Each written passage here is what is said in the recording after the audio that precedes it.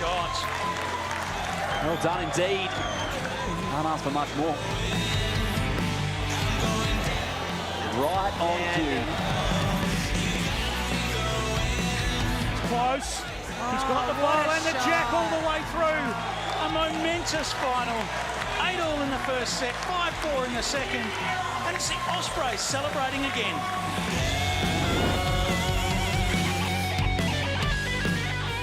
Day 3 of BPL 21 here in Moama at Shuka at the Moama Bowls Club. Doesn't it look beautiful? What a wonderful time of the year to be up here. 25 degrees, perfect conditions for bowls. My name is Liam Ellison, joined alongside me, Jackaroo superstar Carla Krasanik. Carla, welcome back.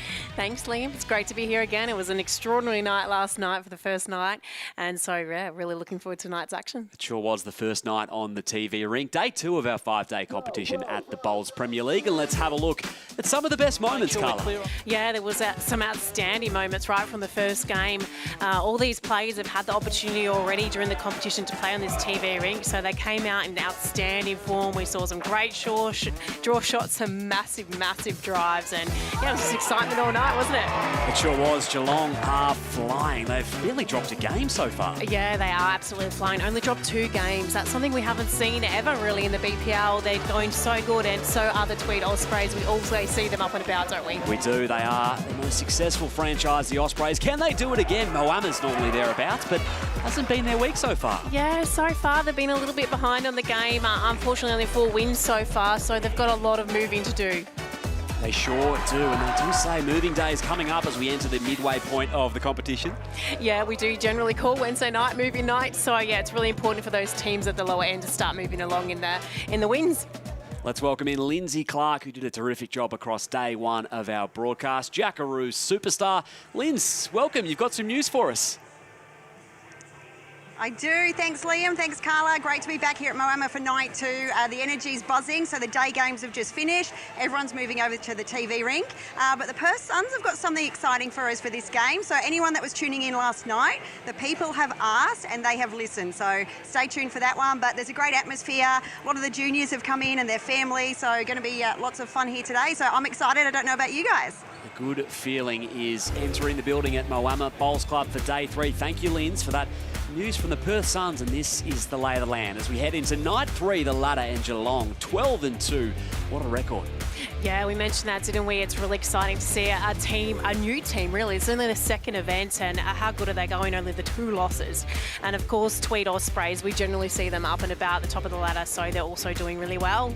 And look out for later on, our final game of the evening, 9 p.m. Eastern. We will see first versus second, match 90. Looking forward to that.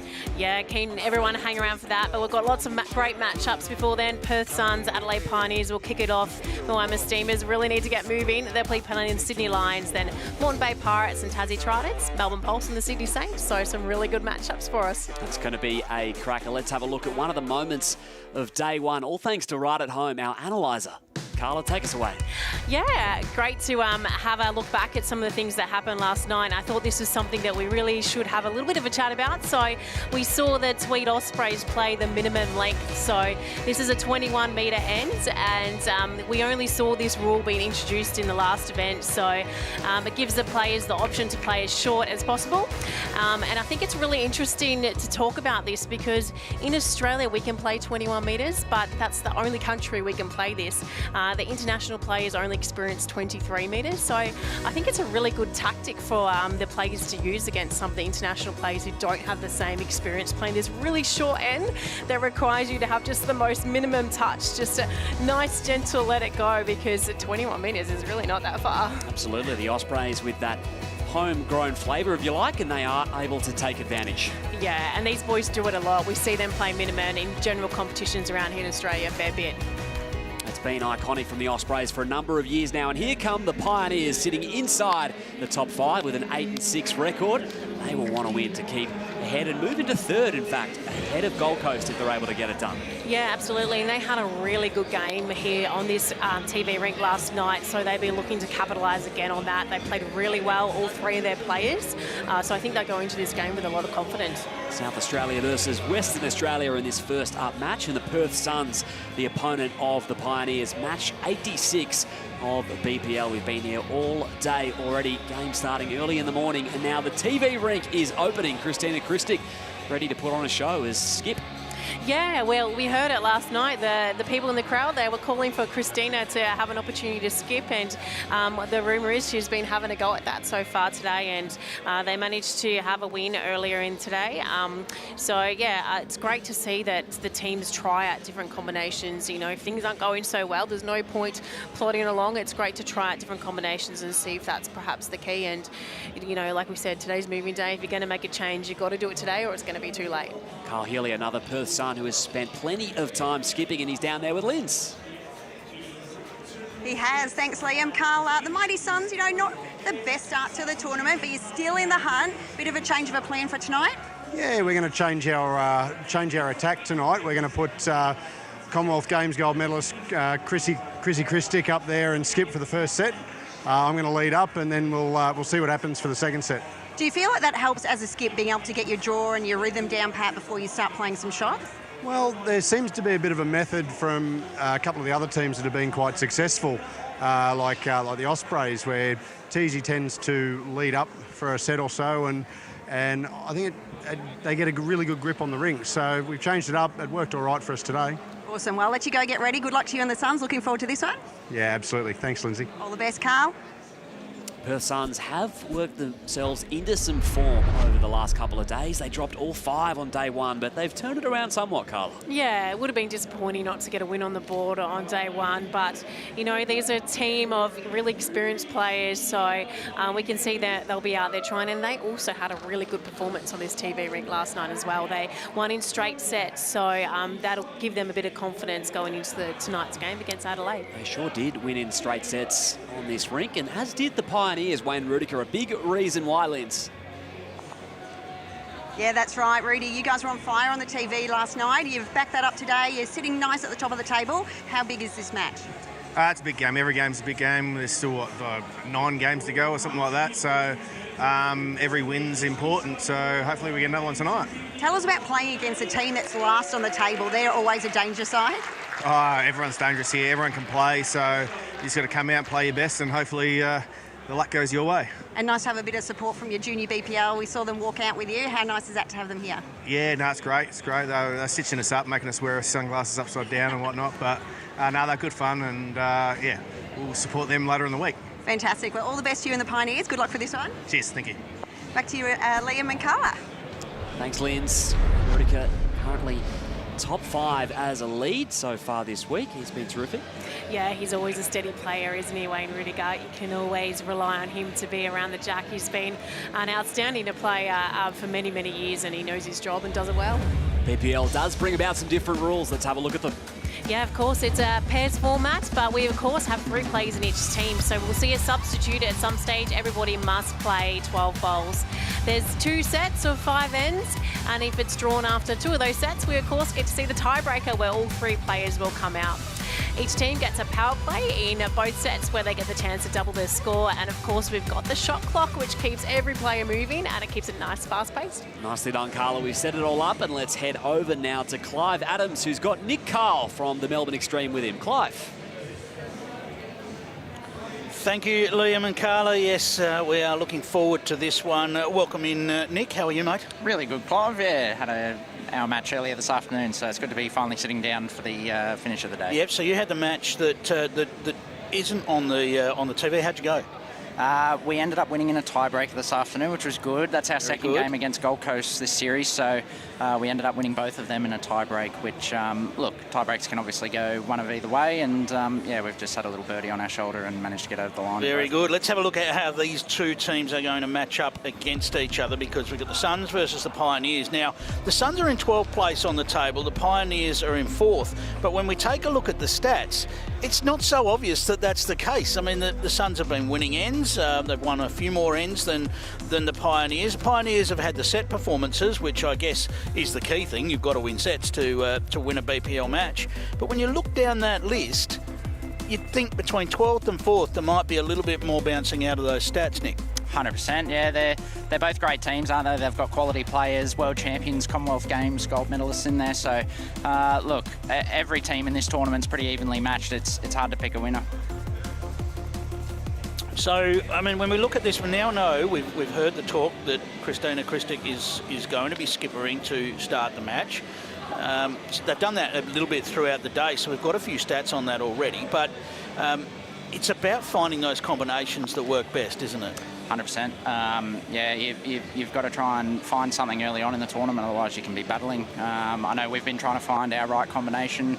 Don't know whether we've quite found it yet, but last couple of games it's worked for us. So, yeah, hopefully these guys with Chrissy skipping might be able to find their right combination. The other thing that's bouncing off the page with the stats, and they weren't part of the ones we had on screen there, but if we look at the success rate for the leads here, Carl Healy leading has won 60% of the ends if we take the halfway point. So just lead versus lead, he's won 60% of the ends where he's played lead. But Wayne Rudiger's won 59% of the ends where he's played lead. So this is going to be a really interesting battle between the two leads. Absolutely. Wayne Rudiger, former lead in the Australian men's team, and Carl Healy, well, an exceptional singles player in his own right, and he's got all the shots in the book too. While we talk about that, we talk about a BPL and it's the 3-bowl pairs format. A lot of the time when people talk about 3-bowl pairs, they tend to feel like it can be a skipper's game, but that is so far from the truth, isn't it? The lead is so crucial in this game, particularly at this level. You've really got to try and get 3 bowls in the area. Dropping one 2 feet short can really be critical at the end of the end. You know, you want to be making sure that you get your bowls past if you're not nailing it. All right, well, we're not far off getting underway here. It looks like it's going to be the Pioneers to start, with Wayne Rudiger with Matt in hand. The choice of length between these two sides, both have opted for the medium length. And, well, as we say that, we've got the minimum length coming in. Carla talked about this in the lead-up from last night. The Ospreys did this significantly, and it looks like the Pioneers are trying the same tactic. Yeah, in our team, we haven't seen much of this, to be honest. I think last event with Ali, him and I tended to play the minimum length with the mat back, but we haven't experienced too much of it this event. Wayne Rudiger first to play. Looks like he's just been a little gentle with that first, but yeah, neither of these teams have really had much of a look at the minimum length. In fact, in terms of their own choice, only 7% of their ends, the Pioneers, have played minimum length. So really a change-up for what they've been doing. Looks like Carl's just overdone his, so the race to correct first. Not hard to do on this screen. Coming off the main green during the day, which is probably a touch slower, 1 or 2 seconds maybe. It's a little bit freer out here. The hands do tend to bend more. So we might see a little bit of scratching around. In saying that, Wayne Rudiger is not bad. Again, though, we see that there was some talk about the forehand last night in this direction just being a little bit quicker again as well than the backhand side. Is that your experience? Well, I couldn't find it at all today, right, so I don't know if I can really comment on it. Great shot here from Carl Healy. Now, he has judged this well. Has been found. Good shot there from Carl. Well, it's a nice home too. Just a little bit in the way on that forehand side. Just blocks off the absolute clean draw for Wayne Rudiger. He can get round it. Not sure if he sent this one, Clive. It'll be his closest. Well, he has. He's knocking the back door. There's that forehand just running on that little bit. Carl with plenty to play to here to turn his own bowl, or perhaps just under to Wayne Rudiger's bowl. Just another one in the area. Oh, he's right in the zone as well here, Nick. Oh, he's got to the shot bowl. Brilliantly played. Oh, the Pioneers bowl still fell back in, so it may actually still be one to the Pioneers. Well, Carl's pretty happy that he's got one, but looks pretty nice from where we're sitting for Chrissy now. It'll be interesting to see what Scotty plays here.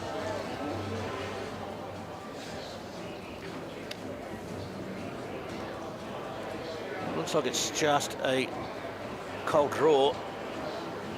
Needs to get round the front now. It's just going to crash. Very good weight.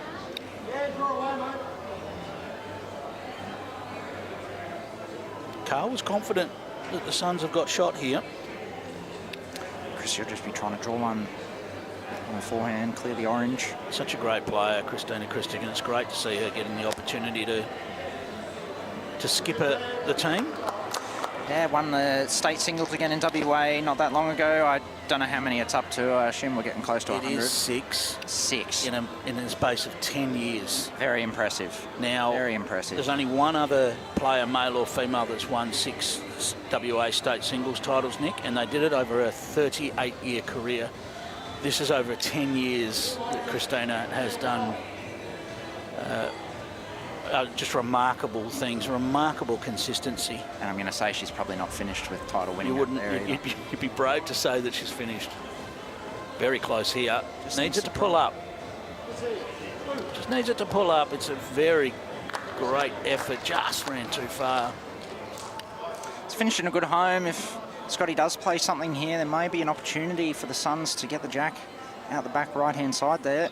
Wayne Rudiger tended to indicate he wasn't sure who's got shots, so Scotty found that wider line. Is he round? What a great shot.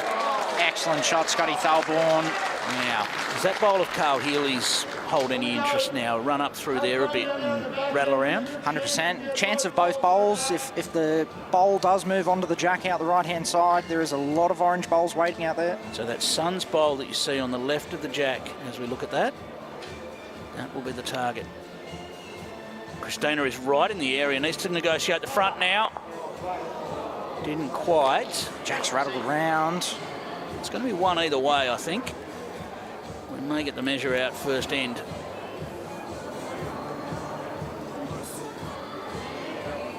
Well, just while we're waiting, Clive, I have been instructed to give a shout out to one of our good friends back home, Jerome Squiggly of Squiggles. He's not doing the best at the moment, but we're all with you, mate. We're all behind you, so we're certainly putting our best foot forward this week for Squiggles. It was one for the Pioneers. Hopefully Jerome's watching and enjoying the coverage. All right, it'll be interesting to see, do they stick to this minimum length? Looks like it.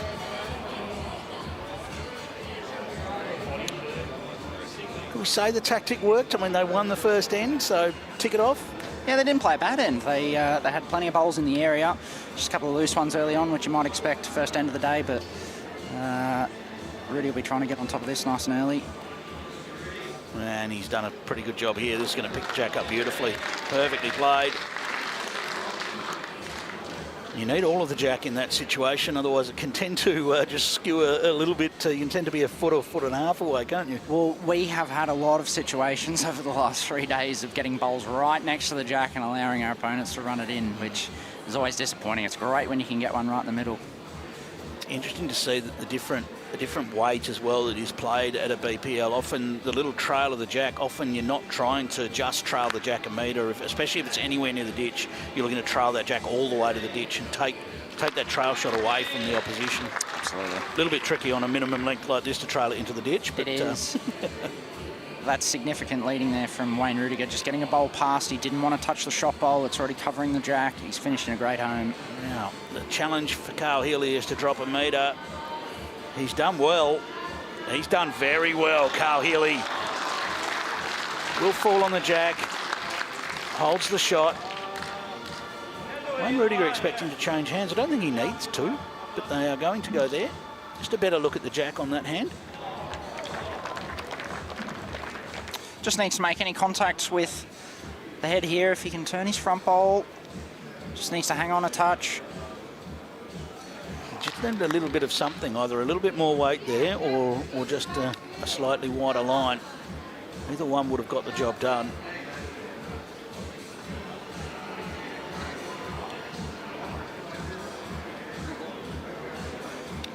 So we talked about these two leads being two of the top leads in the competition.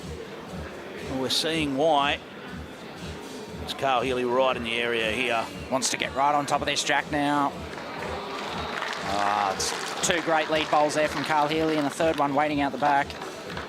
I would expect Scott Thalborn will not be short with this attempt, Nick. He's got a choice of weight. He's got a great whack on him, as we know.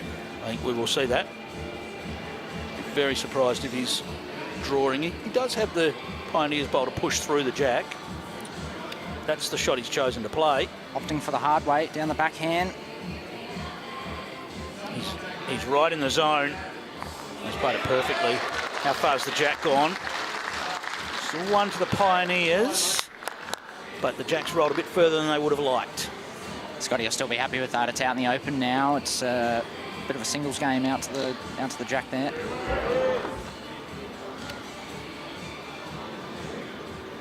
Now the bread and butter game of Christina Christic, the draw game. She is not far away with this. Brilliantly played.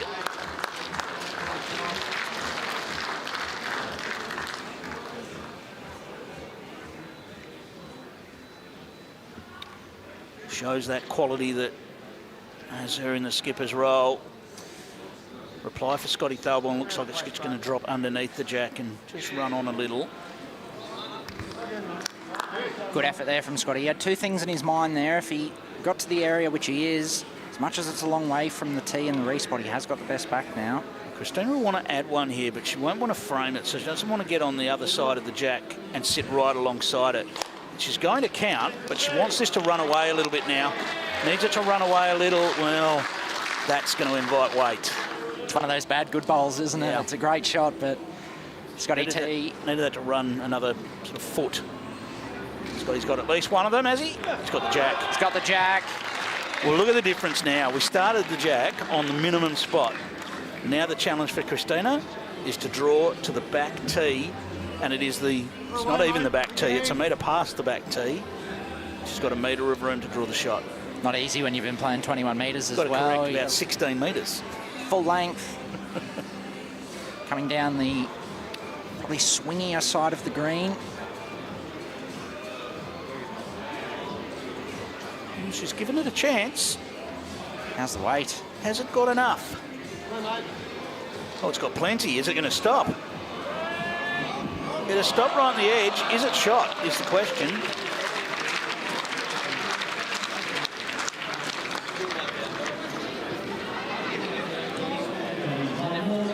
It was one to the Pioneers, so didn't quite make it back in time. It stayed on the rink, but didn't quite make it back in time line-wise, and it is a 2-0 advantage to the Pioneers after two ends of the first set. Thank you, Nick Cahill. Nick Carl, even. You got it right that time, Clive. Yeah. Thanks for having me, mate. I hope the rest of the night's fantastic. I'm going to go and sit in bed and do some work. All the best to the Extreme for the rest of BPL 21. Liam Carla, take it away. Thank you, Clive. Thank you. It's time. And the Pioneers with a 2-zip start. Scott Thorburn with a couple of big shots. Carla. Yeah, we saw the same thing last night, didn't we? Scotty Thorburn, when he's got a chance to, play that big running shot, he's so accurate. So the second, Christina put that second one in. I think she would have known what was coming. Unfortunately, that's part of bowls, She had to try and get another close one, but it probably did make things a little bit easier for Scotty to play that big running shot. Opened up the canvas for the Pioneers. It's a couple of singles to start it. Yeah, and they've continued on with this minimum length end that they've opted to play.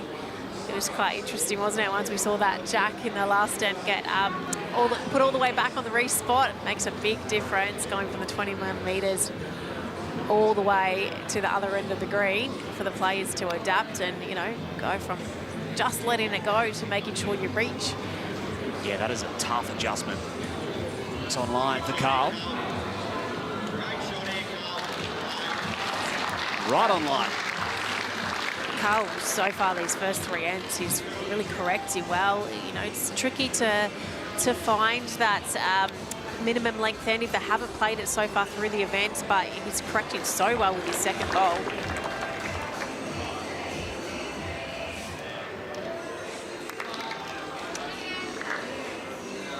Andy home. Yeah, it's a really disciplined bowl by Rudy. He knew that, mightn't be holding, but just got a pass to give that options for Scotty Thorburn to convert, play a good shot. If Rudy tried to draw again and fell short, it wasn't going to give Scotty any options. Oh, he's touched the jack. Unfortunately, it's just rolled a little bit too far. Heroes World and Australian champions Sheriff, Wedlock, Teese, Sammy Atkinson and State Junior Lily Vardy all agree it is the same line every time that is key to their success thanks to aero bowls. So the Pioneers are now holding. This one's going to be just a touch light.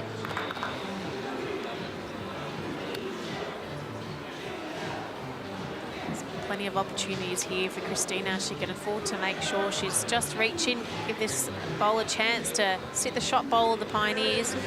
She's in the area. She's going to get the jack. Oh, gosh. Very, very stiff. Played really handy weight, though. The good thing is she's now got a back bowl. She's got something to trail it to.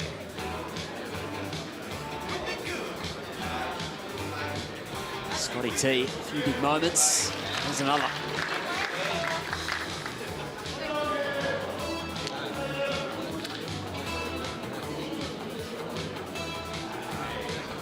Just 3% of their end so far, minimum length, Perth Suns.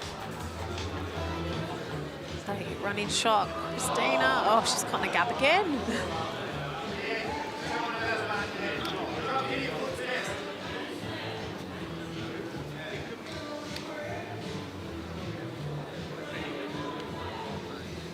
Up to the Pioneers. Yeah, holding two, but ideally you just want to change something up. Well, probably hasn't helped really Adelaide. If anything, there's a chance now that Christina could get all three of those bowls out. I think she'll be running again with this one. Away from Christina. It's close. Found the target. Not quite.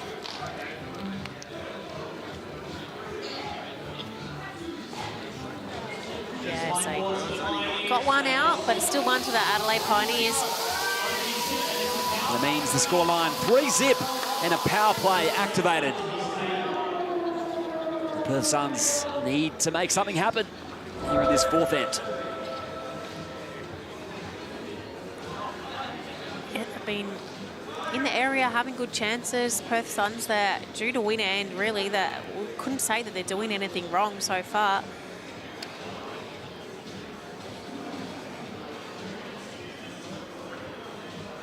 Every end has come down to the final bowl.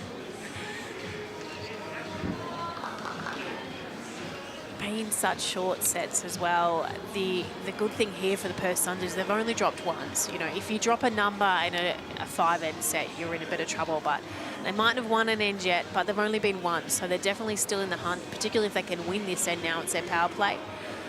Whatever they score here will double. Gets them right back in the set. No doubt, multiple will see them in the lead.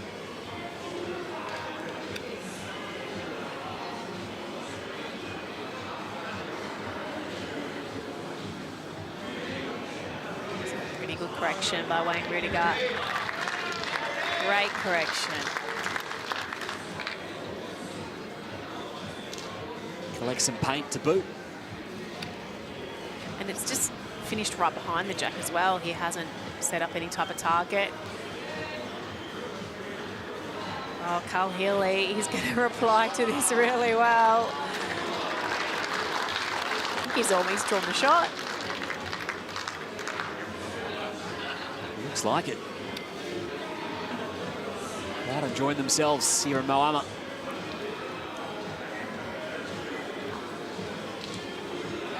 And target again. It'll snatch it back.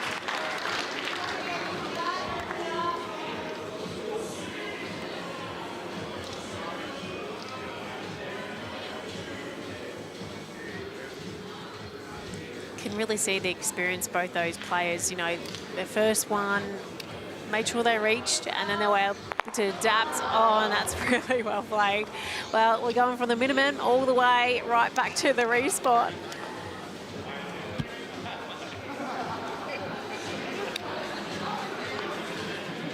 BPL 21 brought to you by Titanium Caravans. Go off-road and off-grid in total luxury with Titanium Caravans.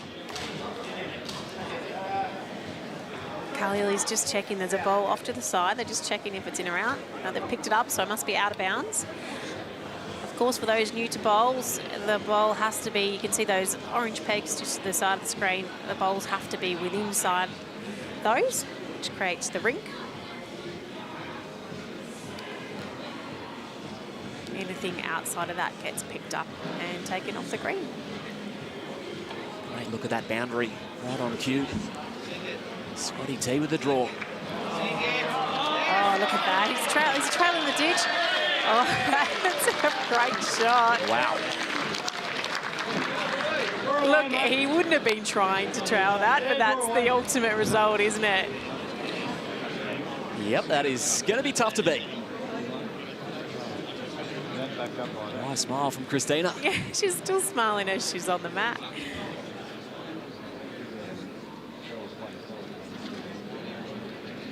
Oh, mate, a fair attempt. Sure was. Yeah. Too much juice.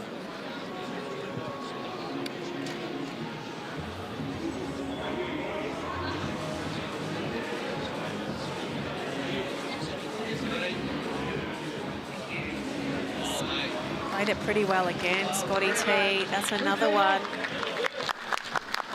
He's double the dose. They can defend the power play, the Pioneers. They'll be on their way. Christina just needs to maybe drop out 2 foot. Just really, only just ran in her last bowl. Not quite the carry.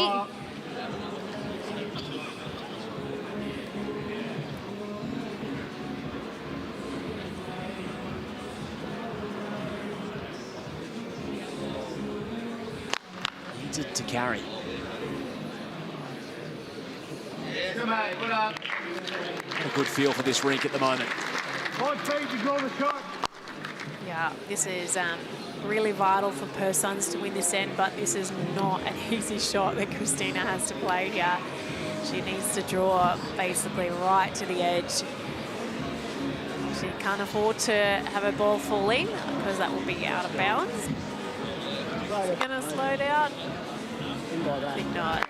It's always going to be a tough ask, and 3 against the power play for the Pioneers. It'll make it 6-0 in favour of Adelaide.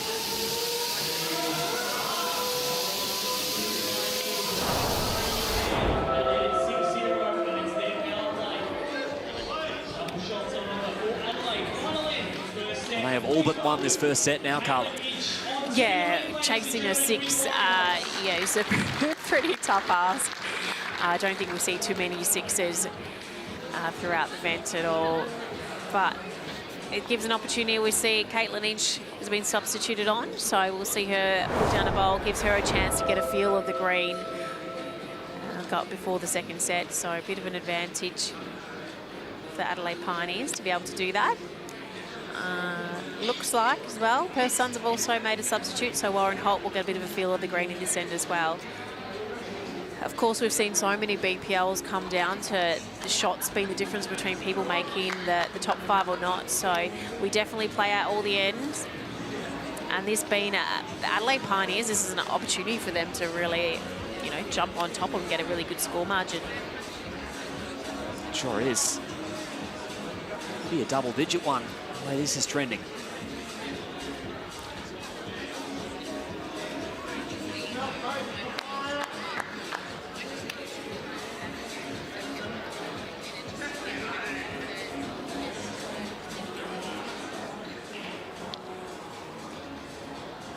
Inch returning for the Pioneers in this BPL. Warren Holt, a new face for Perth. Adelaide have opted throughout this whole set to play that minimum length, but they've changed the length up here. I wonder if this is part of their tactics. They don't want to give Warren an opportunity to get a feel for that short length. It'll be interesting to see what they do first end of the second set, whether they go back to that minimum length or not. Yeah, it's a great point, Carla.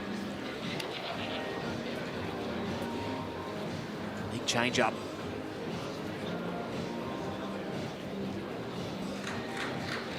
Looks like he's corrected quite well. Warren, he's had to change hands as well, so pretty happy with that. Just passing in the area.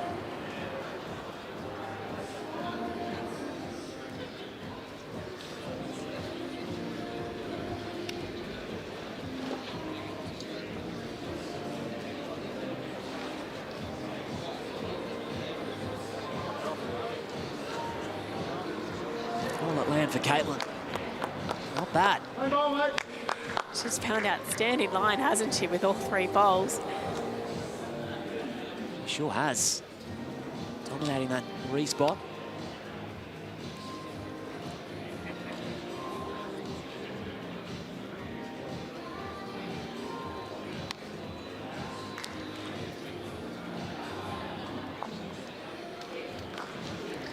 Well, it hasn't changed ahead that last one, so there's still plenty of room for both of the skips here.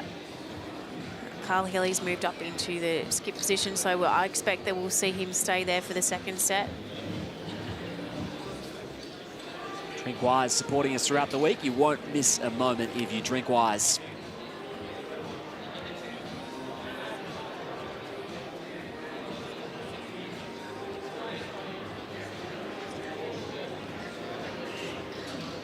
Wow, that one's going to be the shot.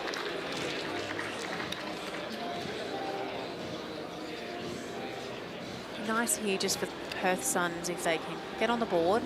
Helps a little bit with the momentum going into the second set. Yeah, highly unlikely to see a 6, but still, if they can get on the board, it sort of helps your confidence a little bit. Yeah, they'll want to avoid the clean sweep here in the firsts, for sure.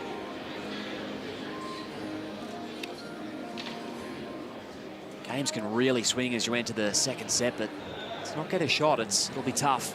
Yeah, we saw last night, the first game, there was a massive margin in the first set, and the Melbourne Extreme managed to just win the second set and then win the tiebreaker. So, you know, they ended up winning that game with less shots than their opposition, but it doesn't matter at the end of the day. If you can manage to get yourself into that tiebreaker, then you've just got to win that last end. So for Perth, they know this second set, that's the goal. They've just got to win that second set, and then it's back to even playing field for the tiebreaker. Scotty T negotiated his way down Main Street. It's nearly snatched it back. I think it has. Yeah, it looked like a foul in just for shot. And Marco Lorene's held up the 1 paddle for Perth Suns.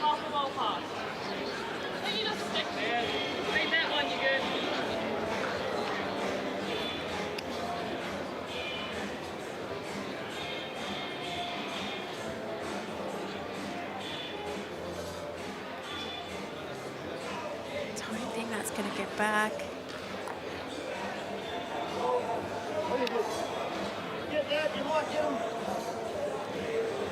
Sun should get their end. So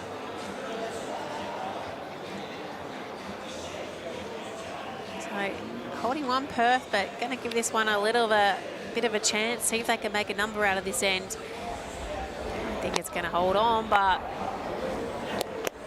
didn't manage to change anything. So Perth Suns hang on to the 1. 6-1, the scoreline after the first set. And the Pioneers, as we turn for home, have the first set, but it can all change here in the BPL. 1-0 after 1 here to Adelaide in Moama.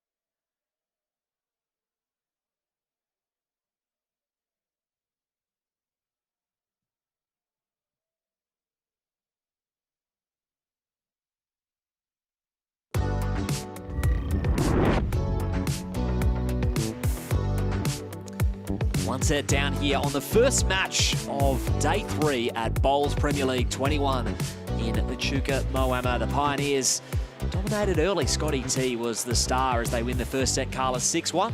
Yeah, they did dominate. Their tactic to play that minimum length seemed to really work well for them.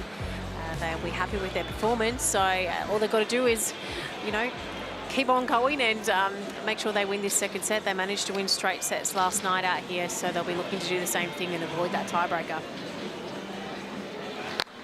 Things can flip quickly though. Caitlin Inch, good chance to get her eye in before. Yeah, we've seen Caitlin come out for the last end of the second set, as did Warren Holt. Gave them a chance to get a feel from the green and, yeah, served Caitlin well. She's managed to nail that first ball. That's a perfect opener. And finally, Perth back in control of the mat. Yeah, so we saw Wayne and Scotty opt in for the minimum length. Now that Caitlin's out there, they've gone a little bit longer. That's probably something they talked a fair bit about before they started the game, the length that each player prefers to play. We know, and we've heard so many of the players mention how important it is that the leads, you know, set the head up really well to give the skips opportunities. So often the length end is sort of determined by what the lead feels that they can play the best at. This is another good ball by Caitlin. That's 2 great openers.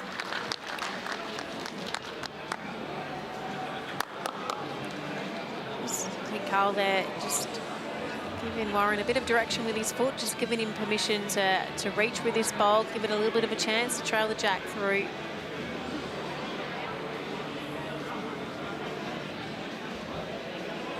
And Holt with this long length.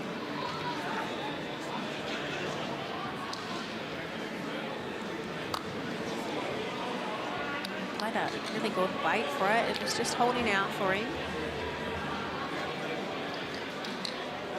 Ideally here, Caitlin just wants to tidy it up a little bit. It looks quite inviting at the moment with that jack sort of saying, please trail me. So she'll be just trying to change things up. If she misses, if you can just get past. It's done pretty well if she hangs on. Oh, yeah, that's a really good home. And 3 great balls by Caitlin Inch. Some handy insurance. There is a bright target for Perth still.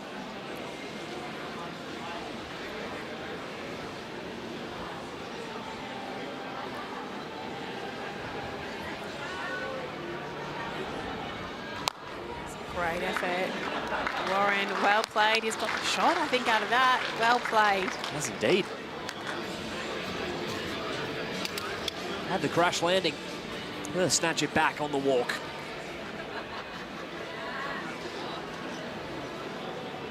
Brought to you by Audica. Are you struggling to hear your loved ones or missing out on the sounds of your game? Visit Audica for some assistance today. Scotty Thorburn, he's played this well. Oh, look, that's perfect. He's sucked that ball. He's made 3. Here you go now, mate. Yeah. You get it.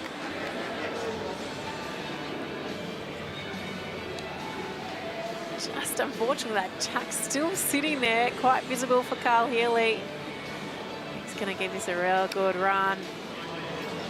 It's a cannon from Carl. He's in the area too. Look at that. Points. Straight into the drink. Superb from Carl Healy. Yeah, that was absolutely superb. That's exactly what the Perth Suns need to get off going really well in this second set. Oh, we could have played any better. Hit it flush. This one's got a bit of energy. It's going to go into the ditch, so that's out of bounds.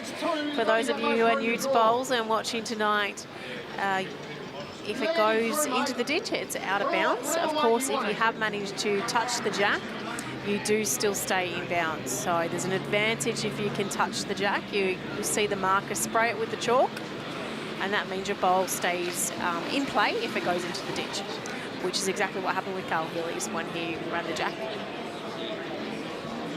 It means Perth are just about golden here on this end. He couldn't, could he? Not quite. Makes it really tricky for Scotty Thorburn. He has to finish on the green. He can't afford to fall into the ditch, and there's really not a lot of room.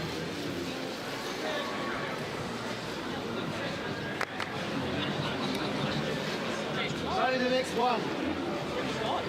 You still got to get down to it. Get down to it, stop and stay.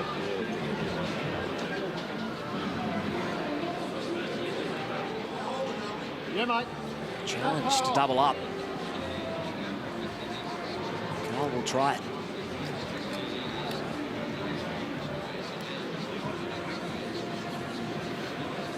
Come.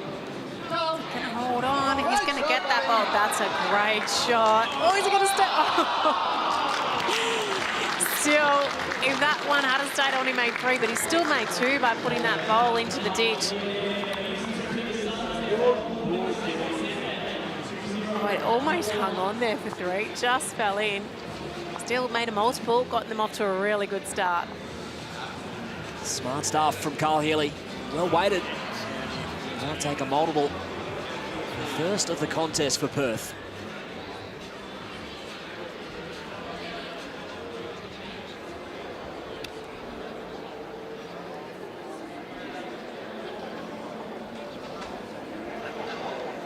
Two ends running now for Perth.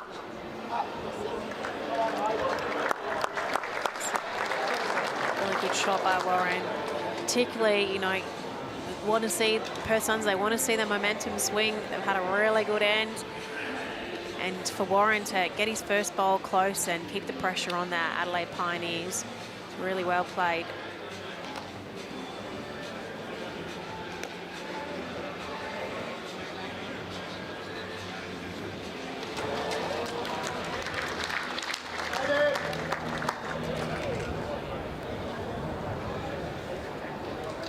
They're locked in, these two leads off the bench.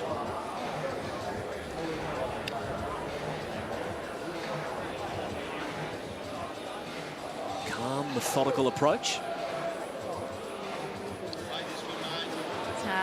Sure is, and this is our, first event we've seen Warren Holt, so it's interesting to see, how he responds to the lights, the cameras, the noise. It's not something we always play under. A lot of bowls games are generally a little bit quieter, but he's responded really well to it. Doesn't seem to be phasing him at all. He's taken to it. It is a hard thing to prepare for. Go away, mate. Turn your front ones good. Get to that. Good effort by Caitlin. She had nothing to lose by reaching. She's already got a bowl in good area.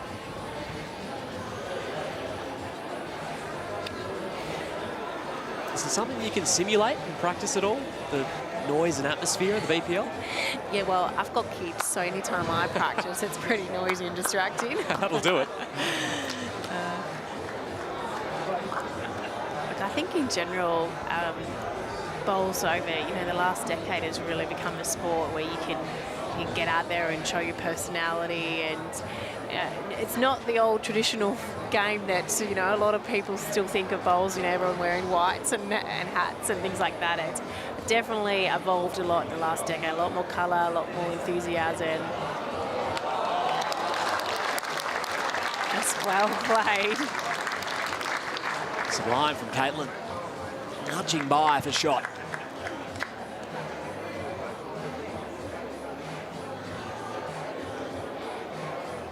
With a range of canopy styles and high-tech membranes to choose from. When it comes to premier bowling green canopies, Max is in a league of their own, all thanks to Max BPL 21.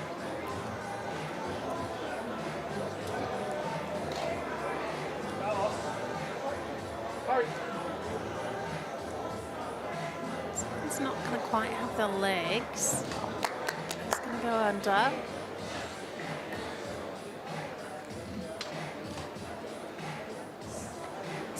Play this with, a little bit of confidence, because Caitlin's other bowls have passed, so you can give it the opportunity to sit that wing bowl. Perth Suns. Oh, he's almost drawn another.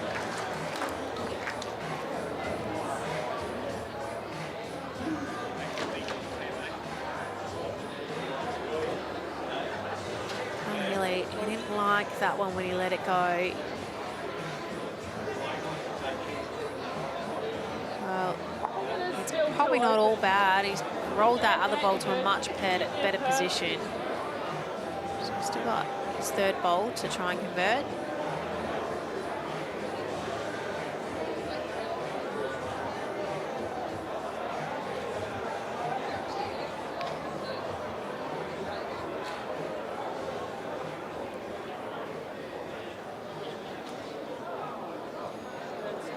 Scotty, is he going to get there? Oh, look at that. It's a great shot. Parked it in perfectly. Still. Good meter. Get the splash. And Carl Hilly's 3 down. Looking to change things up with this bowl. A couple looks at it. It was just on a tighter line. Yeah, Carlos. So it's got to be closer, doesn't it? Very close. Great shot, It is indeed. It'll still be Adelaide. That second shot's like So a bowl unlucky. in the run. It's cut off If too. it tips in, it's shot. I think you just take it. Scotty's thinking he might not play this one or put too much effort in. There's a lot of Perth bowls surrounding him.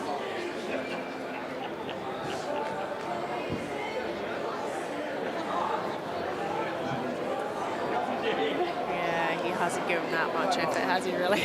Yeah, that was well covered. Yeah, bit of a chicken one. They will take the ends, and it slices the margin in half after 2 ends. 2 shots to 1 in favour of the Perth Suns on the comeback trail in set number 2.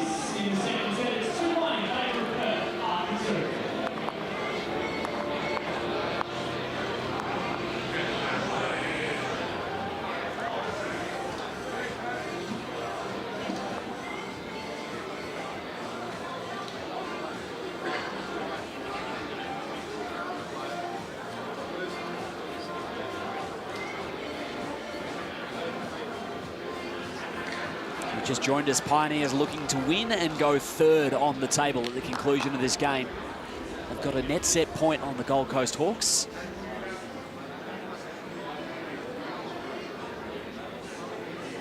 Caitlin's first bowl just running through a bit. Looks like Adelaide Pioneers have opted to go back to that minimum length end again. Shot it was. Well done. Handy start.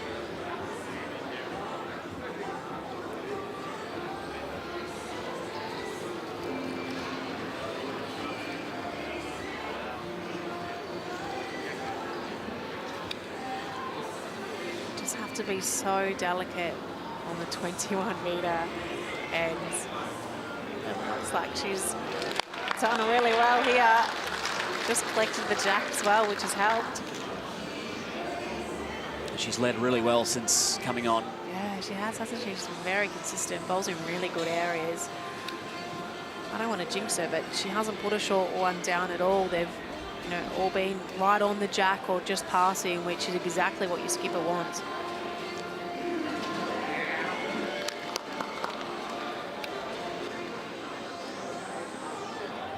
I see her swap hands now.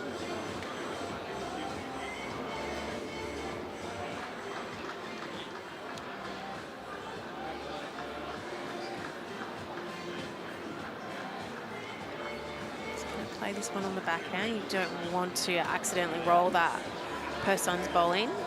Speed's all right, mate. Go again.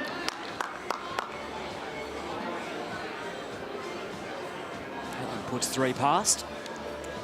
Yeah, again, you know, that bowl might be right on the jack, but that's in a really, really good home. You know, Perth draw a shot here, then that gives Scotty Thorburn so many options to be able to convert and to play with confidence. And we know how good his running shots are.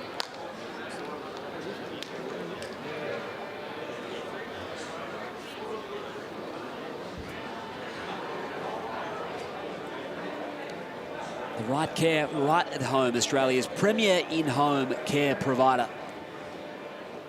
Long-time partner of the BPL.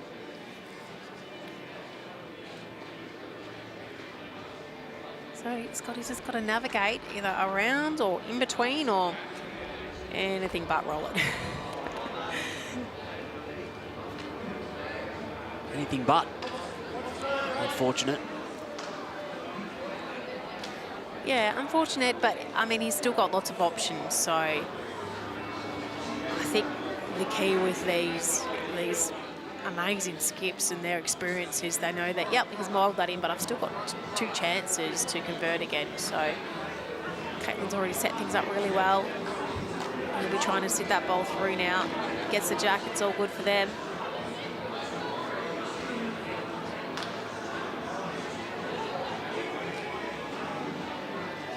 He's found his way out of trouble multiple times already in this one. This is close. Oh, well. He's done it again.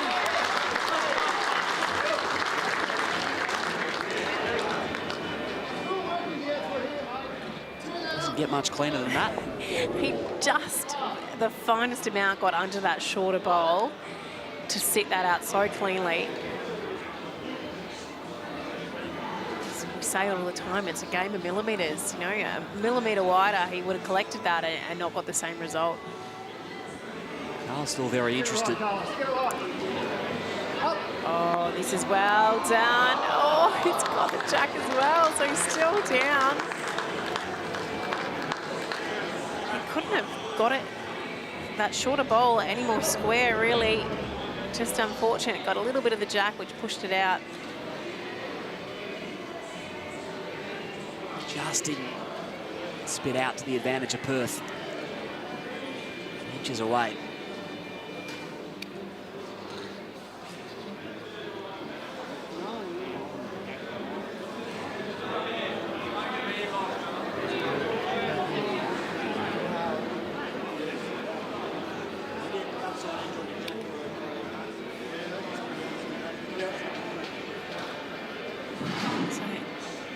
Carl and Warren just having a quick little chat. There's not much time in this format to really have a good look at angles and consult with your teammate a lot. We've got a shot clock, of course, so you've got to be pretty fast to make your decisions and get up to the mat to be able to play your bowl. Be looking to make contact again.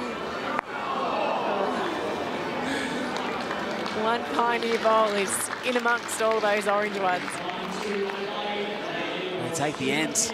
Oh, Healy knows it wasn't far away. And number 4 and the power play must be activated.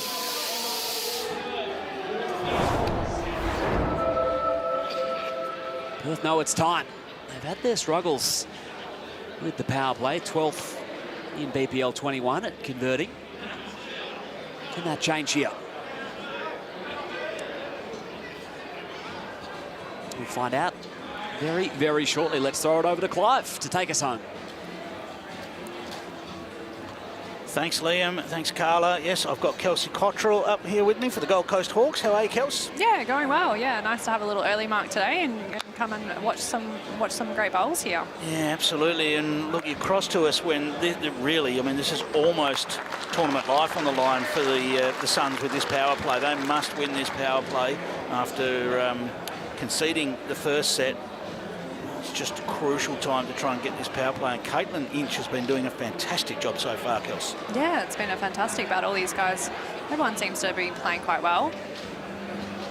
Warren just going to drop under here. It's certainly a tighter line that he's playing than most of the other players on the rink. Caitlin has been outstanding. Perth Suns just, they need at least, you'd think, a pickup of 2 here to try and get this second set and take it to a tie-break. Struggling down the bottom of the table, and whilst there's still plenty of games to go, this one looks important. Yeah, absolutely. There's still a lot of games to go. We're back again tomorrow and Friday, of course, so still lots of games, lots of opportunities for everyone, but I completely agree that this is absolute crunch time for the Suns. We are in round 15, this one. All the matches tonight are round 15 matches. Of course, we play 22 qualifying rounds.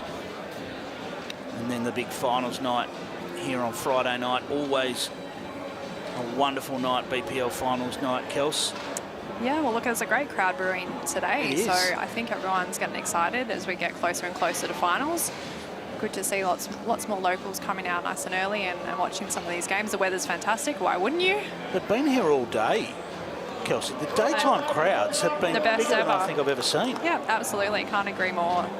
Just outside the clubhouse there, we've had people packing in. I think it's a credit to the franchises too. They've just got so much support. I mean, we've got lots from the Gold Coast. You look out and you see tons of Moama supporters, but then you also see tons of, Sydney Lions, Sydney Saints Jets. supporters, the Jets, the Melbourne Extreme, the Sydney Lions. They always have a great following. So The Jets, I think there's plenty of people that would love to jump on that bandwagon as well, because they were amazing last night, and they've continued that throughout the day. yeah.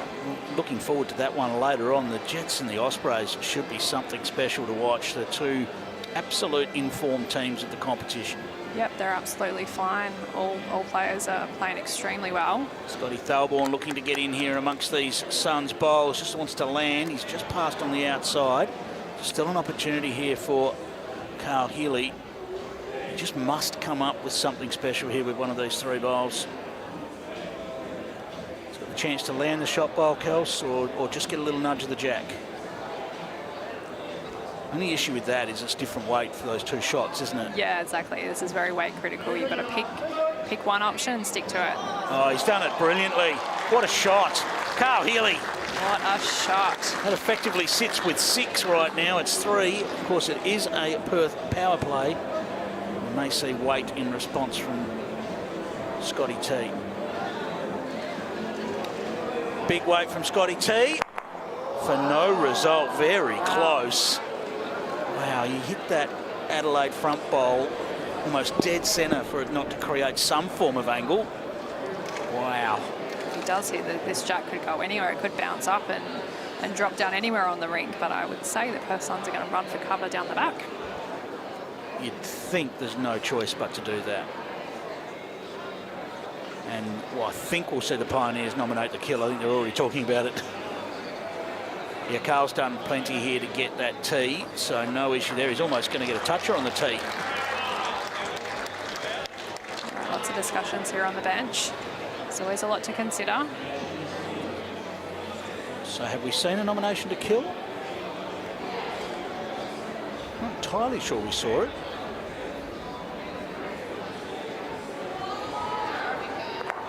He's got one of them. But one has stayed in that bowl, has disappeared off the green. That bowl has bounced into the crowd at the end of the ring. It definitely had some heat on it. Looks like Stewie White's got it in his hands at the back of the rink there. He nearly got cleaned up. Lindsay wasn't far away from that.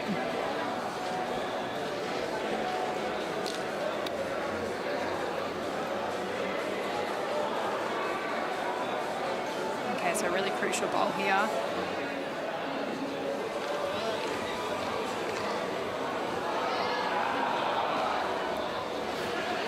This might be just a slight little let off there for Adelaide. So 2 shots it is.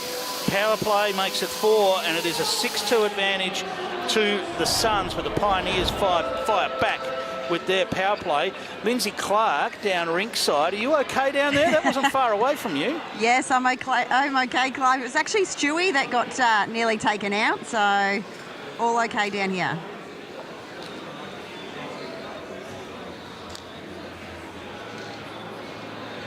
Okay, I don't think we've got Lindsay at the moment, so we might try her a little bit later on. I can assure you she's safe. All right. That was very close to cleaning Lindsay up on the side of the rink. Incredible. All right, well, it is a Pioneers power play, so 2 shots required for the Pioneers to win the match. Kels. Yeah, absolutely, and Perth need to go on the defence here. They can't afford to drop one.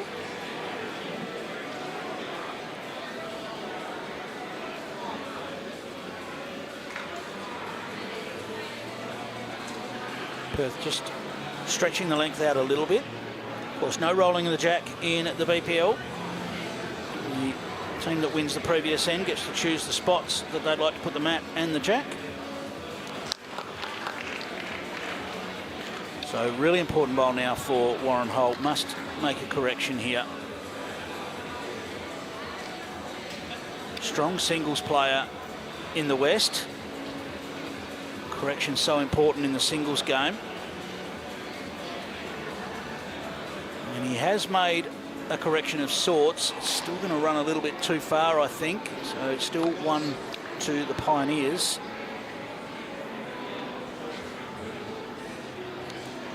Generally, you find, Kels, the good singles players lend themselves nicely to the leaders' spots in not just the BPL competition, but in general in bowls. A good singles player is generally a pretty good lead.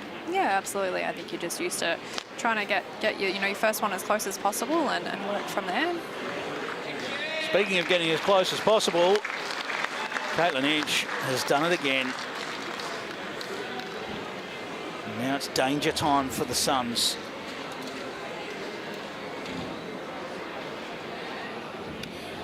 Warren can probably afford to play almost the same weight as his last. Give it a chance here, Kels. Trail the jacks, hit the bowl. Yeah, look, the last thing he wants to do is drop short here. I think he just needs to try and fatten this target or a little trailing. He's pulled up a little bit short there and he'll be kicking himself. The danger for that bowl is that could hurt a little later in the end if Carl Healy wants to play some weight at this.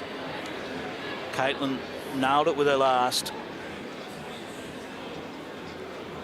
She nails it again. It's going to make things life just that little bit difficult for Carl Healy. Needs to clear the front now. Looks like there's going to be a little bit of contact on the Suns bowl, so no harm done. And the Pioneers hold. Oh, it's only 1 now, I think. So look, in the end, that bowl probably may have come up for second shot. So. Yeah, but it's also come up straight on the line too, so it's probably not a bad one for Caitlin there. Probably got away with just a little, sneaky tight one that's just pushed that bowl on, run in front of the jack will just make the task at hand for Carl look a little bit trickier from the mat. Scotty T will have to find another one to count if we're going to a tie break. Carl doesn't want to make too much contact. He's not going to.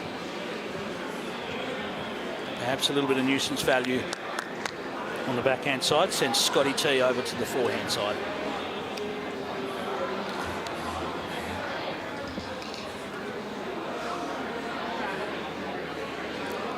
Oh, this one's looking pretty good.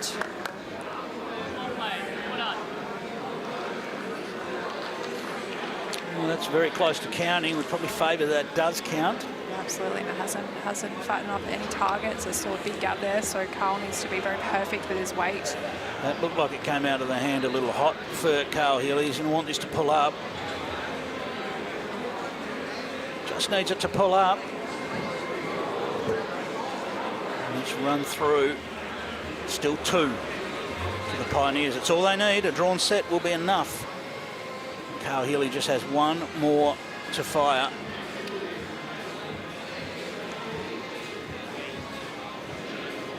Remember, this is a Pioneers power play. Scotty's not happy with this one. So, Carl Healy, any correction on his previous attempt would do. Rolling the front Suns bowl would do. He's on a good line. Yeah, definitely liking the track here. The weight looks a chance. Might need to sit. Does he get down? He doesn't.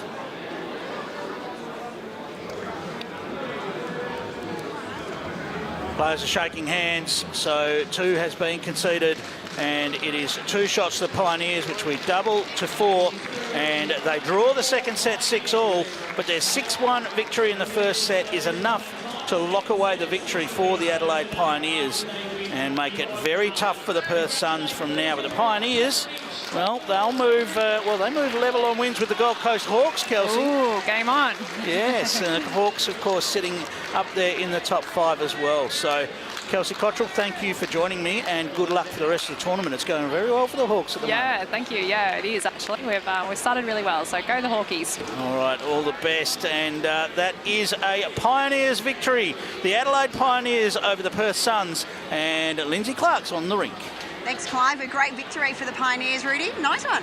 Yeah, no, it was great. Great just to get another win on the board. Hard-fought game, could have gone either way, and we'll take the W and move on. All three of you guys are playing so well. Caitlin off the bench. Something's working Thanks, really girls. nice this time around for the Pioneers. Yeah, no, we're all just chipping in and everyone's doing their little bit, and that's how you win games. Tell us, what does the rest of the night look like? Do you stay on for a little bit and watch the teams, or are you going home and chilling out? What's it go? We'll have a quick drink with our opposition, and then we'll have some dim sims and take it easy tonight. Sounds good. Well done to you and the Pioneers. We look forward to seeing you again tomorrow night. Cheers, thank you. Thanks, guys. Back to you. The Dim Sims will taste very good tonight as they sit in third off the back of this victory. Here's our Drinkwise moment of the match. Yeah, and wasn't this an outstanding running shot by Carl Healy? The Jack was sitting right in the middle and he absolutely nailed it, landed right on top of it, and it was just when they needed to try and get some momentum swinging back in their way. Fortunately, it didn't happen for them though tonight. It was laser sharp accuracy. Next up, Moama Steamers are on the ropes. Their backs against the wall. They need to win to stay in contention against the Sydney Lions coming up next.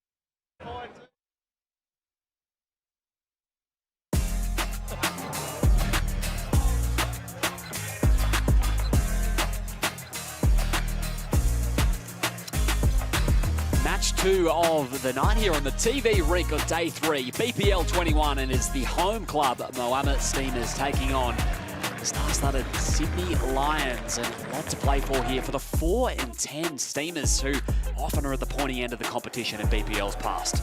Yeah, this event hasn't really been going their way so far, just the 4 wins, so they'll be a little bit disappointed with that, but I'm sure they'll be up and about tonight trying to get the crowd behind them. It's a really good opportunity when you're playing at your home venue to get a bit of extra support to push you over the line. It's going to be support all around because the Lions are always such a well-travelled fan base. Yeah, they always have been right from from the inclusion of this franchise. There's always been a humongous support coming from their club, Mount Lewis in New South Wales.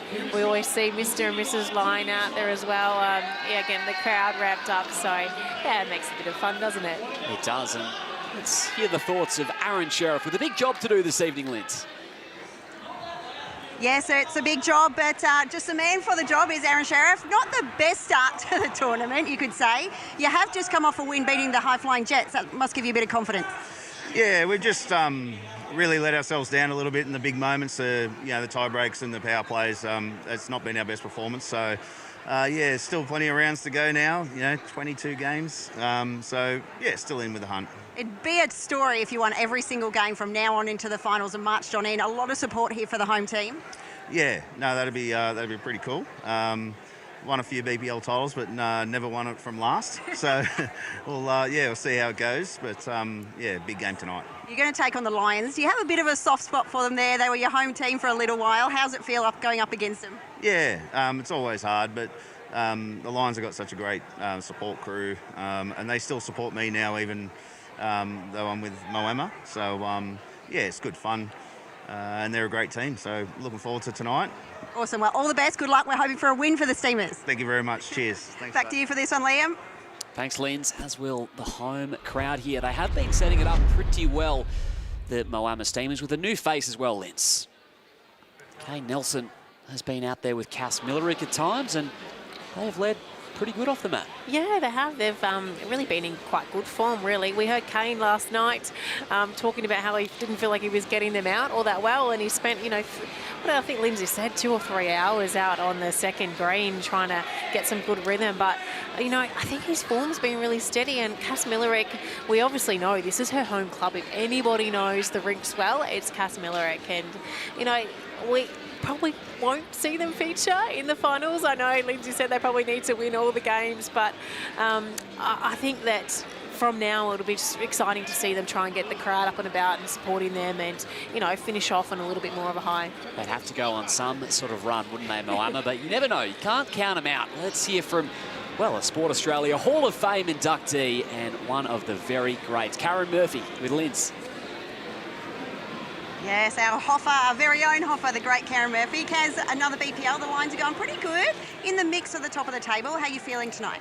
Yeah, we've had a good day. We're feeling good. We're on we're up and about the Lions today. So we've 3 from 4 today. So a little bit better than the last 2 days, but yeah, a little bit of a momentum, which is great. Tell us about the fan club. We talk about it every time, but there's so much energy brought from them. It must help when you're out here. Yeah, it does, and they make the trip every BPL to both Pine Rivers and to Moama. So we appreciate it, and it creates a bit of enthusiasm and a bit of atmosphere, I guess, for us to try and play well. So tell us about Nathan Black, last year's MVP. How's he going this time around? A bit more pressure having that added extra element on him? Yeah, he's been going good. He's been trying to sort out his bowls, his optimism, his dynamics, and which suits what rink. But I think he's better for the experience, that's for sure, from Pine Rivers last time. Awesome. Well, I'll let you go get ready. Good luck to you in the Lions tonight. Thanks, Lens. Cheers, tough. Looking forward to this one, Liam and Carla. Bring it on. As am I. They are in that mid-table logjam, the Sydney Lions. 7-7 currently inside the 5. They've got the Extreme, the Pirates and the Pulse all hot on their tails. A lot to play for here. And to take us away, it's Clive Adams with a special guest, Caitlin Inch, in the commentary booth. Clive. Yes, thanks, Liam. Yes, another big match coming up here. The Steamers down there in 11th place, the Lions in 5th place. Another really important match for both teams for different reasons. Caitlin, how are you? Great, good to be here. Congratulations on the win. Thank you. It was a battle out there, to be fair. A little bit windy out on the rink. Conditions always changing when you're out there. So yeah, it was a battle, but we did what we had to do. And of course, it looked as if you might be going towards a tie break, and Perth picked up their 2 on their power play. But of course, with the power play still up the sleeve, 2 required on the other end, you managed to nail 1 yourself, and Scotty got another one in there. Yeah, absolutely. I think Scotty did well on the last end before that to take one of their bowls out on the power play. That obviously made a huge difference. We only needed 2 on the last. So yeah, we were always in with a chance, but you never know against Perth. They're a great side. Let's have a look at the stats for this one, because it's the Steamers and the Lions. And again, we talked about this with the Suns and the Pioneers, that there wasn't much in it really between being at the bottom of the table and being in the top 5. And this one's of a similar ilk. You look at the ends one, not much in it. 49% ends one for the Steamers and 47% for the Lions. Perhaps that set 2 performance is the interesting one. The Steamers haven't been able to quite get things done in that second set, whereas a 61% return for the Lions shows that they're coming home strong. Absolutely, that's the big stat that stands out, so we'll see what this match brings. Power play defence is the other one, just 36% for the Lions. So we'll watch when the Steamers call their power play, whether they can pounce, if you like, and take full advantage of that power play as we're about to get underway here. Cass Millerick to start for the Steamers. So much experience now under Cass's belt in terms of BPL experience. Absolutely, she's got a lot of experience in this format, and especially on these greens, as we know, being at home. So yeah, she'll be firing up tonight for the crowd, that's for sure. How are you enjoying being back in the BPL, Caitlin? How did you? Let's go the other way first. How were you as a BPL watcher at BPL 20? Oh, I loved watching it. It was just hard not being out there, but you were there for one of the nights. I made it down for one of the nights, which was fantastic, and the guys did so well. Like, credit to Lainey, she played awesome throughout the tournament. But I was watching where I could, every game, every live stream that I could get my hands on. So it was great to be a supporter, but I'm very happy to be back and back with 2 great friends as well. Yeah, I'm sure. All right, well, Karen Murphy didn't take long to find some range. No, absolutely not. Both ladies drawing up on the backhand here. Cass isn't far away. Look at this reply. Great shot. Brilliant. Sits alongside it, so Karen will be nice and confident with this one. Nathan Black starting as the skipper for the Lions, and Aaron Sheriff on the rink. We saw Aaron Sheriff start on the bench last night, so good to see him back out in the rink, skippering to start. Yeah, absolutely. I know they've been trying a few combinations. Karen not far away here. Pretty good start from the ladies. Not far away at all. Even that bowl just behind of Cass is useful. You need a bowl there at some point. Yeah, absolutely. Oh, you do. You do. Absolutely. That's always been a game plan of ours at Adelaide. You know, try and get one past the head at some point. Sometimes Rudy's just too good at drawing and gets 3 close, but I always like to spoon one past. Well, that might be an unlucky result for Cass there, and one shot to Karen Murphy's green Sydney Lions bowl, the one that's just in front of the jack. And now past the head, exactly where you were referring to there, Caitlin. That's where this bowl will be headed. Back there amongst those 3 white bowls. Absolutely, with 2 class skippers coming next. You just want to get up or past, give them a really good look at the head.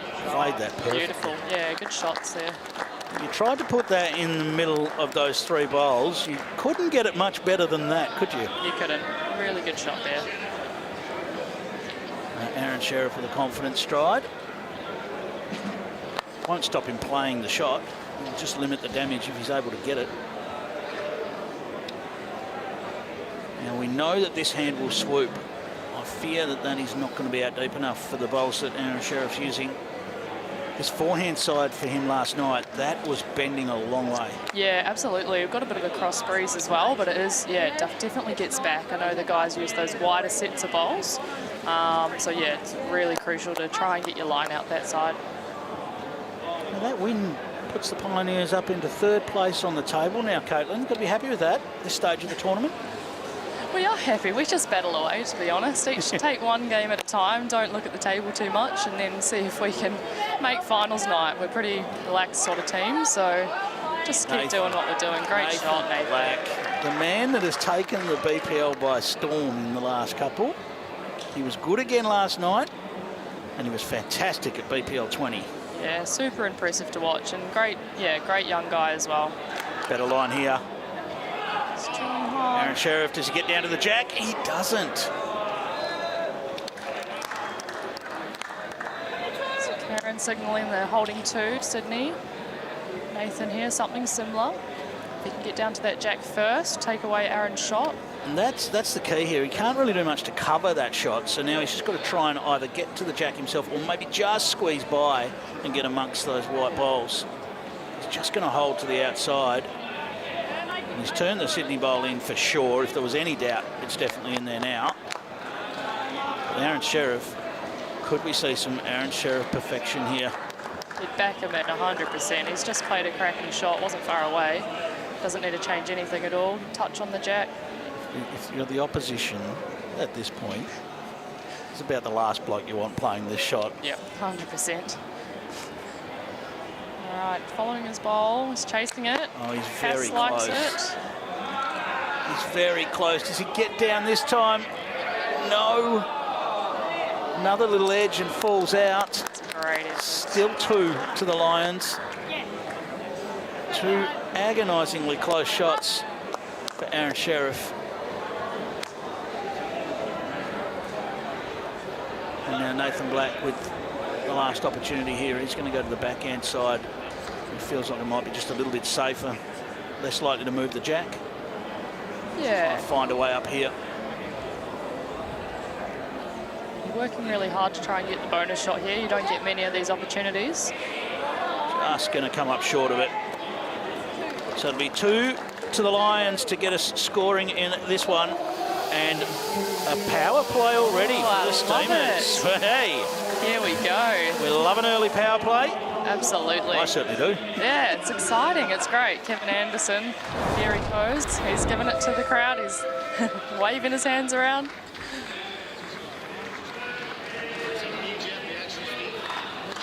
The only health hazard up here is we get the smoke come right through us up here. So,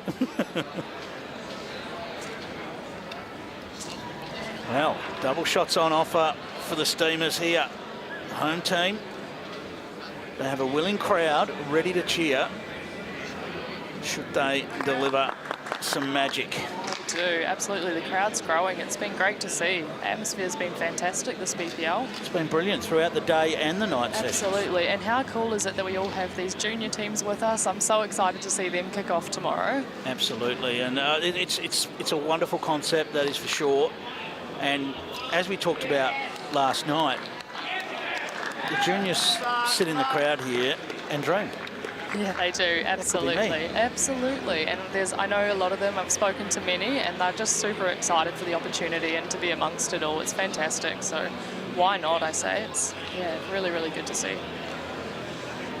Karen here. Well, it's a good bowl. She'll feel that she can still make one more correction with her last.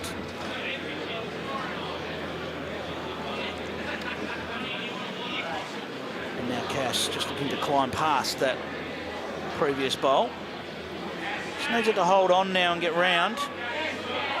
She's done that. Yeah, fantastic shot there. I'm certain that Cass would have spent plenty of time on this rink. Absolutely. She's a very, very hard worker, so I can imagine she would have been spending a lot of time the last few weeks on these. I'm going to go there. I'm going to say she would know every inch of this rink, Caitlin. Aha, stop it, Clive. You're so funny.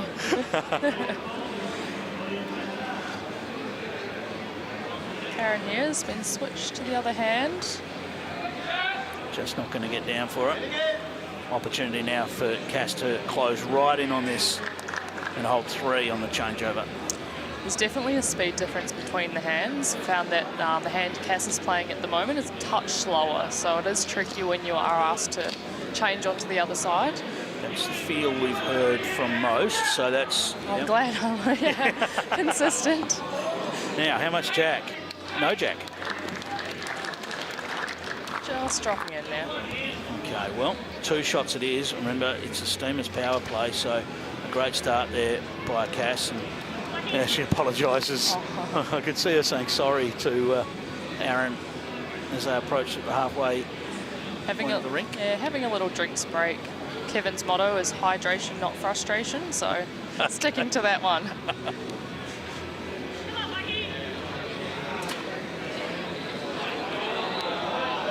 It's a great shot.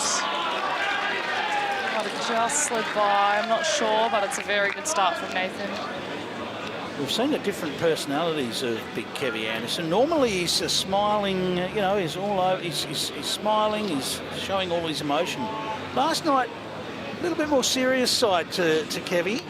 Things not quite going the way of the Steamers. Yeah, he does have a serious side to him, to be fair. I think he's had a lot on his plate, and credit to him, he's done a great job here organising this event, and he has his fantastic team that work behind him and support him here at Moama, but they do a great job.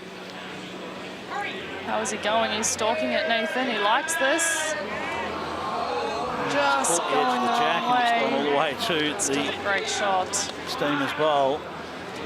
Kane Nelson down there on the bench as well, sitting alongside Kevy.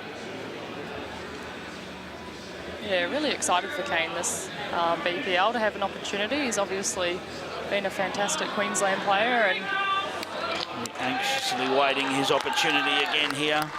Another player that's not scared of the big moment. no, seen it plenty of times. He knows how to step up. He knows how to play those big bowls. So he's a great young person as well. Great young. That's what we've seen of the two. Well, we've got 3 debutants. The 2 younger ones, Warren for Perth, of course, as we saw in the last match, but Jack McShane and Kane Nelson, the 2 younger of the 3. Yeah, what are we doing? Far Right away. That's. Oh, he's just away. fallen out. Great shot there. Couldn't have played that any better. Yeah, they come into this tournament as new faces, but they're not new faces. They've got so much experience in bowls already. They do, absolutely.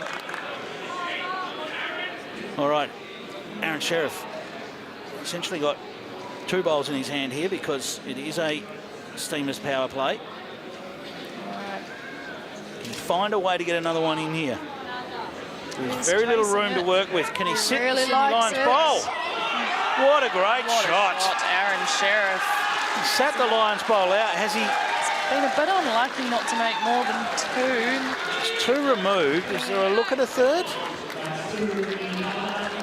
It is 2 double to 4 is the confirmation that we've got. What a great shot there from Aaron Sheriff. He is never far away. He's not. Kevin taking a bow.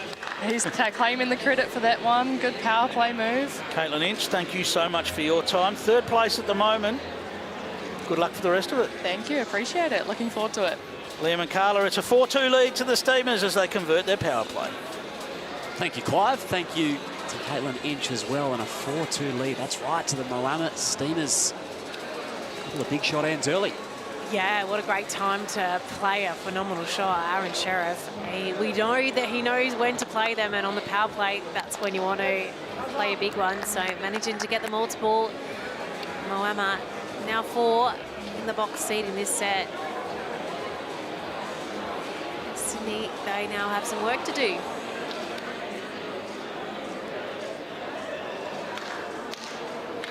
They sure do. Aaron's just going to pull up a little bit short on this one. So a good opportunity here for Cass Miller to capitalise.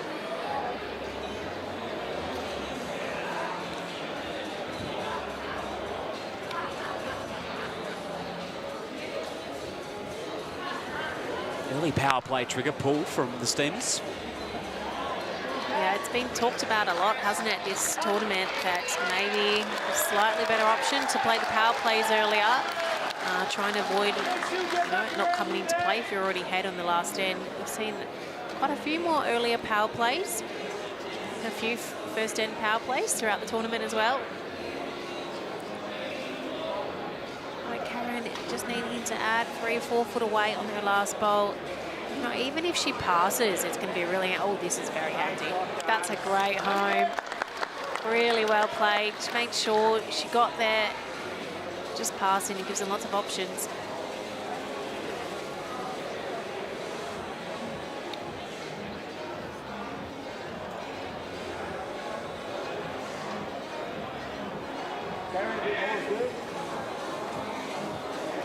Well done, skipper. That's worked out pretty well. It was going a little bit, that bowl of Cass's, but she's landed Karen, so it's ended up setting that head up really nicely.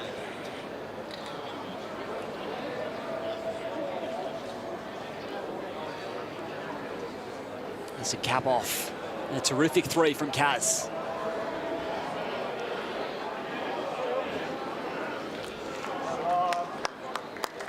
Hasn't quite one back, but maybe a nice guide for Nathan to work off.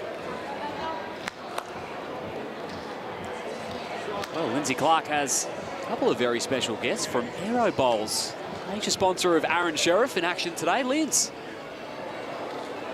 Yes, thank you, Liam. A great sponsor of bowls actually all over the world. We've got Walter and Sharon Jacobs.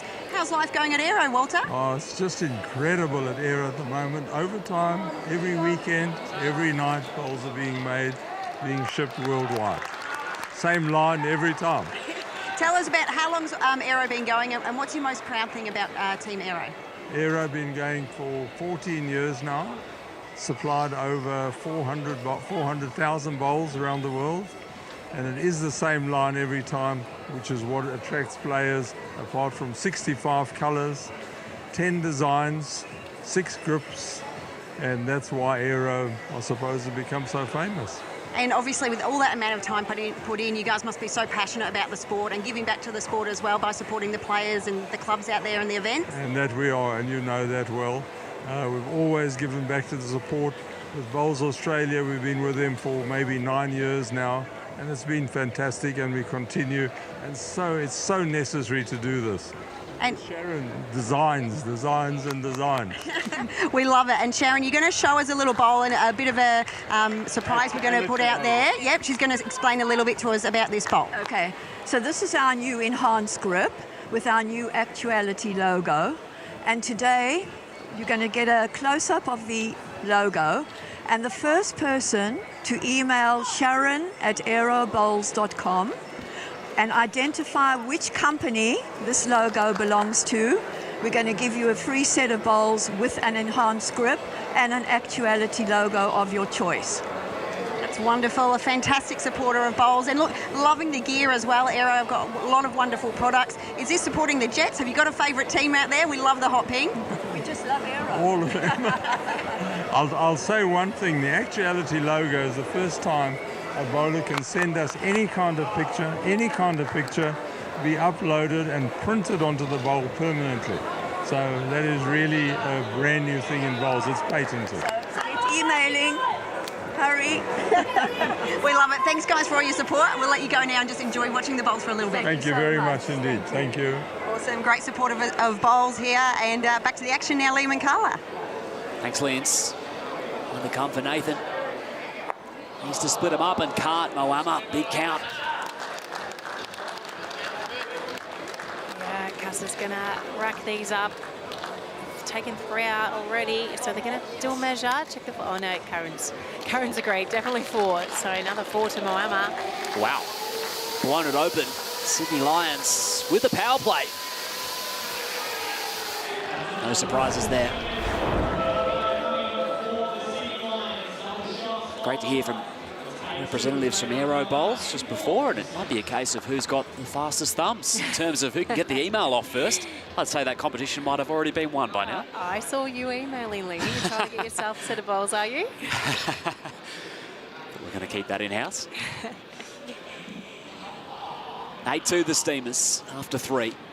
Yeah, not surprising really to see the power play now come into play. Sydney Lions want to be winning this end, utilise this power play to get back into the set.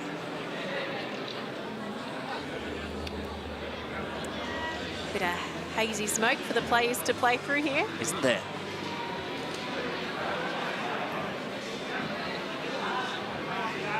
Sirens blaring for the power play. Yeah, Karen just wanted to reach a little bit more.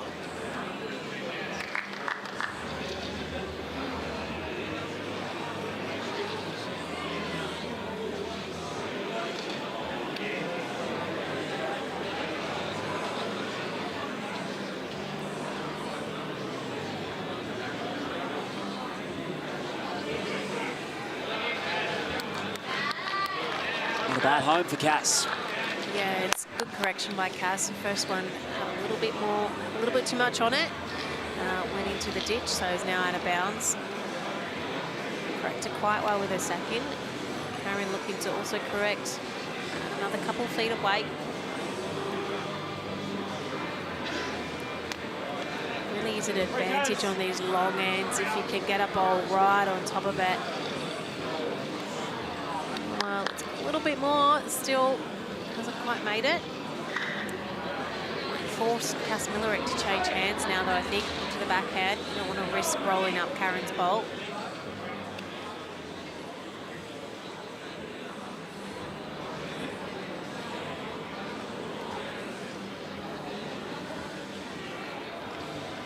This looks handy. Needs to slow up. Well, still anyone's end.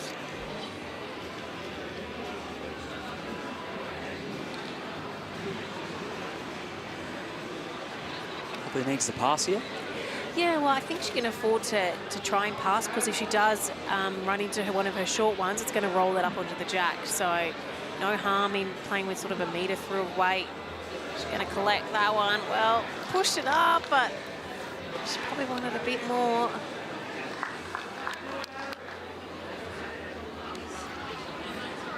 Well, the aero enhanced grip that miraculously makes a bowl feel 1.5 sizes smaller. That's what aero bowls can do for you.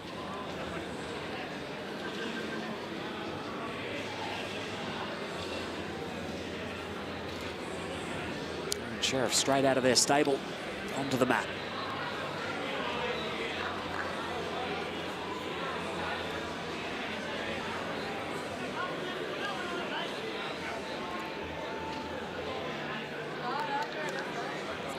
As well. So Sydney is still holding. There's still quite a bit of room. Any movement on the jack is all the steamers.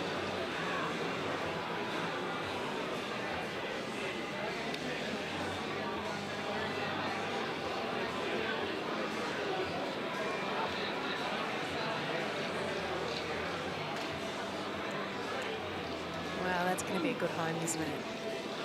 Really good home. It sure is. Terrific home near the tee. Trotting down after it, a great sign.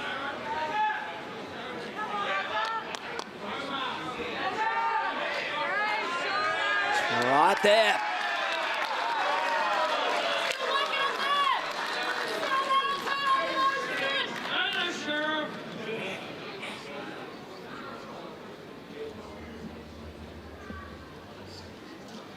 Nathan Black, they really need to win the end.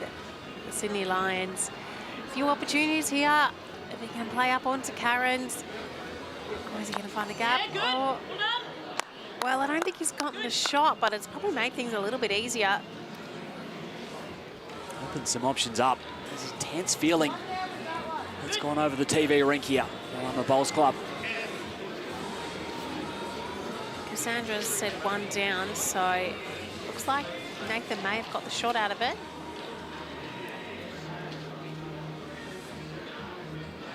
Good opportunity the way it lies currently for him to be able to make a multiple, so Sheriff really needs to try and get another bowl in around the head.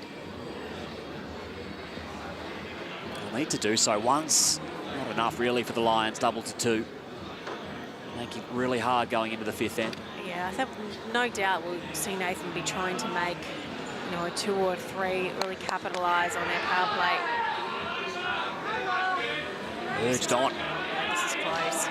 And they like it. A touch up. And Cass is a fan.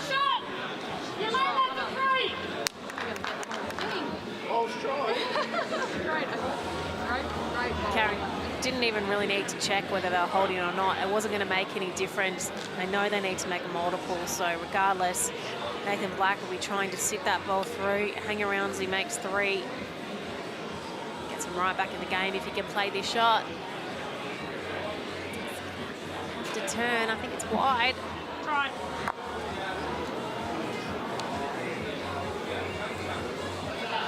Maybe a measure.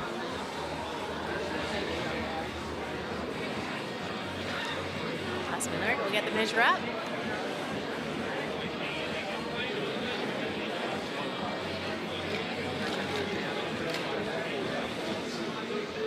Lions need to come up good here to stay in it in this set.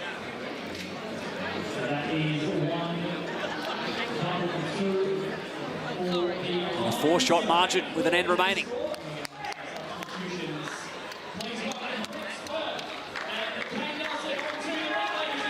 Substitutions activated.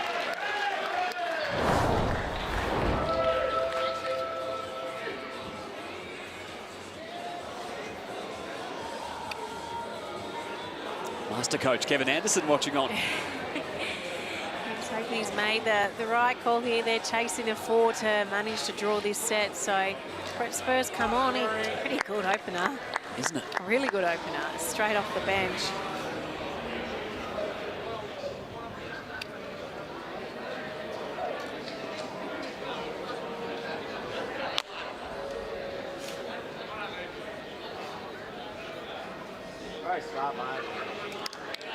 That's a pretty handy reply, isn't it? Really well played by the two players coming off the bench cold and really finding that weight quickly. We've heard a lot of the players talk about how this TV rink is slightly quicker than the green they're playing on during the day. So it's pretty impressive that they can, jump straight out there and find the length automatically. There's not much. They have a little bit of a roll up before the game starts, but they're then sitting on the bench for 40 minutes before they get a chance to roll again. So great effort by both Kane and Brett Spur to be able to find their range with their first bowls.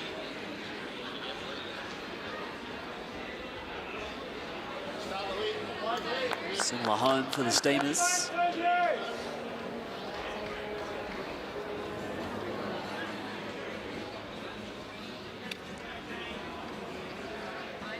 Brett Spur returning for Sydney.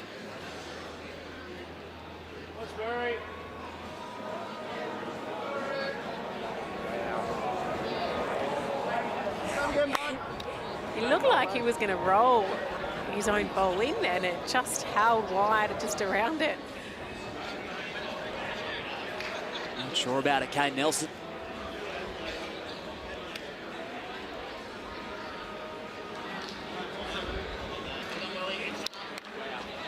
Stays a factor. Could be a factor. Make sure you service your caravan with the industry leaders, Titanium Caravans.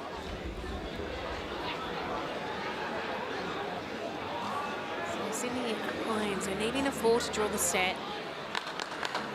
Currently holding 1, but Kane's done a pretty good job of placing his bowls in amongst them. So a lot of work for Nathan Black to do here.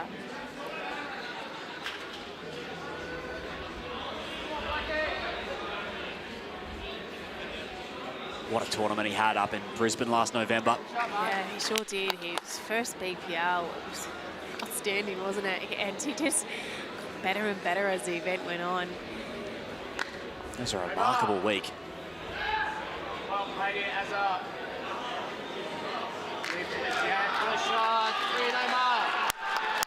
That's the draw.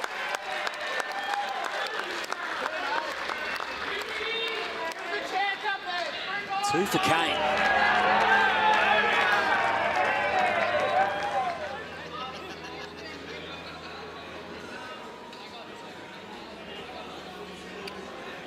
So Nathan Blackie will need to change this head up. Chance of, oh, that's a great shot. Both of those bowls, he's got that angle perfect to get both out. Meant every bit of that. That was outstanding. Well, where am I going to? Well,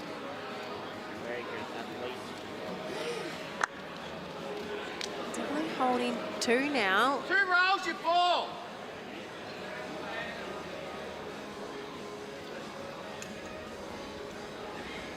There a chance?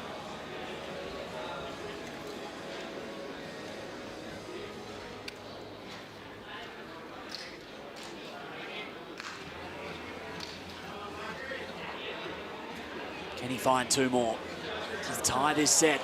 Can't quite dispose of it. A very fair effort. Yeah, it was a really great effort. Just slightly tight. Gave himself a good chance though, so Omar trying to draw the shot. They've won, realistically, they've won this set, so no danger in trying to draw the shot.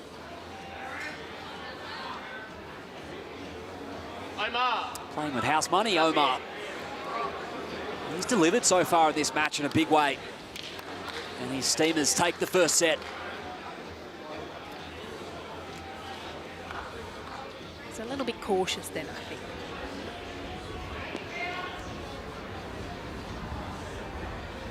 Confirm the final damage. 3 is the call.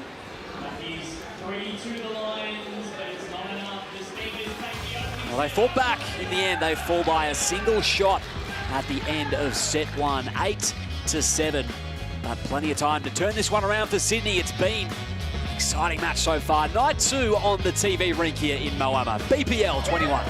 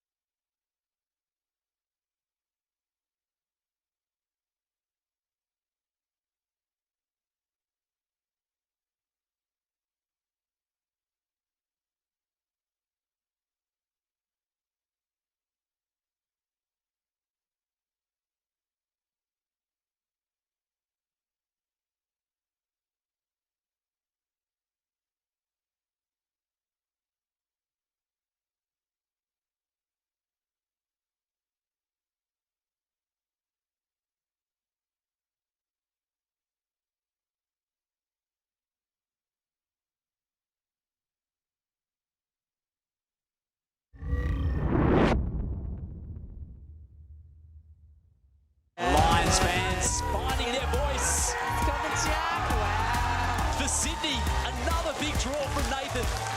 In my debut, I obviously wasn't expecting to set the house on fire.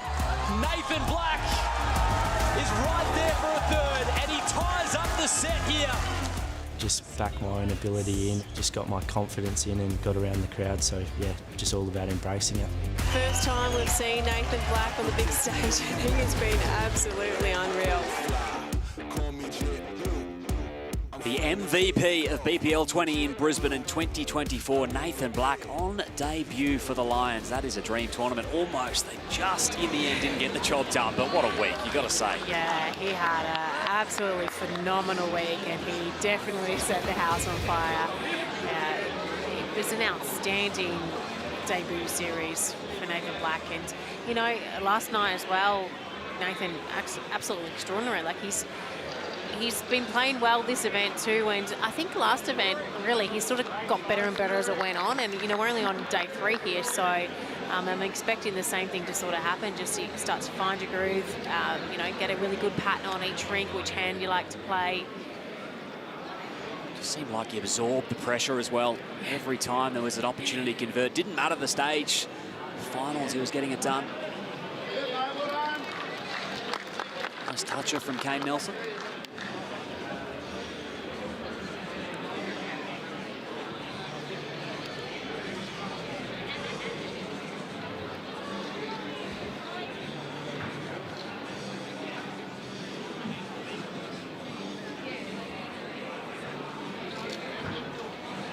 Long length for Brett Spur and the Lions. Yeah, 2 handy openers.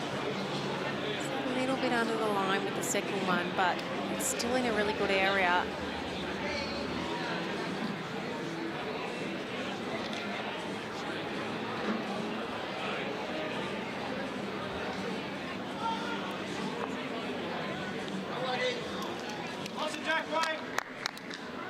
level up for Sydney, but a wide open target.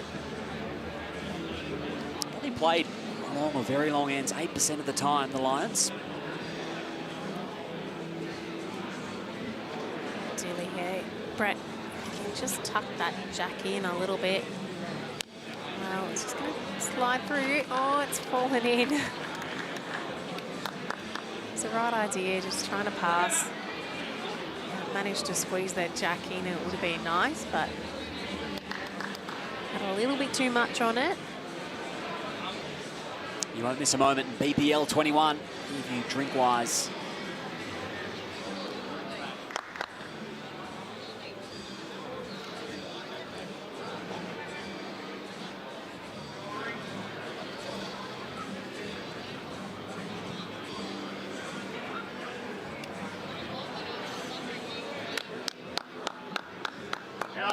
Just look at the second set for Omar.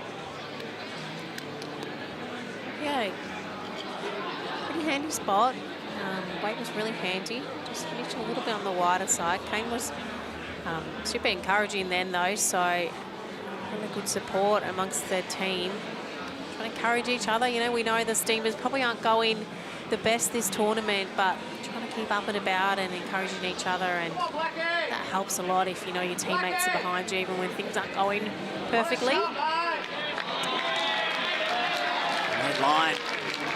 Wants it just to fall over. Just the jack just standing out there. Makes a really nice target for Aaron Sheriff. Bounding onto the mat. No dice. Yeah, Nathan Black, he needs to change this or get behind. Looks way too inviting for Omar at the moment. They've got all the back bowls, so either change it up or try and get back to those white bowls at the back of the rink.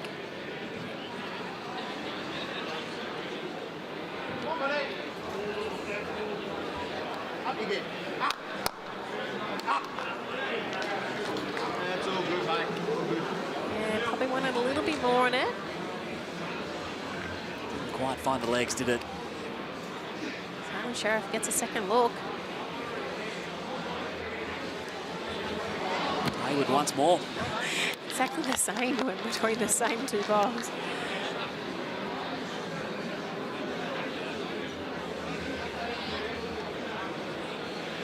Chance for a big count for the Lions to start the second set.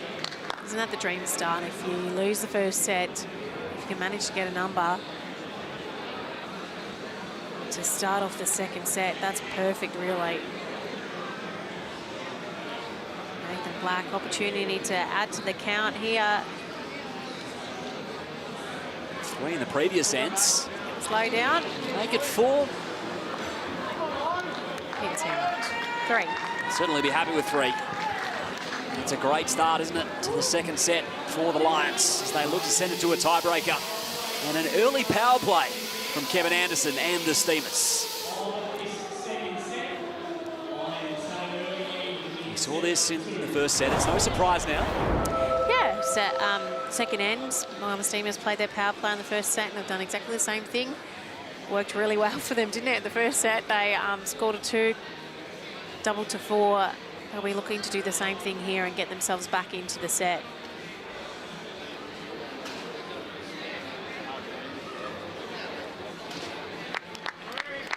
Handy opener.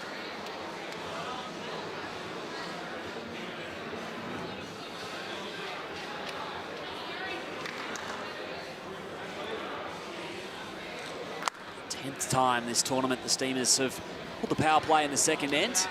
Only one other franchise has done it more than twice. It is a rare approach.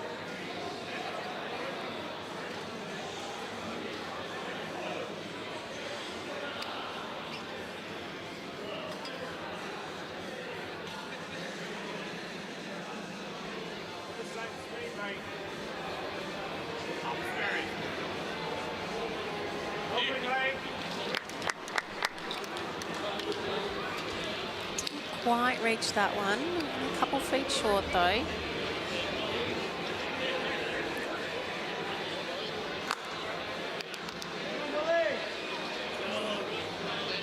pretty handy here. Very nice by Kane. Give it a chance there, mate. Show him the jack, learn the ball. Strong call from Nathan. Yeah, he's not the benefit of having someone like Brett Spur leading for you. He's got all the shots in the book, Brett. Especially these really controlled, weighted ones. Oh, well, it's going to work out.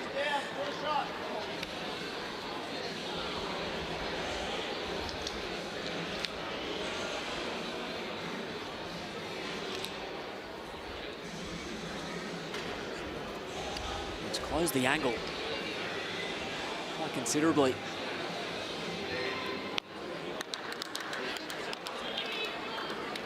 That could prove handy.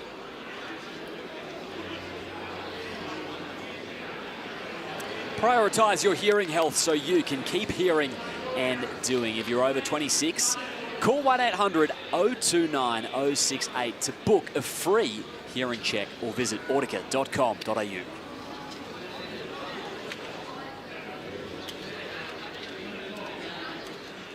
Come on, Blackie. Come on, Blackie. Up, mate.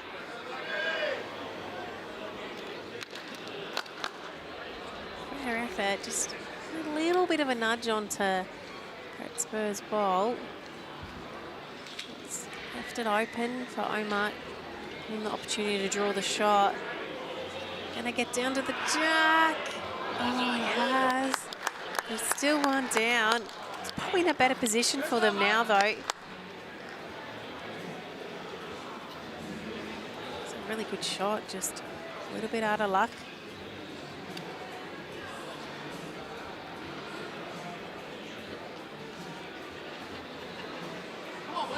Open draw against the power play.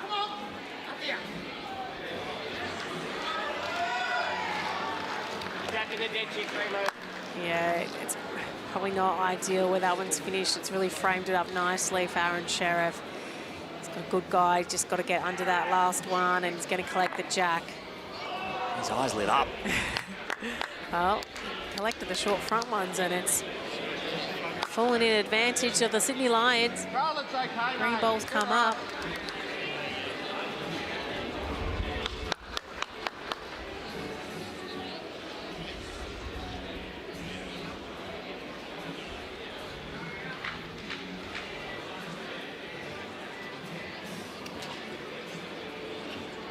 Not riding on this. Yeah, be nice if he could just make this set up a little bit harder for Aaron. Well, that's going to help a lot. It's going to make it harder to get the jack clean into the ditch now. Provided some fortification to the head, and this key reason why the Steamers have pulled the power play. Final bowl, Aaron Sheriff. Yeah, if Aaron Sheriff can't convert here, they're going to find themselves in a lot of trouble. 6 down and power play out of the pocket. It's got to be close. Oh, it's a good shot. Collects it, pumps the fists, and Moama up and behind Omar. Yeah. Jack's gone to the respot, and Moama Steamers have gained 1, which will double to 2. Right Take the power play. There's a great energy here in the building. Moama. Not to be denied that time. And here comes the response from Steve Glasson.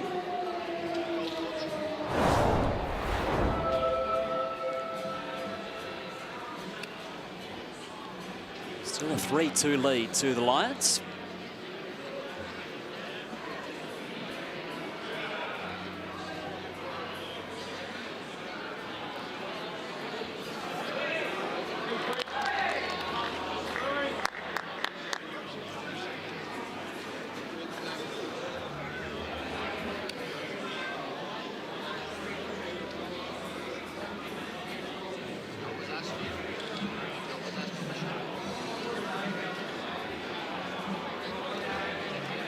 Spurs first look at it. It's a pretty good starter, isn't it? Sure is. Full length end as well, ditch to ditch.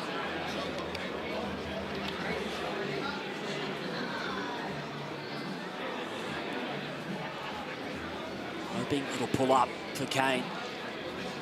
Yeah, he looked like he thought it was a little bit quicker, but oh well, I wouldn't be too disappointed. It's finished in a really good home.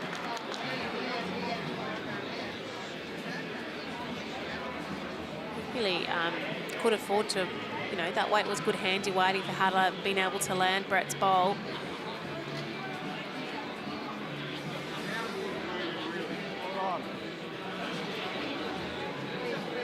He was holding on. The call was to hold on, and it did. That's 2.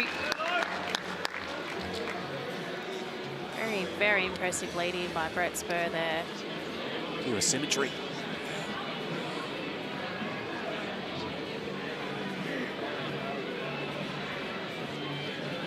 This one's on a tighter line. This needs to hang on. You're not far away from trailing.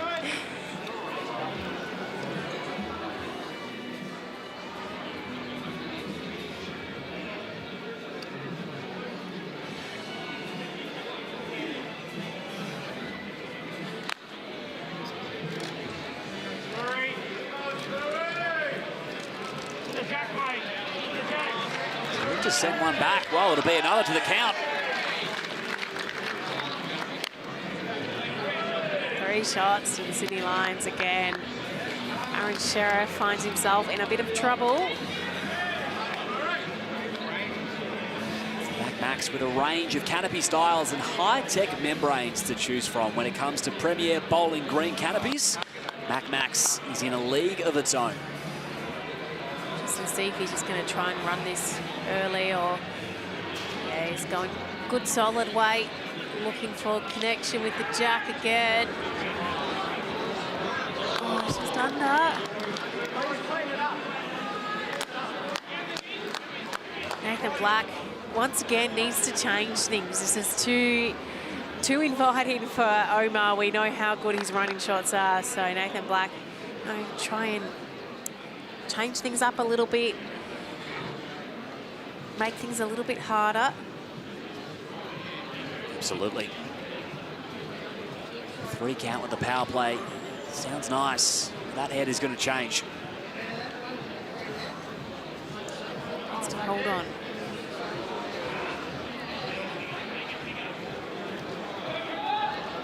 Wasn't what he was looking for, so Omar gets another look. God, he was quick on the mat, isn't he? Oh, he's going to get 2 of them. That's 2 gone.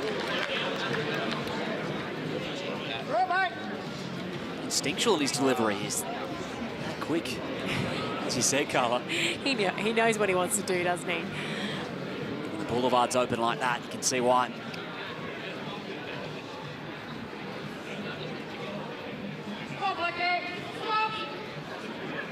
He's played a nice line here, Nathan Black.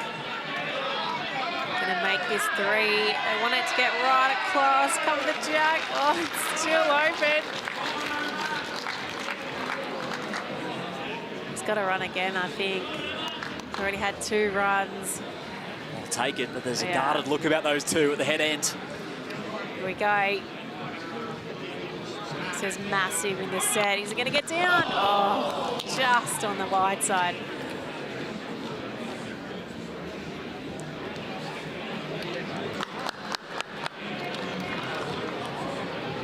They've walked through the raindrops on this end. This headers remains largely unchanged for Sydney, and now they make it 3.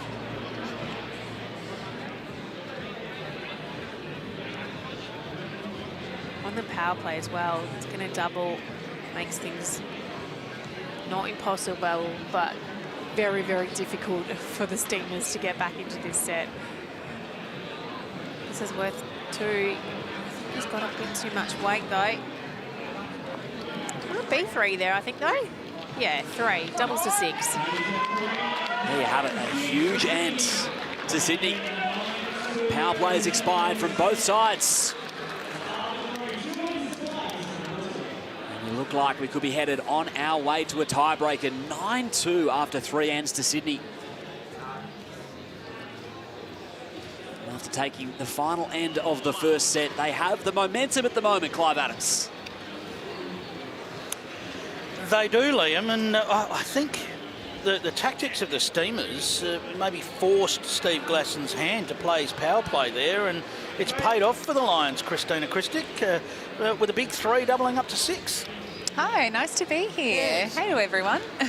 Yeah, the tactic of using that power play, Steve Glasson tends to be one that hangs on to his power plays till ends 4 or 5. He's gone a little bit early there, and sometimes those tactics pay off. Yeah, that's right. I mean, you've got to be quick on your feet. BPL, you've got to, you know, things happen quickly. So, yeah, I guess that was that tactic didn't work so well for Moama. Close one for your team tonight. Not quite over the line there. The Pioneers managing to grab 2 on that power play end to square away that second set, and that was enough for them to get the win over you. Yeah, look, we've had a bit of a tough run this BPL. I mean, all of our games have been so close. You know, we're trying to hang in there, but not quite getting over the line. We're still trying our best. There's still 7 games to go. So hopefully we can string a few wins together and climb up the ladder. Have you been enjoying being down the skipper's end a little bit and getting that sort of opportunity? Because it's not really an opportunity you've had much at the BPL. No, I mean, I've always had great skippers to play for, so you know, I expect that I'm normally leading, but it's been great just to change things up, change a bit of momentum, and it worked first up. You know, we did it this morning against the Pirates and got up, so, yeah. I think we might see some big weight here from Kane Nelson. No, I'm wrong. Well, he's holding shot. Oh, he is. He's holding 2, so maybe there, covering. Yeah, well done. Oh, you'd think he'd be lining covering. Up the mat. He faked me out with the mat. Look at this. Fantastic stuff from Kane Nelson. Do we think maybe we might see some big weight from Nathan Black? I definitely think so. Blackie's very good at these shots, so I don't think he'll be far. He's been absolutely unbelievable. He nearly pulled out an incredible shot against the Perth Suns last night. He's big weight up the middle. Looks like he's going to get the Lions bowl. Where's it going? That onto works. the jack. Bowl onto jack and into the ditch. Is that a toucher? Might be. Aaron Sheriff doesn't look terribly impressed with the outcome of that. Well, there was a bit of a target there, so these things happen. So it looks like 1 to Sydney currently. So Aaron Sheriff with the draw to the ditch. Sorted out which bowls are which now. Both green. Okay, now the line looks pretty good. He's going to need this to pull up though. That is going to race and just drop in. A bit of a rangefinder there with his first. It's tough drawing to the ditch. I had 3 goes at it when I was skipping. It wasn't easy.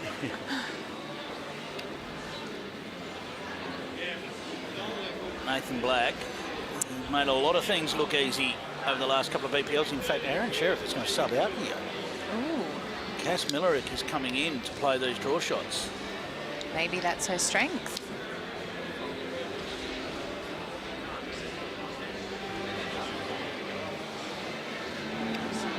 The dynamic of this Steamers team this week's been interesting. They've just struggled to find their flow. They have tried to change it up a lot. Yeah, they have, and Cass is not far away with this. Oh, this is a great sub in.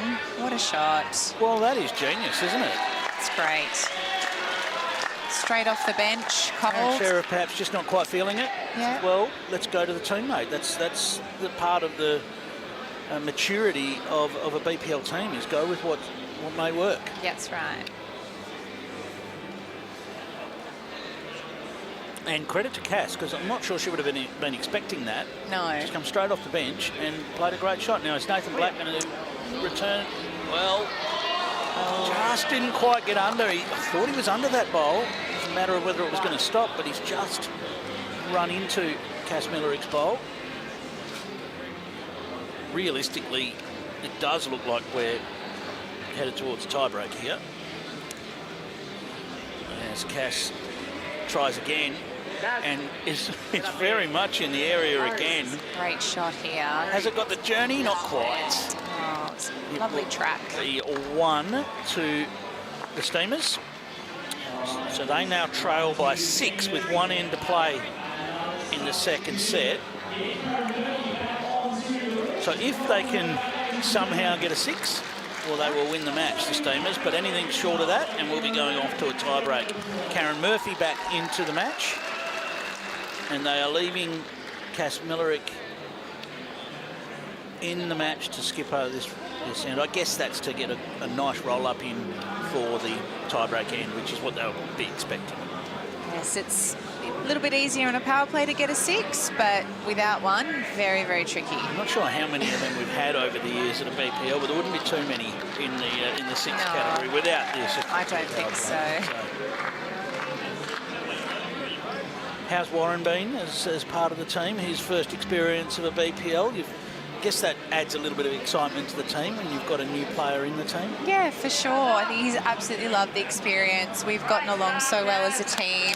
You know, it's hard when you're not winning consistently. It's hard to be happy and upbeat all the time, but regardless of that, we've all had a great time. We're all supporting each other, and I think he's really enjoyed it as well. Excellent. He's played well, very well.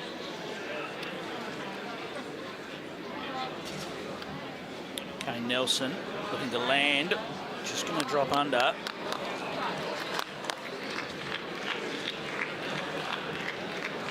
Karen Murphy, not missed a beat. Saw her very solid in the opening set. She's nailed it again here, straight back on the rink. Very focused player she is. She's not far away. Oh, look at that. What a great shot. Outstanding. There is a target. Yes. Kane will look to reach similarly to his weight with the last to try and land those bowls or trail the jack. He's definitely not short here. He's very close to landing one of the bowls. Just didn't hang on for the exact result he wanted, but he's improved. He's improved the situation and still leaves a nice little target there. Of course, Steamers want 6. That looks tricky from here. Yes, definitely. And if Kaz can trail this jack, it'll make it very hard for Moama.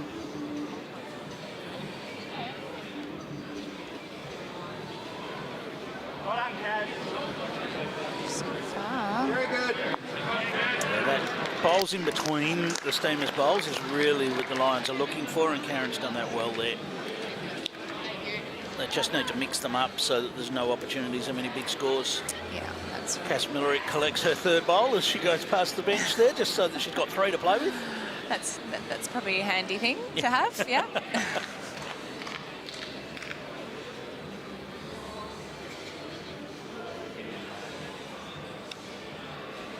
Have you found the crowd interaction at this BPL, Christina? It feels like the numbers are bigger than ever here at Moama. Yeah, I was just going to say that. It's been great. Every night the crowd has been growing and lots of noise and sound effects, and it's great. I feel like Cass knows this forehand very, very well on this rink. She's played that forehand fantastically well throughout. I wouldn't expect her to be far away again. Obviously, a little bit of home knowledge. Yes, that's right. It's her home club.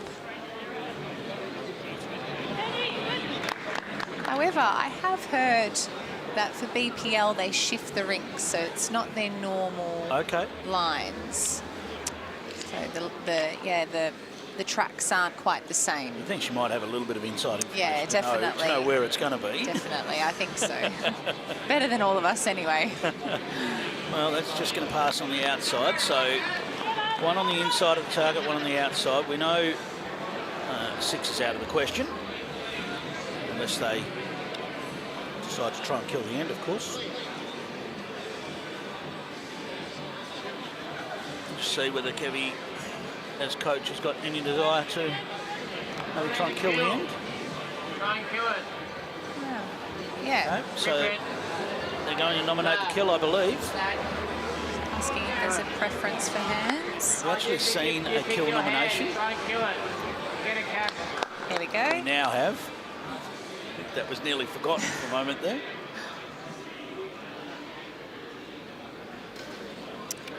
Far. Solid weight.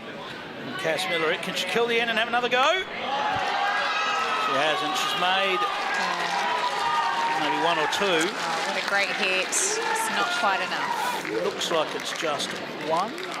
Still a bowl to play for Brett Spur.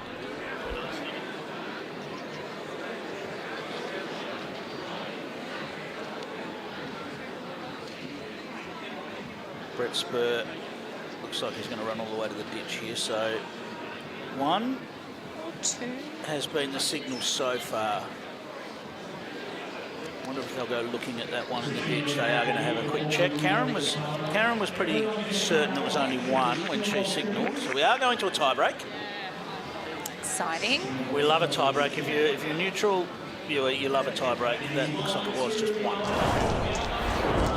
So 9-4, the result in the second set there to the Lions. Of course, the Steamers got the first set 8-7.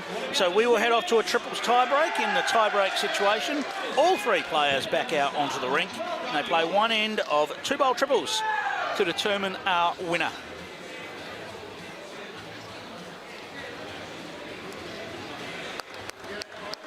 Now, I mean, we could say the Steamers tournament may rely, I think what we're seeing here. This is exciting. About to say that the Steamers tournament might rely on this tiebreak, but I think we're going to see Kane Nelson try and bury the jack here. I think you're right. He's getting his hand ready. Steamers to play first, and the advantage you have is you get first crack at burying the jack. Which we saw Dawn doing today, so let's see if Kane can follow. Needs it to get down. It's just on the outside now. Don't believe the Lions will go with the same tactic. I think the Lions will go with the draw tactic, and it'll be interesting to see whether the Steamers are interested in going again. It doesn't look like it. Looks like Tasmania is coming in to play the second bowl. Oh, okay. Oh, we're subbing. Yep, yeah, technically it needs to be a substitution. Oh, Kaz was looking to maybe give it a chance. Oh. So Kev just covering that off in the rules that you do have to actually make a substitution.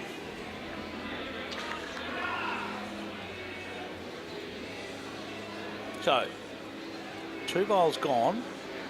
I don't think Kaz was trying to reach the ditch with that one, but it's hard, you know, you're always as a lead, you're trying to reach. Last thing you want to do is be short, get in the way, so this looks like it's travelling also. Pull up as well, so it will stay up, I think. It's short. And Aaron Sheriff signals one up. But that's a very handy bowl. That could be very useful later on if Jack does find its way into the ditch. Let's see if Kaz is corrected. Track looks good. Doesn't look too far away. Just needs to hang on. How much of the jack? None of the jack. Just passes underneath. That's a good shot. That's a great shot. And there's a gap there.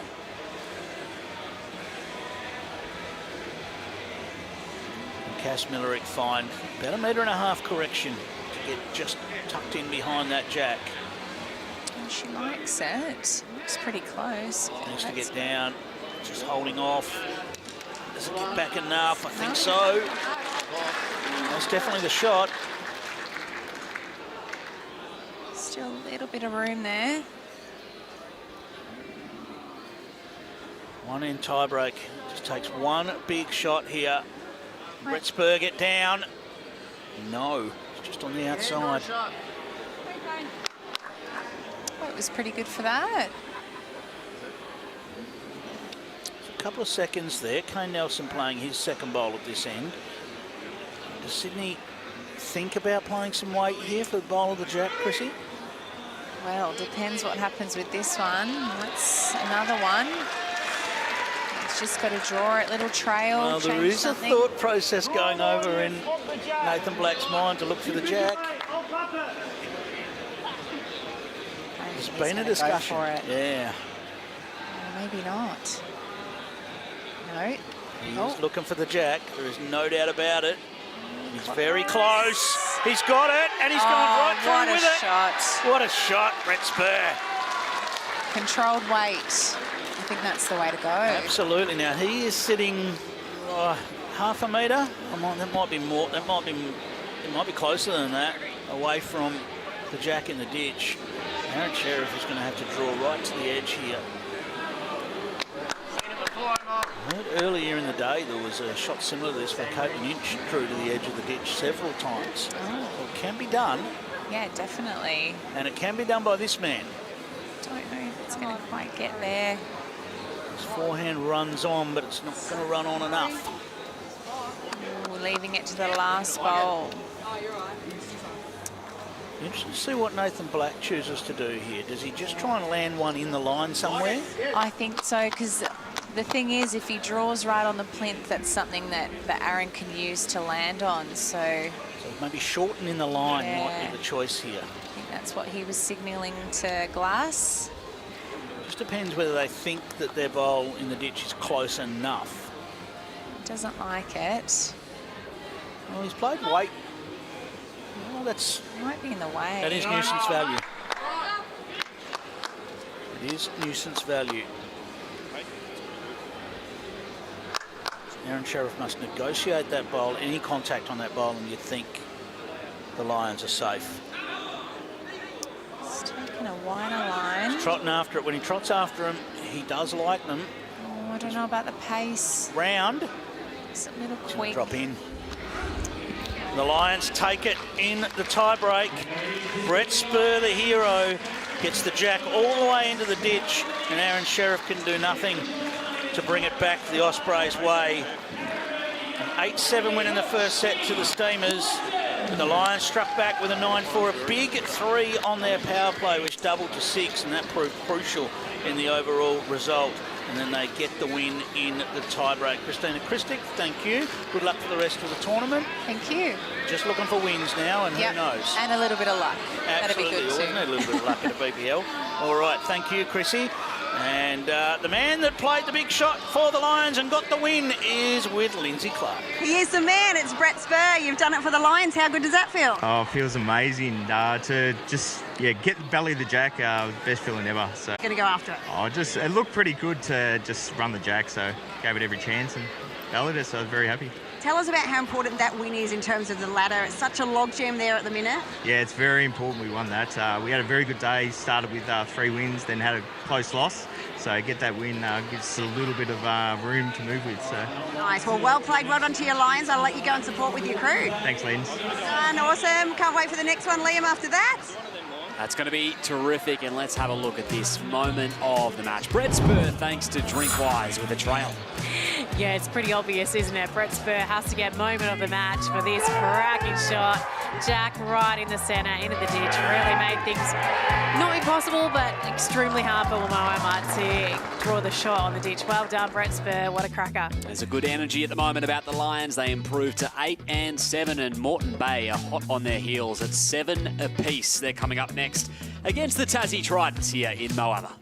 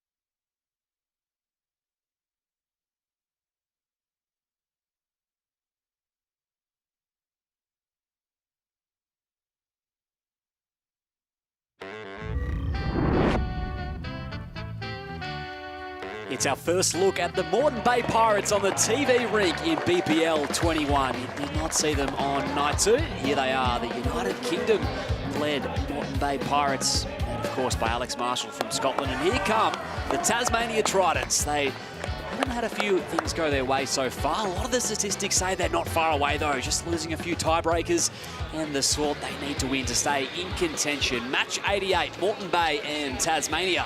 And we have Taddy, the GOAT, on the rink with Linz. Take it away, Lindsay Clark. We definitely do. Thanks, Liam. Taddy. The mighty Pirates, a little bit of a slow burn, but you got the last game up over the Gold Coast Hawks, a very important one tonight. Yeah, you know, it wasn't too great a start, you know, as you say, but won the fourth game, which was essential to win. So it puts us in, I think we're in a decent position at the minute, but with a game to go, this is a very important game tonight, so we'll be looking to put one over the Tridents. When you're out in Australia, you play a lot of bowls at Moama. How comfortable do you feel on these rinks here and with the crowd? No, I just love it. You know, this is what I live for. You know, the BPL, it's the best event in the world, and I just can't wait to get started. Beautiful. Well, we look forward to seeing you best in action. Good luck to you in the Pirates today. Thank you. Thanks. Back to you there, Liam. They've won 1 of 4 today. They are coming in with a winning feeling, and unbelievably 8 of their last 9 games have gone to tiebreakers. Yeah, just shows how tough the competition is. So many of the games come down to tiebreakers, and that's why we know that's such a key statistic, is to make sure you're winning more tiebreakers than you're losing. It's really, really important. From the Tasmanian perspective, Taylor Mail is there with Linz. Yes, we are here, Taylor. The Tassie Tridents, again, struggling a little bit, but you're not out of it. You need to probably win almost every single game from now on. Yeah, our chances have dwindled heaps today, unfortunately. We've been in every single game today, and it's just we haven't been able to get over the line at the end. So, yeah, win every game from now is pretty much the formula. It's pretty simple, so, yeah. Tell us about your combinations. All 3 of you guys can skip, very accomplished skips in your own right. Have you settled on a combination that works yet? You're trying different things? Oh, we're trying different things at this stage, you know.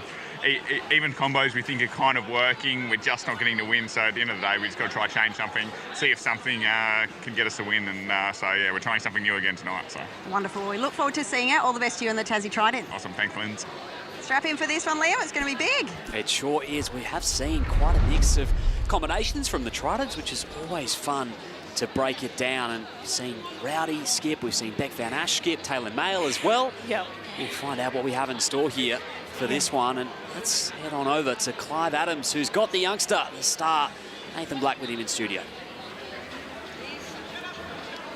Certainly have. Thank you, Liam. Yes, this is anytime Alex Marshall steps on the green at a BPL, you want to be watching because you never know what's going to happen. But, well, the man I've got with me, Nathan Black's been a little bit like that as well. How are you, mates?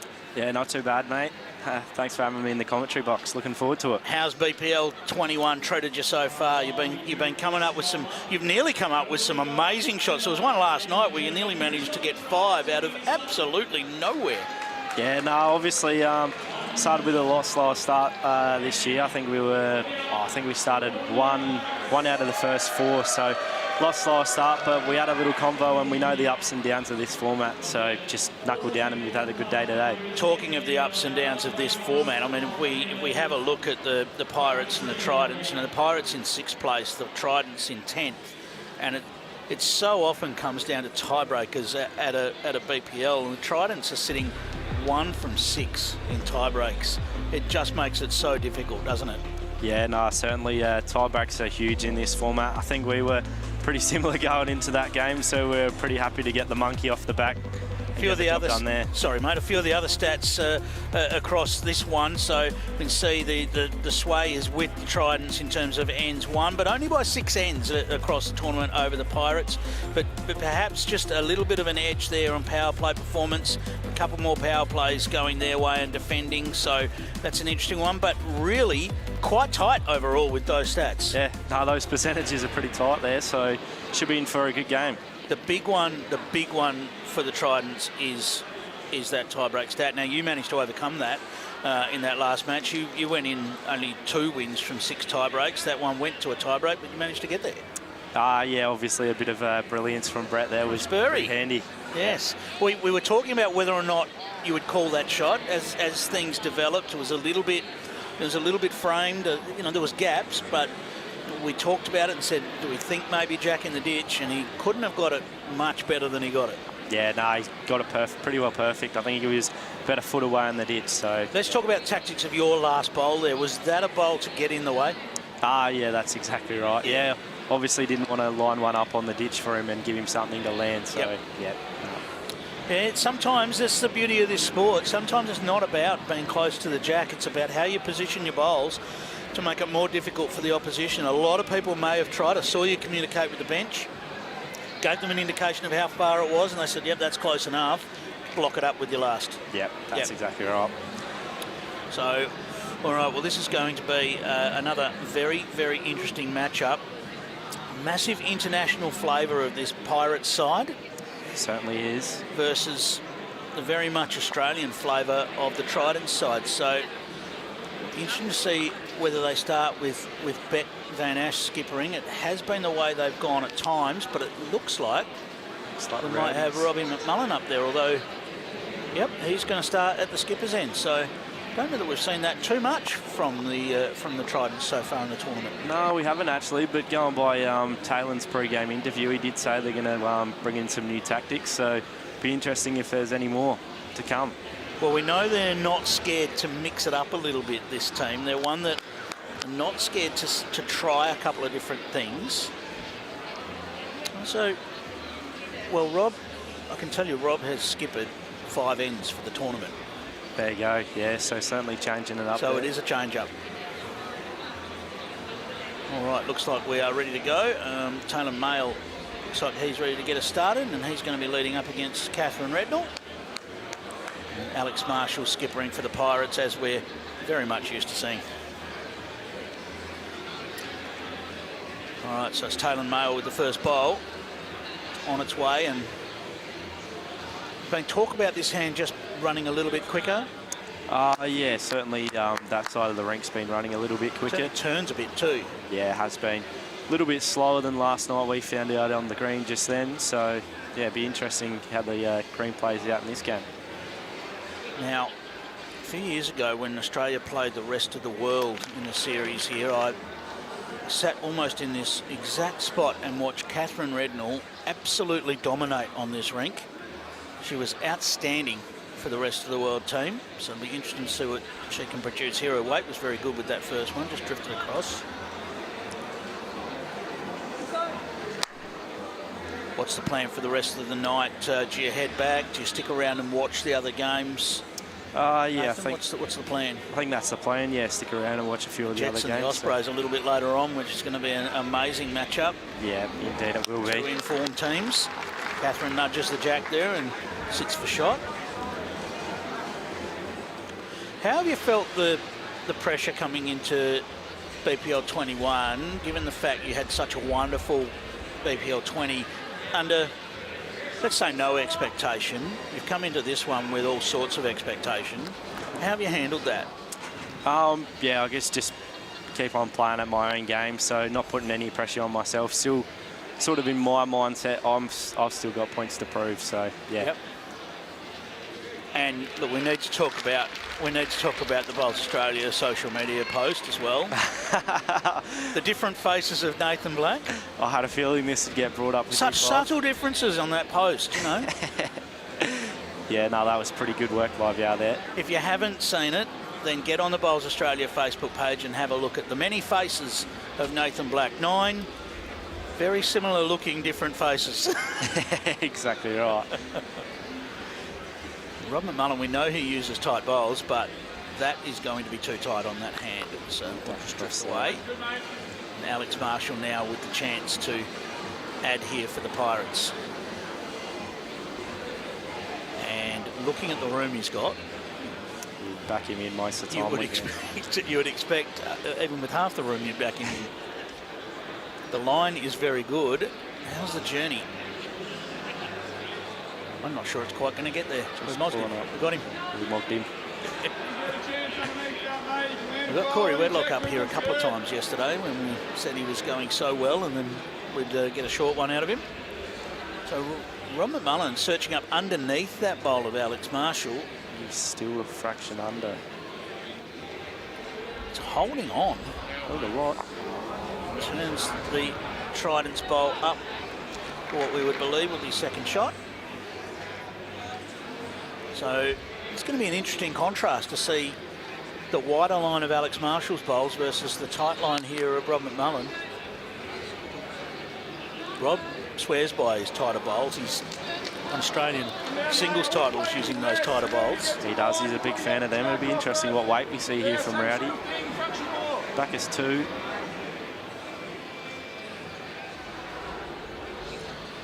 It's BPL 19 it was, where Rob was the hero for the Tridents. Played a couple of magnificent shots to get them into the finals. This one is going to turn the Brisbane bowl, the Moreton Bay bowl up, I should say. And that is now a couple for the Pirates. Alex Marshall with plenty of room and almost a little bit of reward for a slight touch of the jack here for a big start.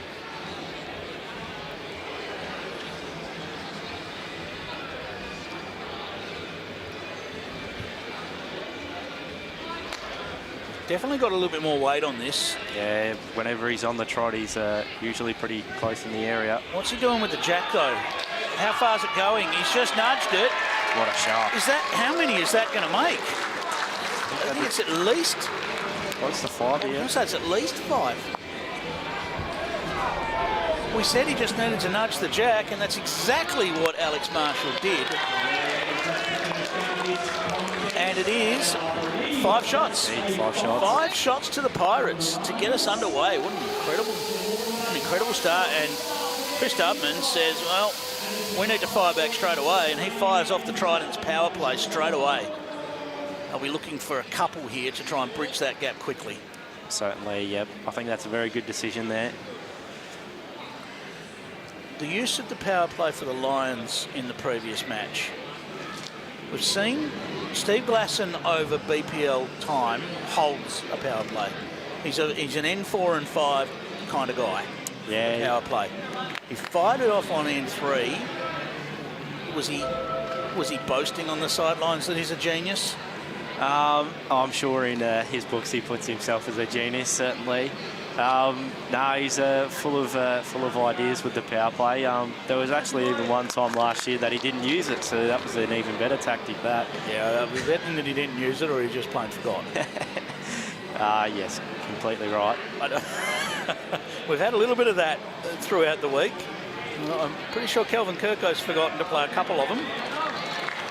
Great shot there. Matty Flapper might have forgotten one earlier on today as well, I think. So, how is it playing under Steve Glasson? I mean, the guy's a legend of our sport, and you get to play underneath his direction. He's a genius of the sport, and he's an all-round good guy as well, which helps. How is it playing under him? A great shot there from Taylor Mail. Sits alongside it, gives Catherine a chance to land. Yeah, nah, he's awesome. He keeps us cool, calm and collected, and certainly keeps us in line, never lets us get ahead of ourselves, so he's been awesome for us. Catherine didn't need the little edge on the way in. She's all over that without the little edge, but still sits invitingly, and really Taylor will be looking just to reach in here and move this a little. Yeah, obviously looking to try and change things up here, certainly in the area. Needs to hold on now. Well, he didn't quite have the pace he needed. He'd be a touch disappointed being short on that. Just looking to try and change that jack high situation, because Alex Marshall, you can be assured he will not be short here. It won't be big. It'll just be 2 feet, maybe a metre of weight to land that bowl out of there or trail the jack.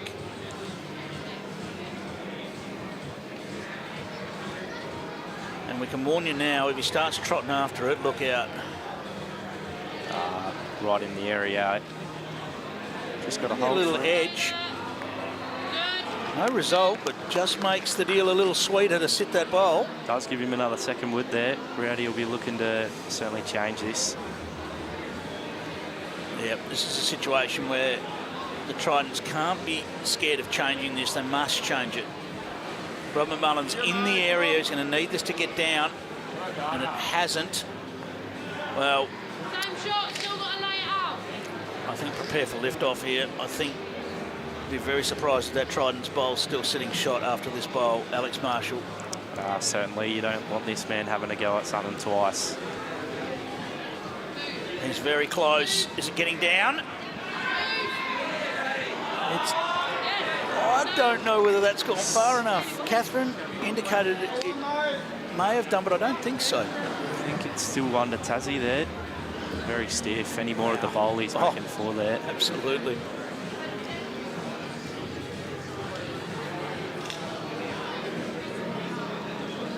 Robert Mullen Rowdy, as he's known, just comes up short here. He would have loved that to drop over a little bit more because it would have been some nuisance value. Yeah, maybe in the eye still, but... Backhand through the Pirates bowl for Alex, do you think, Blackie? I think so. He can get through the port and get the bowl clean also. I think that's exactly what we've seen Catherine call here. Catherine Rednall, so experienced as well. World champion. Alex deciding to go to the forehand with 7 seconds left on the shot clock and no trouble at all. No, I'm not sure about this line. Will it get back for him? Starting to get back now. What about his speed? Great effort. I expected he had a little bit more speed on it, and that's why I was worried about the line for him. It does make Rowdy's shot a little bit difficult here. Yeah, I feel like this is... Play it relatively safe, and if you happen to land in there, then so be it.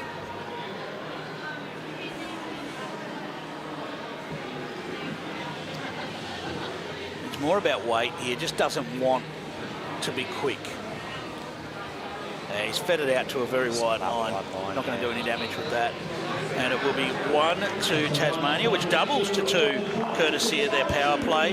And it is a 5-2 advantage to Pirates as the Pirates fire off their power play. Alan Faulkner, the coach there, says let's get double shots right here. Nathan Black, thank you for your time and good luck for the rest of the tournament. We look forward to what you bring every time you step out there. No worries. Cheers for having me, Clive. Alrighty, it's a Moreton Bay Pirates power play. Liam and Carla, they lead it 5-2 after 2.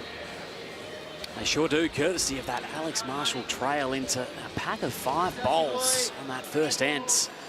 Set the tone.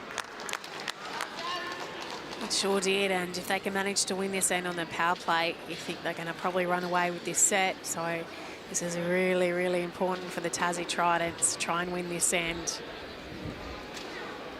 Give themselves a chance with a couple ends to play. Five ends go so quick, there's really no room for error. Looking to pile the pressure on.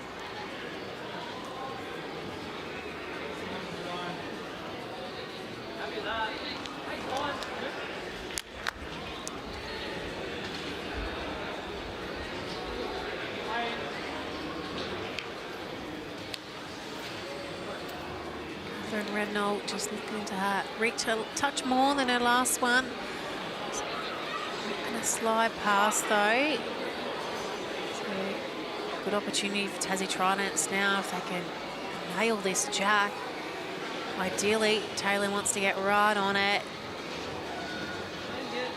It's going to make things really hard for the Pirates. Well, it's just past, so Catherine's weight of her last bowl was actually probably okay. It just crashed onto her front one. Just needs to navigate around them this time. Taddy doesn't mind it.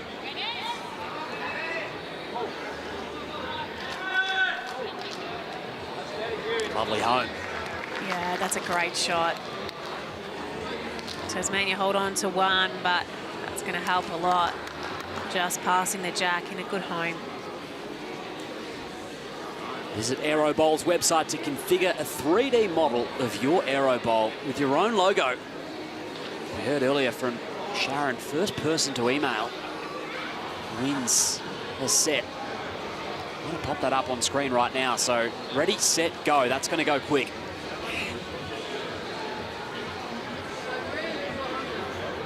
One round, pretty good, mate. Way down now. really nice shot. She's played a really great line, and it's just really helped her. You know, there's given no sort of guide to Taddy there. From the mat, that's going to look really hard with all those bowls. She's got to play absolutely perfect line and weight here to draw this shot.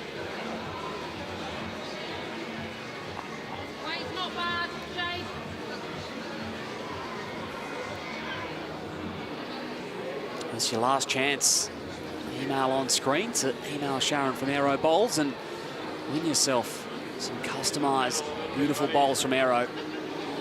Get the back edge of mine, your chance. Really generous offer. Tridents still placed nicely here. Yeah, holding 3. No guide really for Taddy here. He's got to draw it cold. Just got to settle. I think I might be going a little bit.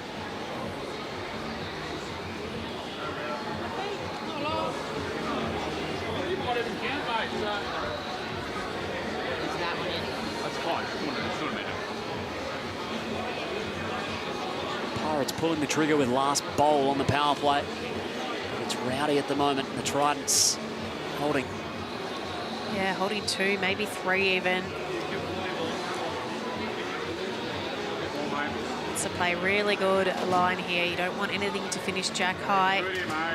This is looking really, really good. Oh, almost nudged that one down. Okay, so Alex Marshall.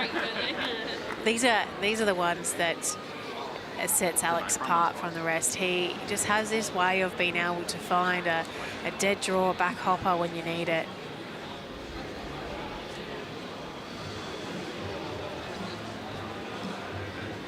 Can he do it? Well, he's following it, so it's a fair sign he's interested. Don't know if it's going to hold on though, is it? A little skinny. Oh, his weight is nice. Tridents defend the power play. And it will be tied up at 5 apiece.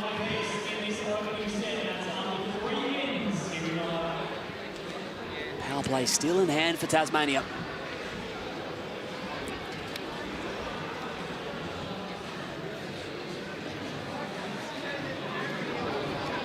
We haven't seen too many 5s at all, have we? 5 on the first end. We thought Pirates looked like they were in the box seat, but Tasmania Tridents, they've found themselves back into this set.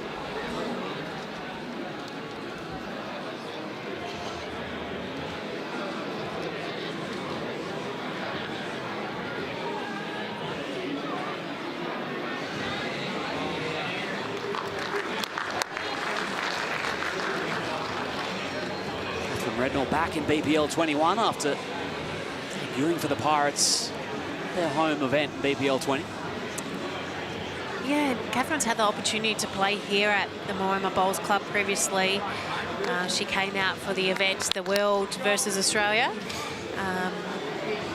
back a few years. So she's played here before, which helps, I think, sometimes to know at least what to expect. She would have known, you know, what bowl she wanted to play with here. Compared to when she was at Brisbane, she talked about, you know, being a little bit of the unknown, playing there at Pine Rivers for the first time. So got a BPL already under her belt and played at this venue before. I think that really helps confidence coming out for a big event like this.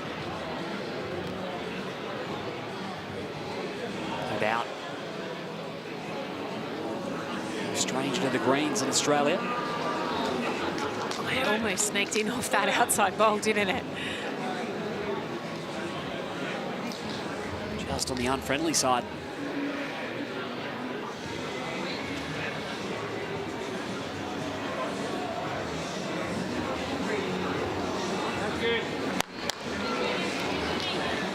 The power plays from both sides expired. A couple of ends remaining in this set.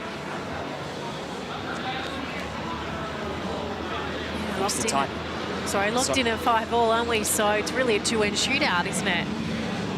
It is. Well, thanks to Titanium Caravans, go off-road and off-grid in total luxury.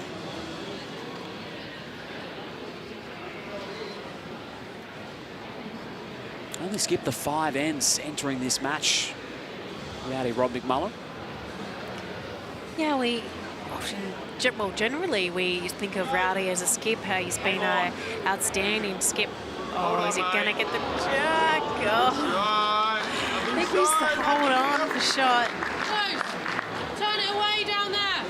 Yeah, he's been an outstanding skip for Tasmania for so many years. He really just has a way of, you know, bringing that team spirit to the Tassies. I think we actually heard Clive mention it earlier that, it might have been last night, about how he just has this way of making it feel like Tasmania's in every game, even if they're not. Like, he just brings that atmosphere, encourages his teammates. Great effort. It's up to you, mate. You ever back yourself and try. A true Tasmanian. Go over and get to that too if you like it. Go get it, mate. Yep. Go ahead for Taylor. You don't earn the nickname Rowdy for no reason.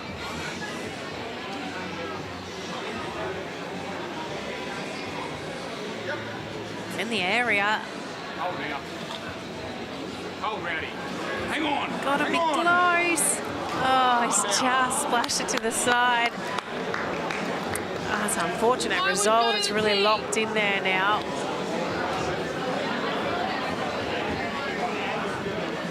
If he gets that onto the jack, it's going down there.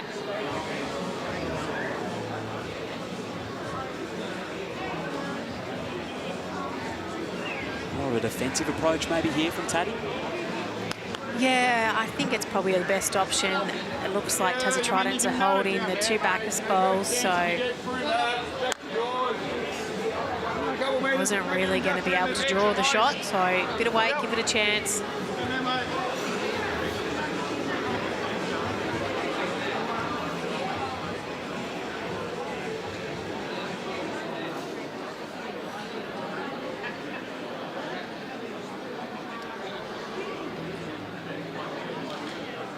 Not the easiest shot, this one. Just gotta make contact and hope things go your way. Still hold on. Come on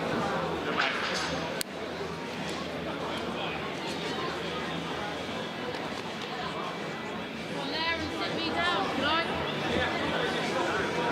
Sit that down once, you make another. He'll have to tiptoe through if he can make another. Yeah, it's not easy to get to, so the call from Catherine is forehand, draw to her bowl. You're just trying to flop it down. That should be enough to make it count.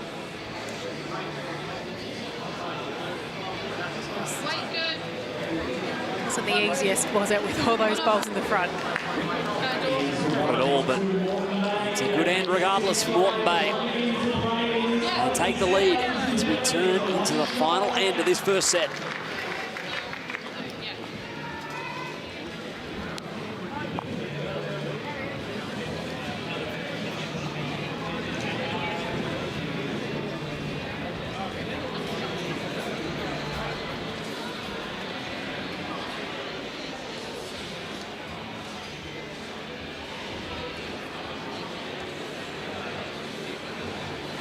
Pirates Cove travelling down. Walking up in Moreton Bay, normally in November. That's a lovely opening.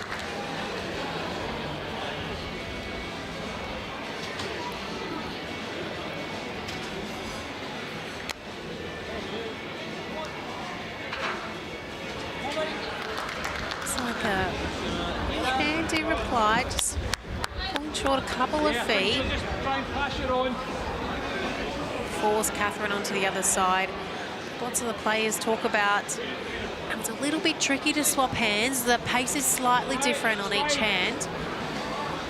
I think the advantage of when here we are at day 3 is that you're starting to really be able to believe that and adapt to that. Day 1, sometimes it's hard to believe that a hand can be so much slower than the other one.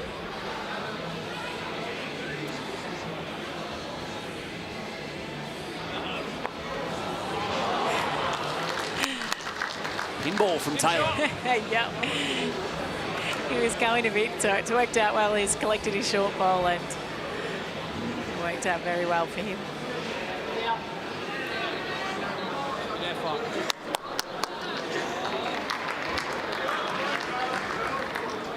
under that time, but would yet be a factor. I just think we need one pass first. If you know, if you don't trail it, we're in trouble. We need backwards ball, preferably this side.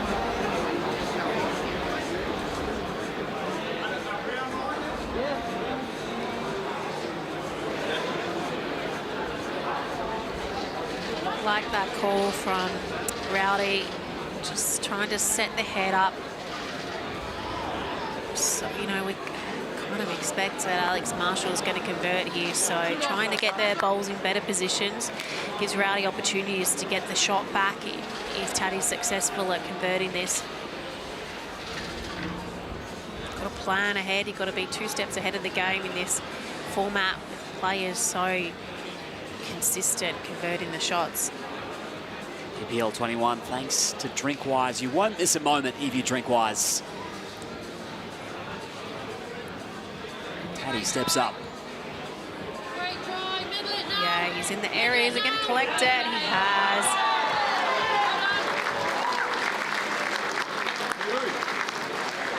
Trails through for shot.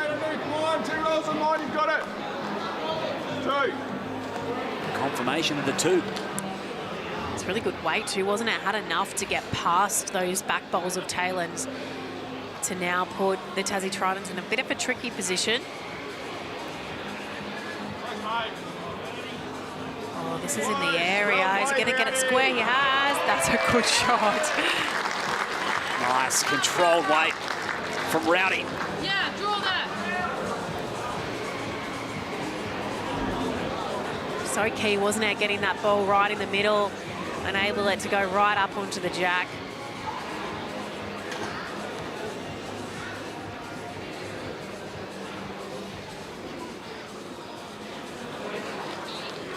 Keep moving, keep moving. Just got to slow up. Looks like Tasmania's still holding one here.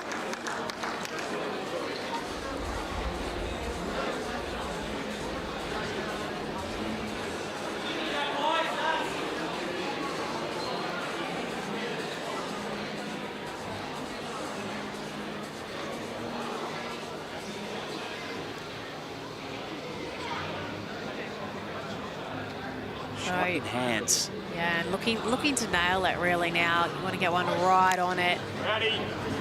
Great shot here, mate. Just got to settle now, mate. Settle. It's just gone past. Alex Marshall just wants to beat his last one. That would be enough to draw the shot. It's all set up. Angle for the draw open.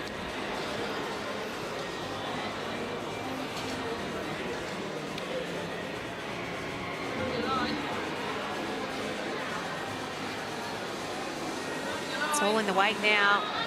Really good track. Really good track. There's the shot.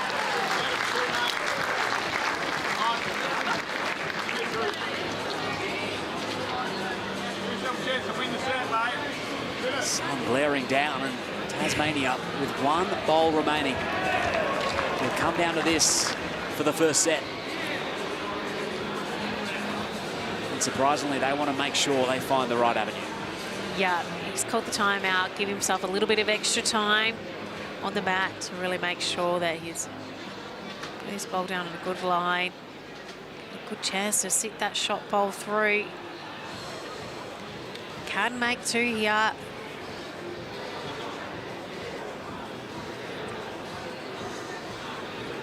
Tighter line, but Moments away from sneaking through, but it will be the Pirates. A single from the ends. All they had to do was find a shot, and they'll take the set. They do so 7-5 after the first set. Can Tasmania turn it around in the second? We'll find out just after this.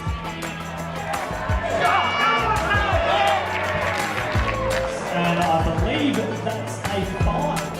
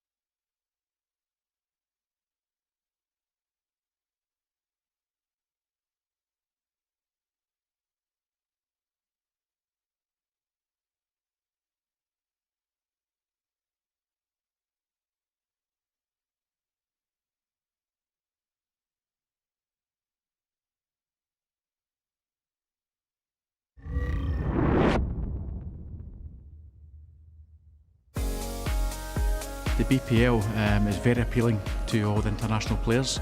I've watched it for many years now and always wanted the opportunity to play in it. It's so competitive, and now this is my second BPL, and I really enjoyed the first one. And every match you play is so strong. All the teams are very good. For me, it's the best event in the world, and this is why I keep coming over here, because I like to be playing against the best players in the world all the time. So it's just a fantastic event, and it's one that I do look forward to every single year. The international flavour has only continued to grow in the BPL. Great to see them getting behind this terrific competition. Yeah, absolutely. It makes it so exciting to see, you know, different players that we don't get to see as often out here in Australia. Catherine Rednall, obviously one of those. We haven't had a great amount of time to see her bowl previously, so the last two events, it's given us a really good chance to see her game and what she can bring. This team in particular, Moreton Bay Pirates, you know, we've got 2 Scots and 2 English, and it's really become the, you know, Moreton Bay Pirates / the Great Britain team, hasn't it? It has. Faulkner, the coach. Can we claim her as Aussie now, though, that she lives out here and, you know, is part of the Bowls Australia team? Surely we can almost claim her as an Aussie. Yeah, it's a great point. I'll have to ask her. So Beck off the bench. Seen plenty of action this week. 47 and skipping, 94 overall.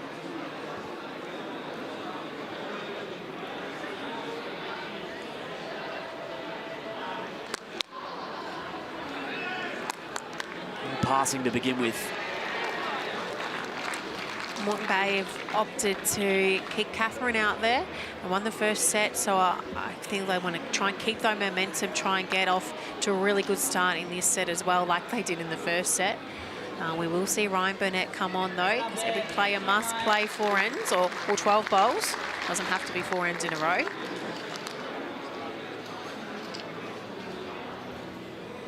Love your ears at Audica, the official hearing partner of Bowls Australia.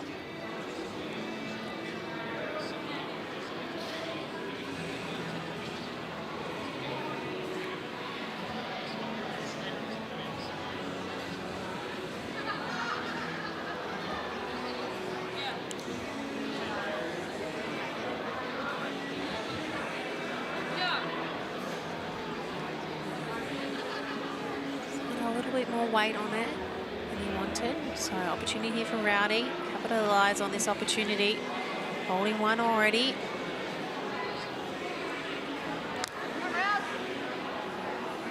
Beck is interested. Oh, it's settled in for another one, I think.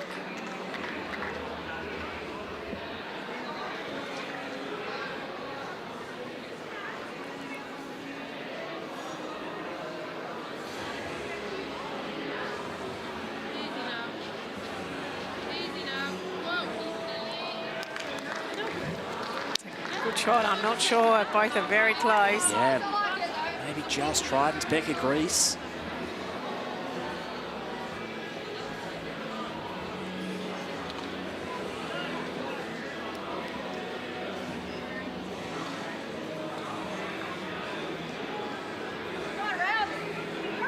Not sure we've seen the shot yet. Really good weight. Not sure if it quite got back.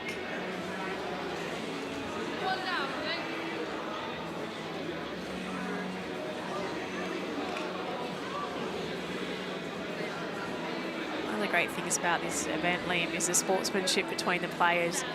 We see Rowdy picking up Alex Marshall's bowl. I think all the players sort of know the pressure you're under with the shot clock, and it's nice to see them at, you know, at times helping each other out.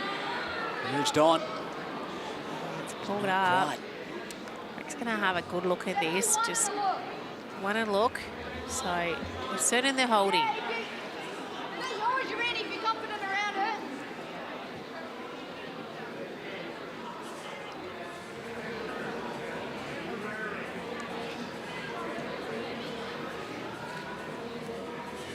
This would really start the set off the right way. settle in. If he can just sit inside it, I think that's definitely in. Let's head tape measure out here. Definite shot. It's the multiple 2 from the end for Tassie.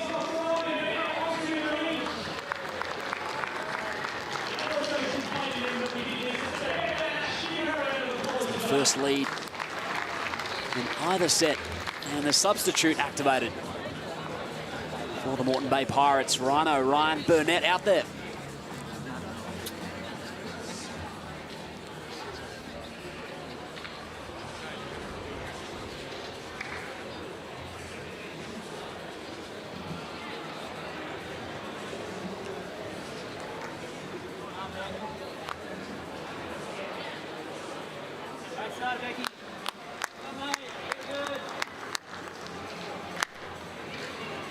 Opening bowl by Beck, finishes right on the respot mark.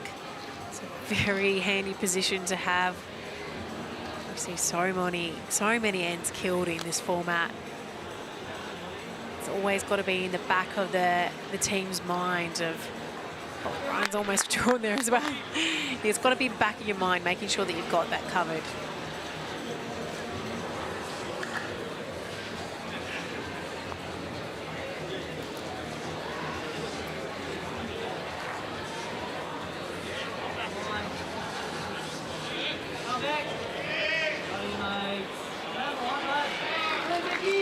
Just under, a great draw. Early shot for Tassie. Yeah, really well played. First one, she just gave it a chance to make sure she reached. It's obviously a really long end, ditch to ditch, so, and then did the correction with the second one. So worked her way back to the jack. Won't be too happy with that one. He just pulled up short, so gives Beck another opportunity to get one right in amongst. Set it up really, really well for the Tridents. And she's following it down too, so generally is a sign that she's pretty happy with it. Yeah. That's finished nice. Very handy lead 3 from Beck.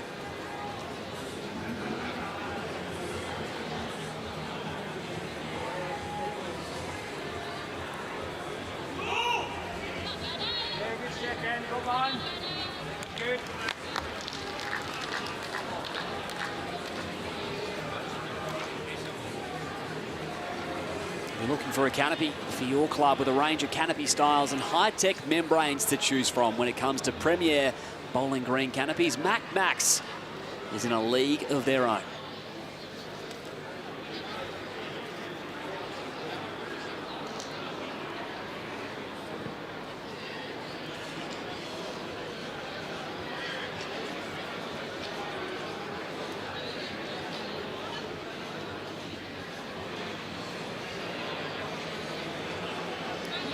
I think this one's going to have the legs. Just falling a bit short. Adjustment required. Yeah, a bit of a oopsie. We all do those every now and then. Didn't look like he got it out well. He was sort of willing it to go straight out of his hand. So I'm not sure this one's going to have enough away either. So Rangefinder for Alex too.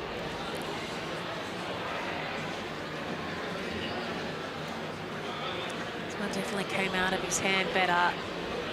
Rowdy looking to add to the count. He's in the area. Still just one. Yeah, just didn't quite have the reach.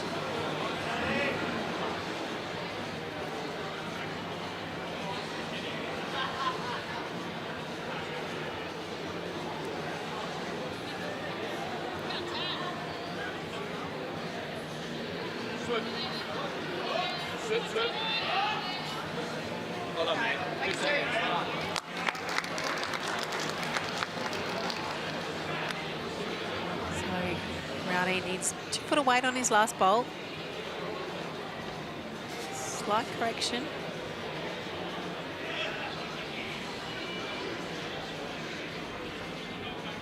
Potentially actually quite a nice guide. Alex Marshall's last bowl just shows him from the mount which one he's got to beat, just trying to fall inside of it.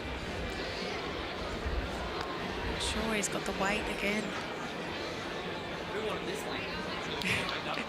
He said to Beck, who wanted this length? I suspect that might have been his choice. I think if you catch up, well, you might even get past the short one.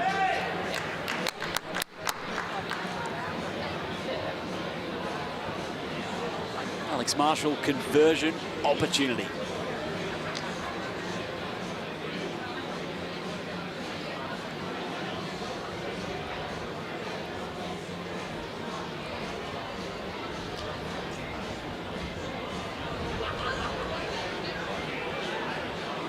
So good. Couldn't take it with it. Will not.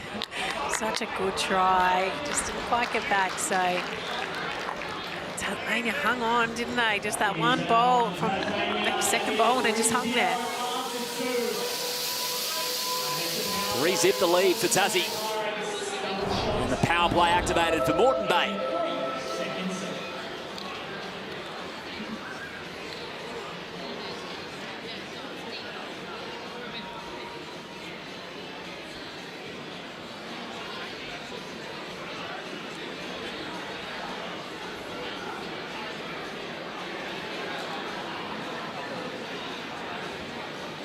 One's a bit hot.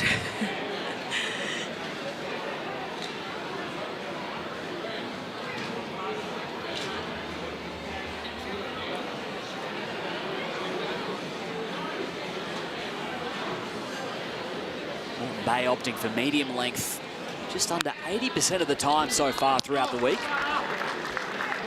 Change up here. Yeah, it's a good opener by Ryan, isn't it? Beck's first bowl went into the ditch, so good opportunity for them to put some pressure on. His first one's a really good opener. Beck's got a bit to do correcting on her last one. Looks like she's done a pretty good job of it. She's done a really good job of it.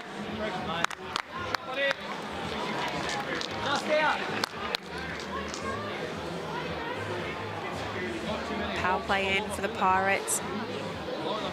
It's really key to, as the lead, to set your skip up well, give yourselves the best opportunity to win the end and to try and play a big shot for a multiple and sort of seal the set with your power play opportunity.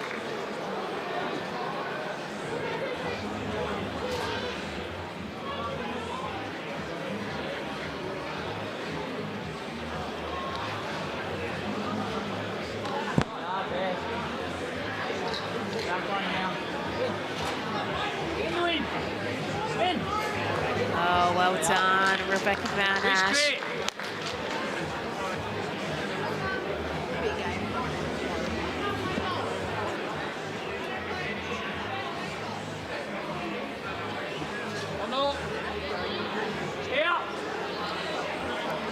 Close for the jack. Yes. And the crash pad as well for Ryan Burnett.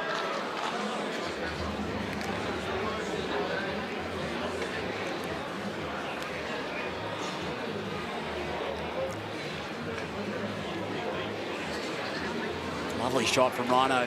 This BPL, it's the second edition of the junior BPL. For the first time we saw it in November. The club Pine Rivers, and Lindsay Clark is with one of the junior representatives aligned with the Moreton Bay Pirates. Linz. Yes, thanks, Liam. I'm here with Logan, one of our juniors who is competing at the BPL Junior Cup. Logan, how excited are you to be here? Oh, I'm stoked. I'm honoured to be here. I'm playing with Trent and Riley from Queensland as well, so it's good to get to know them and play them as well. We were just talking off air, but how cool is it you being aligned to the Moreton Bay Pirates alongside probably a couple of the greatest players to ever play the game? You had dinner with Alex Marshall and Catherine Redknapp and all the Piney crew. How cool was that? Yeah, no, I was stoked. I was sitting at the table, can't believe I'm across from Alex Marshall and Catherine and Ryan. It was great. Tell us about your bowls journey. You know, you played junior nationals last year and had success there, winning the silver medal. You know, what's next for you? I started when I was about 12, so about 4 years. I didn't get picked for the national team, but I played against I played with 2 girls and 2 other girls from New South Wales and Queensland, so we won a silver medal at Nationals in the fours. Did you have a good coach? Yeah, I did have a good coach, one right here. So it was great to get to know Lindsay as well. I still talk to the girls from New South Wales, so it's good to know people all around Australia too. Tell us about the BPL. Have you watched much of it, the big event itself, and how keen would you be to one day get out there? I've watched BPL since I started, and I was really keen to get to watch some of it, and I couldn't come to some of them because I was underage, so it's really good to be here and watch most of it. Right now I'll be this close to the players, so it's really good. Awesome, Logan. Anyone that supported you along your journey so far to help you get here? I'd like to thank my dad, who's our coach for the Pirates, and Mick Cherry and John and Cheryl Dan. They're my coaches from back at home, so when they watch this, it might be great to see. Thank you. Awesome, Logs. Well, we wish you all the best. We hope to see you on the live stream. Good luck to you and the Pirates. Thank you. Beautiful. How good is that? Back to you, Liam. Lovely work. Thanks, Linz. Great opportunity for the youngsters, and Alex Marshall splashing it out for 3. Yeah, it was an outstanding shot, wasn't it? Especially it was a power play opportunity, but how is this for reply? He's got the jack right on it. That's outstanding shot, Rob McMullen, wow. Rowdy, that was marvellous. Trails it into the drink.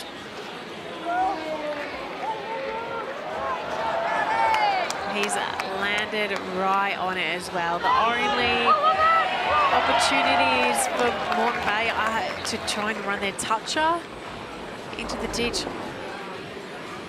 You cannot draw it, it's impossible. The only way is to get their toucher into the ditch on top of it. Next to unbeatable. Alex will ask the question. What a shot from Rowdy. Outstanding. And they see off the Pirates' power play. Advantage Tridents with 2 ends remaining in this second set as they look to force the tiebreaker 4-zip the scoreline after 3.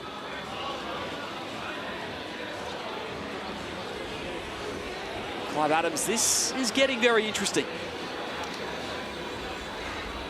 Certainly is, Liam, and no movement from the benches for a power play there, so a little bit of a surprise. But Aaron Sheriff joins me, the best in the business. How are you, sir? Very well, Plucker. How are you, mate? Very well, mate. Now, well, what an end we just saw. Alex Marshall with some typical Alex Marshall brilliance, but Rob McMullen said, no, I controlled that jack into the ditch. Thank you very much. Yeah, very exciting end. That's what the BPL is all about, excitement, isn't it? So that's what the crowd wants to see, and the boys are delivering. So it's really, really cool. Certainly entertaining match for with yourself and the Lions earlier on. Didn't quite go the Steamers' way. It's sort of been a week of that, hasn't it?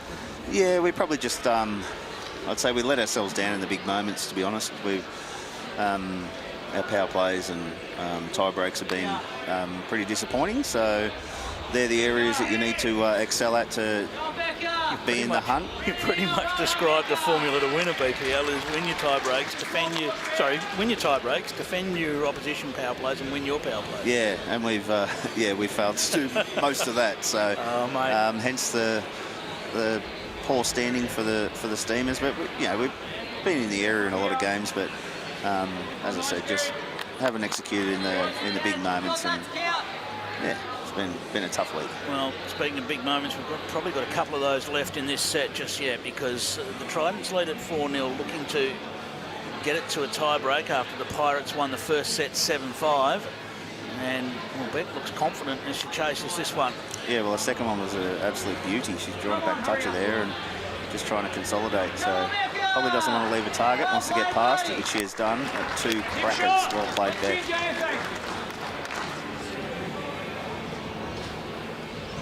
Talk to us about the conditions out there, because that hand, particularly with your bowls, I've noticed that forehand in this direction, your bowls have really been sweeping home out there. Yeah, well, you probably can't really tell on the TV, but down that end where the players are now, there's a massive breeze. Yeah, okay. Great effort, Bruno. Just fattens the target up a little bit. Well, we noticed during your match there was a couple of bowls that actually held out on the backhand side. Yeah. That's that breeze having a bit of an effect? Yeah, absolutely. So sort of down the end that we are, you can't really feel it or sort of tell, but once you get up the other end, there's a bit of bit of an opening there with the grandstand, and yeah, it's flying across there. So if I sneak a peek down underneath the roof, you can see the flags really going quite strong out there, just outside. So that forehand going away that Rowdy's playing now, it's always been that a little bit quicker and a bit wider anyway. So you kind of expect that, but yeah, with that breeze, it's bringing them home nicely. Well, Rowdy's in the zone again here. Is he going to have to trip? Beautiful, not. Beautiful track. Yeah, is a little bit of nuisance value, potentially? Yeah, I suppose it depends what Alex is looking to do. If he's looking to be aggressive, it probably frames up a little bit. If he's trying to draw the shot, it's probably a little bit of a nuisance. So, yeah, it'd be interesting to see if that changes Alex's Might force decision. a little bit more weight. Potentially. Alex on the backhand now anyway. So let it go as smooth as ever. They're not too many that come out wobbly, is there? No. Well, this is going to drop across. Beautiful speed. And a decent home for the shot that he's playing. Yeah. Yeah, well, it gives him multiple options now. He's played great weight. Probably see him a little bit more aggressive with the next one. Probably another metre or so of weight. Just trying to... squeeze either way. Yeah, that's right. Yep, absolutely. So I'd say, what's Rowdy doing? He's on his backhand. I can see Beck with the foot up there trying to get a positional bowl. Well, I guess they're covering the numbers. The numbers are bigger if it goes to that side that Beck was standing. Now, how's the journey here? Don't know that it's quite going to get the trip. No. Oh, is it time for more Alex Marshall brilliance? Pirates will be hoping so. I'd say it'd be the backhand again. He's got that Burno bowl there we can work off. Probably another, I would say, probably another 2 feet to a metre.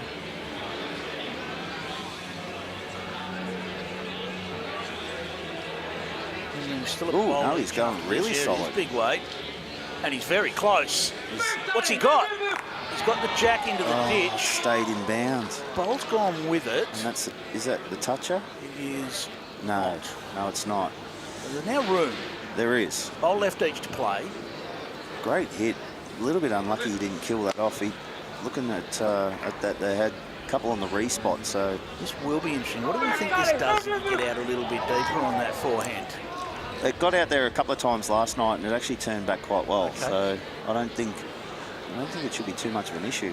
I don't expect Rowdy's to be turning too much. These are a tight set of bowls that he uses. Yeah.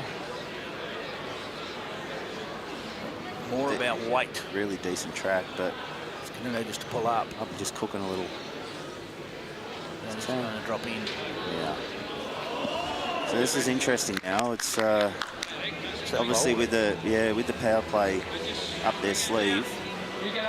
They might have 3 seconds here. If he does miss, 5-0 power play, last bowl, chance to make 3.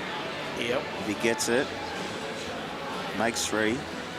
Then they only need 1 on the last end to win the match. So big moment. And he's certainly hunting the bowl.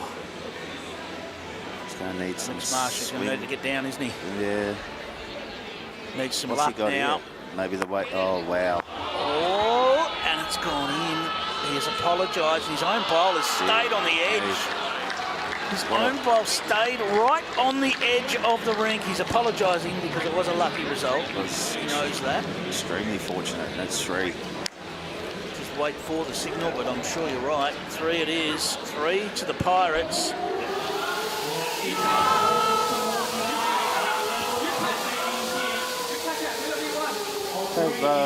Tridents have called their power play. Brisbane News, I must have missed the Pirates power play. It's not like you. Yeah. Normally all over it, mate. Yes. Okay. Well, so that means the Pirates need 2. It's still a great shot. Still a great result for what the Pirates were after. Yeah. The Pirates actually only need the 1 for the draw. For the drawn set. Yeah. That'll do it. That score on your screen, it is actually 4-3 to the Tridents, so we'll get that fixed up. 4-3 to the Tridents in the second set.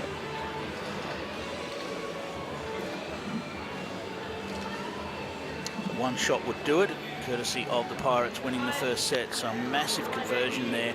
Not exactly the way Alex Marshall was trying to do it. And quite frankly, Omar, with the quality that comes out of Alex Marshall's hand, you don't need him getting a couple of lucky ones, do you? No, absolutely not. But yeah, it's a fairly rare anomaly that he's missed his line by as much as he did. So I suppose it was inevitable he would get a result, wouldn't it? Missed by a millimetre, you get nothing. It tends to be the way. It does, yes, absolutely. Great weight from Burno, but just under the line.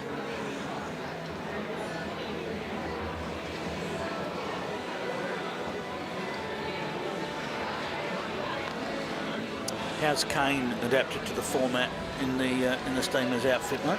Yeah, he was a bit nervous to start with, which is only natural. And the format is so different. You know, it's fast-paced and there's a lot going on for someone that's new to it, isn't there? Absolutely, yeah. You know, it takes an event or two to really get a grasp on it. But no, he's been fantastic. You know, good to have around the team.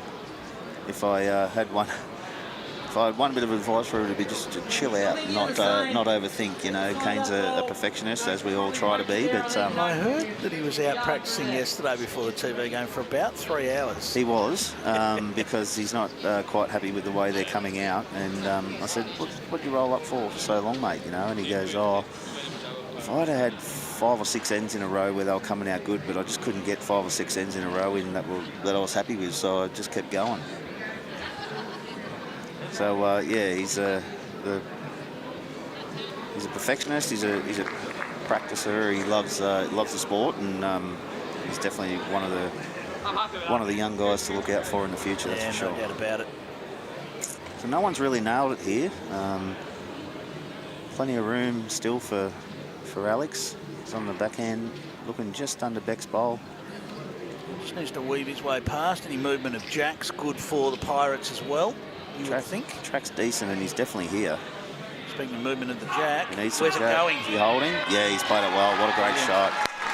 And he's actually got it to a fairly awkward spot for the Tridents to get at.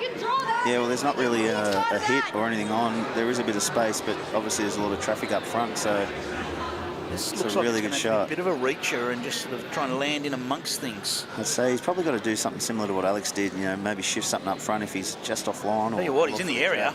He certainly is. Has he got to the Jack? Has he got to the Jack? He has. He's rolled through with it, and that'll do. Wow. Great shot. A little fortunate too, the ball didn't fall over. If he falls over, he's probably not the shot, but yeah, it stayed up. And now that awkward position is the Pirates to worry about. It is. Alex will, well, he's on a good track here. He's on a great track. Needs to drop under the front. Needs to drop under. Oh, he hasn't, just caught the edge. Half a bowl, but it's opened it up a little bit more, so it's not... Doesn't catch the edge of that. I think you've got to try the same again. That is past the Jack. Trident's trying to get this to a tie break. It's Rowdy try and do something similar. Got to be a little bit careful if he does. Is that wider? Get the respot maybe. He's going to catch an edge here. What's he doing off that? Nothing. No.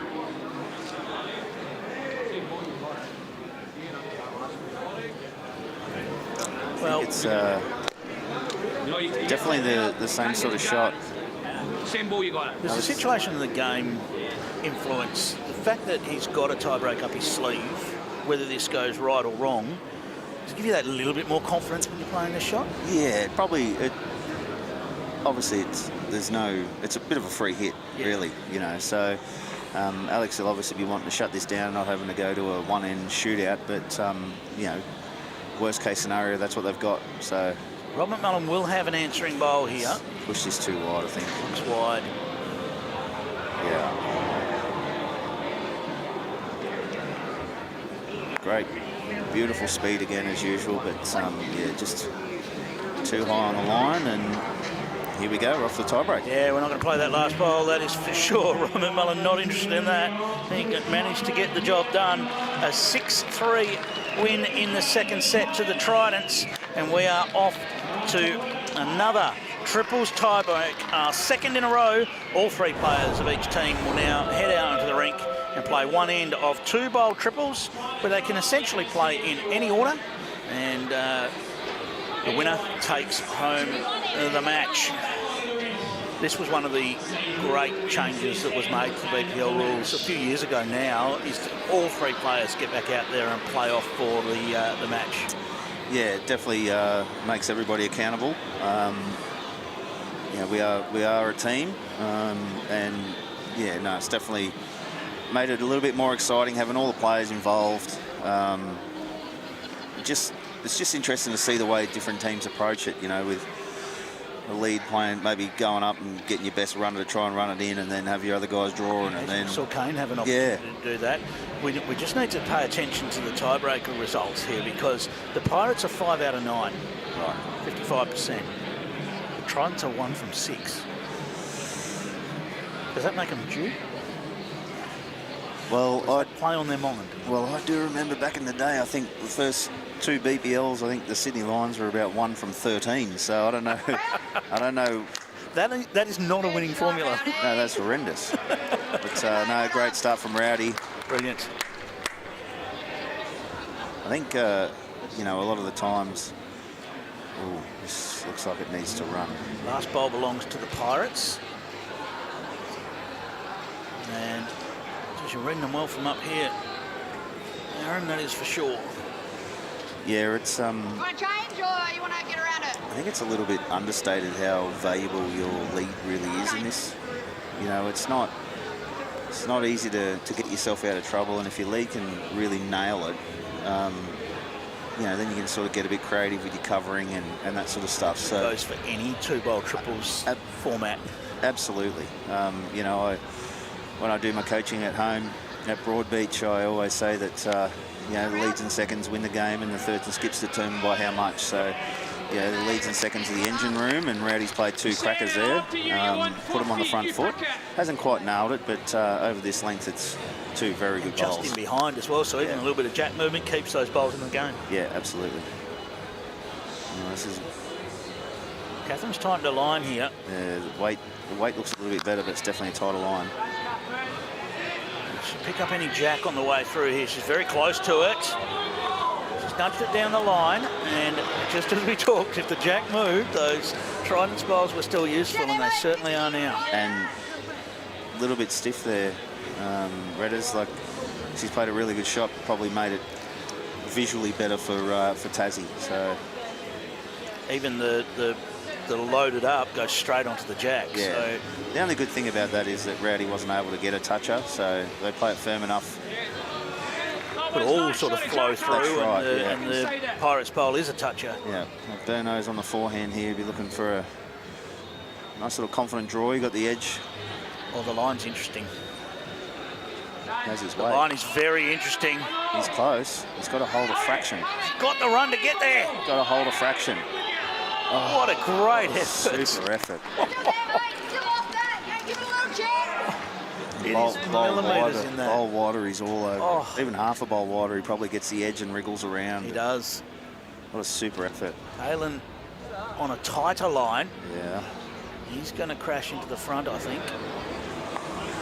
Well, that's not making life any easier. No.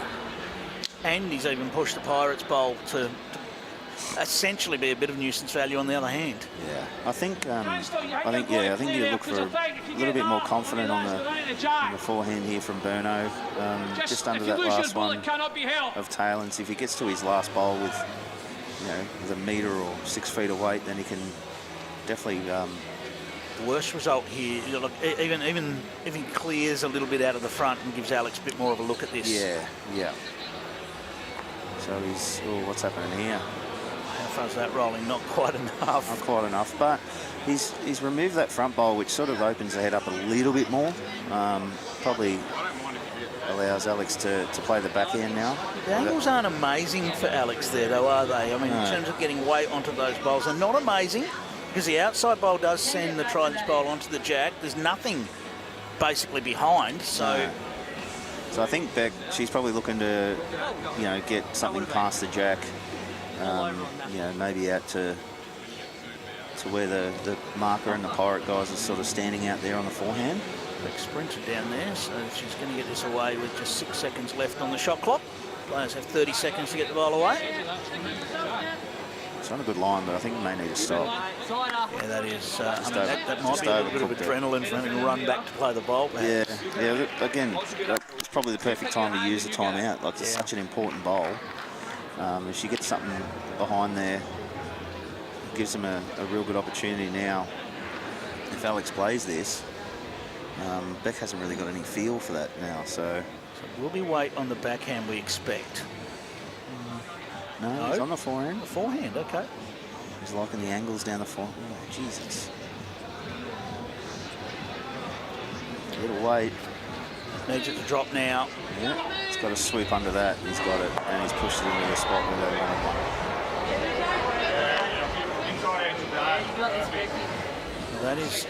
That is going to be hard work for Alex Marshall with the last now. It's still a chance, but he's really left himself one bowl. It's the front of those three that is now his chance really to push up for shot. Yeah. Unless he wants to go a bit bigger at that bowl, he could do that. Potentially onto the plant. The plant will Tridents bowl out. But it's going to take some brilliance. Beck's on the forehand again here. Assume should be trying to maybe just get to that respot area again. Maybe take the edge away from that front bowl of theirs. It's close. It's in the area here. Weight is definitely. I want to turn this one a couple of rolls. She only needed that second shot. Absolutely, yeah. So it looks like it'll be searching down for that Pirates bowl that sits just near the tee, the front tee on your screen in the bottom right there. The Pirates bowl can come straight up to the jack, or it can actually push the shot bowl out, but they're different weights to play that shot, so... I don't know. Alex likes to play that more correct weight, but I think a good option would be playing a little bit firmer, nominate the kill. Yep, Berno said that, nominate the kill. And hope for the exact push. Yeah, looking for his own through their bowls to pop that out and hang around. Yep. The one that Beck just turned a couple of rolls, get the outside of that through the jack and hopefully kill it off. So maybe, I would imagine there'd be a little bit more weight behind this. Here we go. Oh, he's still just delicate. He likes the look of it. He's trotting after. He's going to need us to hang on a little bit. Got to get past the front. Hang on a little bit. He's got to get past the front. No, that is not going to get it done. Tough shot. A couple more metres away. Tough shot. That will be the Tridents that take the win. A very important win for the Tridents as they try and climb the ladder and they break their little bit of a tiebreak hoodoo there. They were 1 from 6. They make it 2 from 7. Certainly looks a little better than 1 from 6. And, absolutely. Aaron Sheriff, look, good luck for the rest of the tournament. I know it hasn't really gone the Steamers' way so far, but who knows? A couple of big days, and you never know. You never know. You never know. I'd say I'll be up here on finals night commentating with you, mate. All right. Well, we'll look forward to that at the very least. Thank you. All right, so it is the Tridents victorious, and what a great performance it was. It was 7-5 to the Pirates in the first set.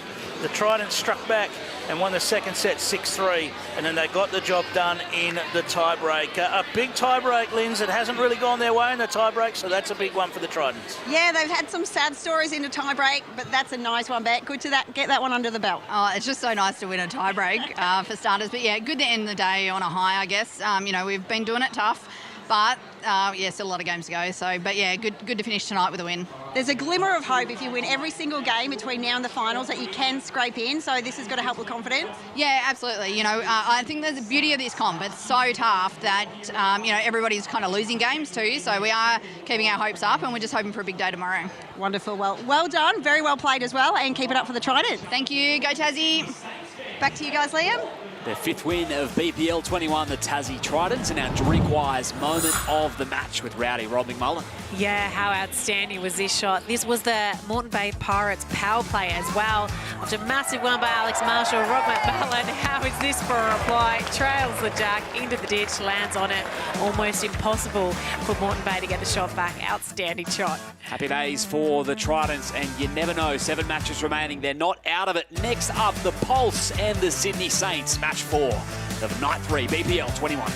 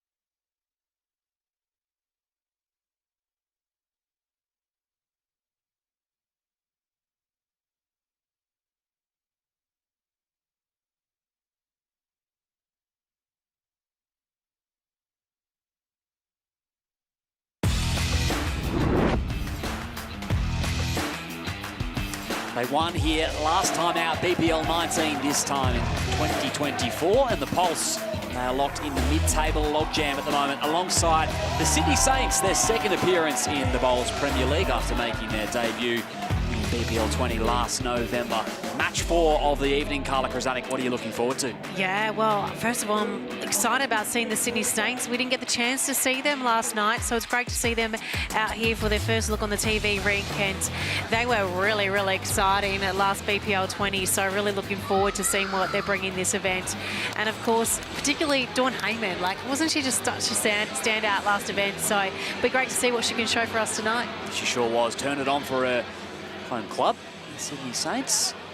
And this one is going to be interesting. Gary Kelly, skip star for the Melbourne Pulse. Yeah, he sure is. And isn't it great to see Alan Fife back in the mix? We missed out seeing her last event. She was off for a little bit with the mum duties, so great to see her back in form. And, well, she was in great form last night, so I have no doubt she'll be bringing that again tonight. It's great to have her back. Congratulations to Ellen Fife. And let's throw it on over to Lindsay Clark, who's got Gary Kelly with her now. I do, thanks Liam. Gazza, the Mighty Pulse, you're hanging in the mix there. You're having a good tournament so far.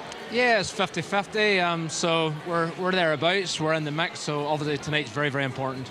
Tell us about the return of Ellen Five to the team. You just seems to be back to normal kind of thing. You know, you all play so well together. Yeah, look, Els is awesome, you know, she brings a lot of experience, she's a breath of fresh air and she's a common influence, so yeah, we love having her in the Melbourne Pulse team. Tell us about yourself. You're looking pretty sharp, pretty fit these days. How are you feeling and how's that translate into your bowls? Yeah, obviously I'm feeling great. Yeah, I've just made a few decisions to be more healthier in life and make better decisions in life. So far, so good. Yeah, I feel great. So hopefully it shows in my bowls. Are we going to see that trademark energy from Gaz tonight? You know, the heart on the sleeves type stuff? Oh, there'll always be heart on the sleeve. But look, obviously I've got to perform well and put just a good bowls to show that passion. But yeah, let's hope so. Awesome. All the best. Good luck to you in the Pulse. Cheers. Thank you very much. Gary Kelly in the Melbourne Pulse with the job to do here this evening, currently with a 7-7 record, sitting in 8th position, chasing down the Lions in the top 5. Yeah, it's really important, isn't it, to try and keep ahead of the game, trying to win more than 50% of your games. I think that's really key to trying to be in a good position come the last day to make sure you make the 5. So this is a really important game for the Pulse to keep ahead of the average and be winning more than they're losing. Jamie Walker, another player who's come over from Great Britain to take part in the Bowls Premier League, and here he is with Linz. Yes, Jamie, welcome back. BPL number 2. How does it feel after having the November trip already done? Do you know the rules a little bit better? How does it feel second time around? Yeah, it doesn't seem too long ago since we were in Pine Rivers. Yeah, getting to grips with things now. Obviously the format is what it is. It's brutal. Competition's tough, but yeah, they're settled in pretty good this time, and yeah, we're going okay. Tell us about the ladder. It's such a tight one at the moment. There's a few of you there in the middle all battling for that top 5. Yeah, we thought we were going good. We got 4 and 2 from the first 6, and then you get a little run of losses, you soon drop down the ladder, but like Versa, we've won the last 2 and we're sort of climbing our way back up there. And a lot of support here for the Saints, hoping you can give them something to cheer about. Yeah, look, a good crowd in tonight. So we're later on in the evening now, so everybody's pretty all oiled up, and I'm sure that makes some noise. Awesome. Well, good luck. We're looking forward to seeing you Saints in action. Cheers, Eddie. Cheers. Bring this one home, Liam. Thanks, Linz. The atmosphere, it is building here this evening in Moama. Sydney Saints, look at their squad. Dawn Heyman, one of the stars for Jared Beath's team. Yeah, she sure is a star, isn't she? She was outstanding in the last BPL. It was great to see her up in the skipper's role and doing such a good job about such consistent bowls, and she was just getting better and better as the tournament went on. Sure was. Outstanding this time a year ago, Dawn Heyman. The roll-ups and then the right-at-home challenge here at Moama. Perfect evening. It's the favourite part of the night, isn't it? The right-at-home challenge. We had some. Usually we see a little bit of help from someone, you know, kicking the ball in. Last night we got a little bit of help by moving the mat instead. So I'm not sure what's going to happen tonight. See if that assistance is needed. We do generally get it. Might not be needed tonight. Maybe not. So the players will step aside and watch a member of the crowd go to work. Oh, and it's their birthday. Isn't that even better? What an incentive.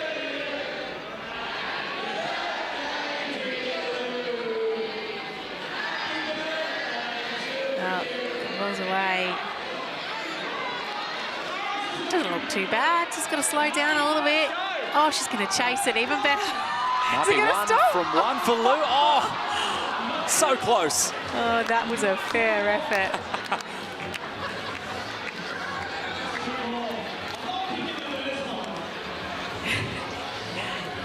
Round 2, and it is festive here this evening. Wow, she only needs to drop a foot away.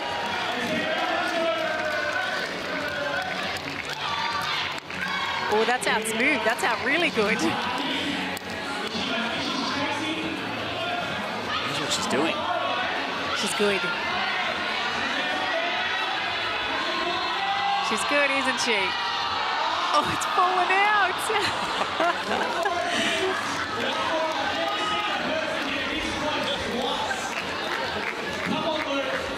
Just outdone by the curvature. Third time's the charm. Isn't the crowd really getting behind this?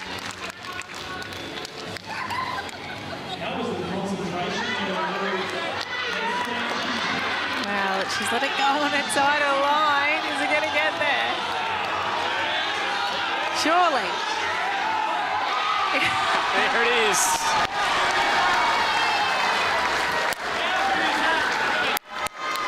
Well done to Lou. Scenes here in Moama. The right at home challenge, always a feature at the BPL.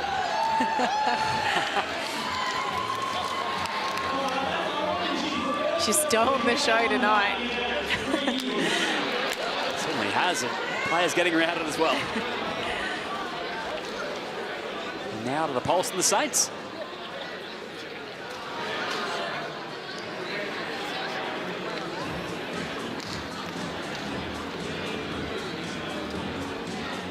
Oh, Clive Adams, that was all a little bit of fun, wasn't it?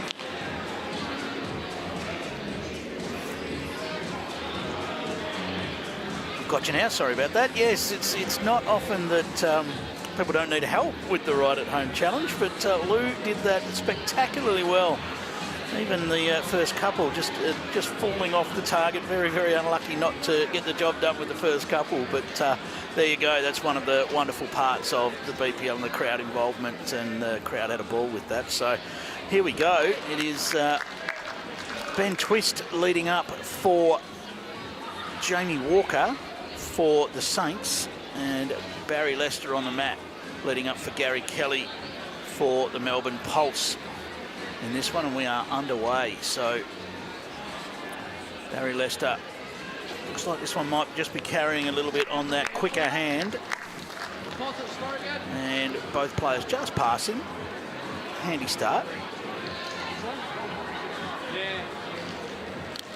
The interesting stat for this one, and we're underway already, but the power play defence for the Saints, they've struggled a little bit on that, and the Pulse have had very strong success with their power plays. They've been 60%.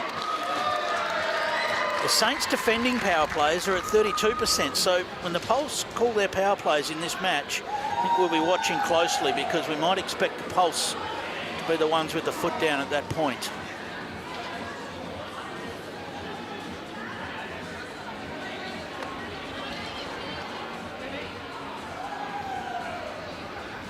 Key for this one is going to be looking for the blue part of the bowls, because they are a little bit similar, these two teams. The Pulse with the blue part of the bowl, the darker colours on the Saints bowls, as Ben Twist looks to try and reach. Just comes up a little short there, but right in the zone.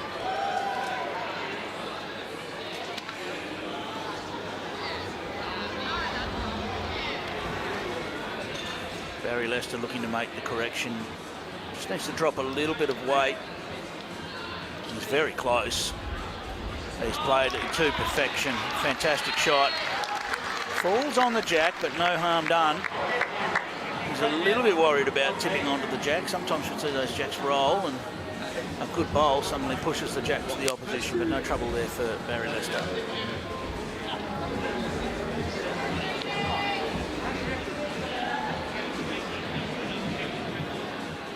Jamie Walker now one of the international stars, BPL 20 and now BPL 21. Skippered later in the day here, and it's worked for the Saints.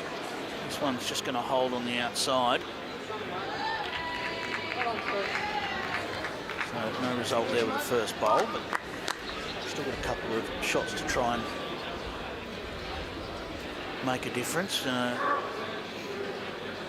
Gary Kelly now. He'll look to tidy this up a little bit, a little movement of jack perhaps, just to take away that landing zone for Jamie Walker at the moment.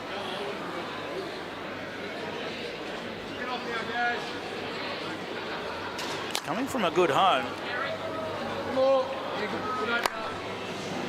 Well, unfortunately, he's just pulled up and just, in a way, he's just framed that up a little bit now for Jamie. It was on a nice line, but just ran out of steam. It's left a nice little target for Jamie Walker to play up to here. He can get an edge off the outside, he can get to the shot bowler, he can trail the jack. He's right in the area. Now, where's the jack going? That's perfectly played. Has the jack gone too far? It has. The jack has rolled.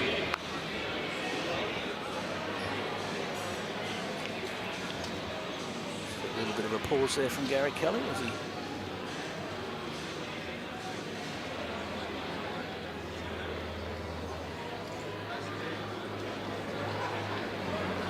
So Gary out on the backhand side. Needs that to run now. First look there, mate. Not quite going to. So there's 1 to the pulse at the moment.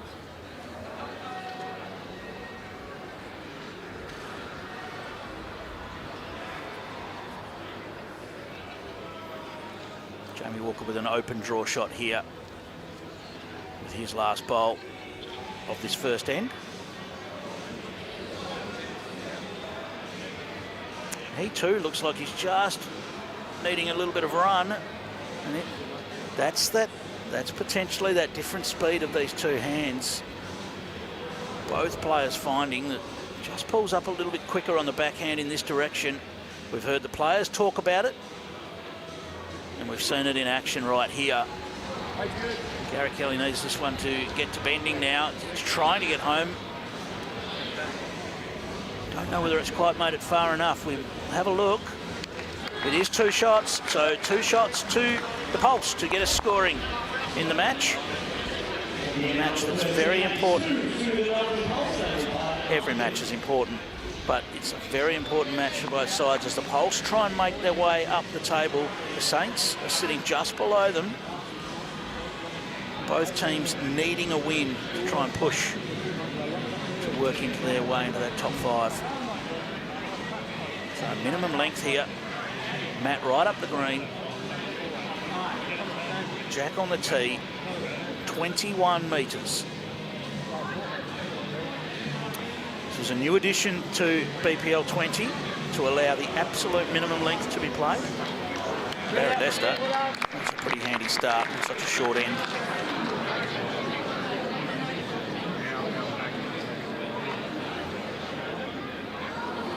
And Twist with the trademark delivery.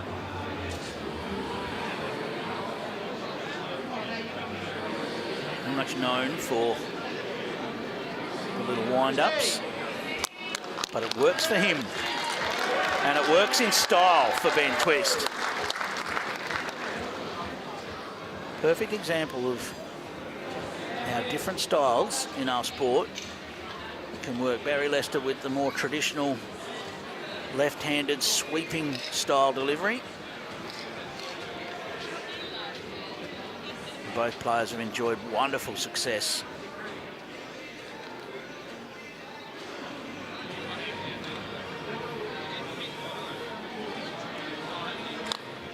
Barry with perfect weight, but just drops across. That weight would have been enough for shot had he finished right on the line.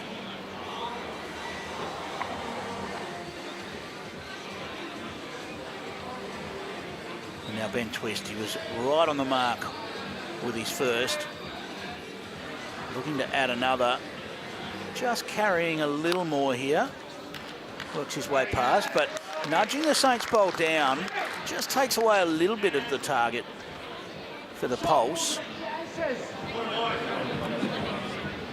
And the bowl sitting down is slightly harder to roll out than the bowl standing up on its edge.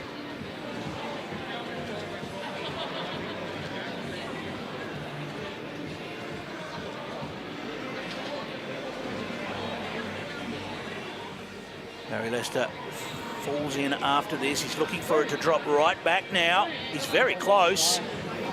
Urges it to get down. It doesn't quite get there. Weight was immaculate once more. Now instead, that just gives Ben Twist a little bit of a reference point.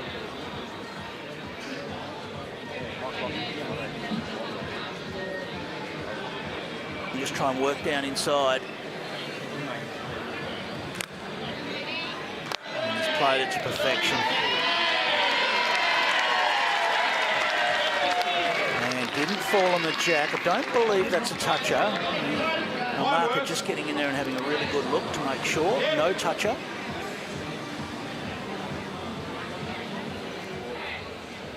And that might actually be a good thing for the Saints, because they didn't want that ball to fall onto the jack and push the jack out.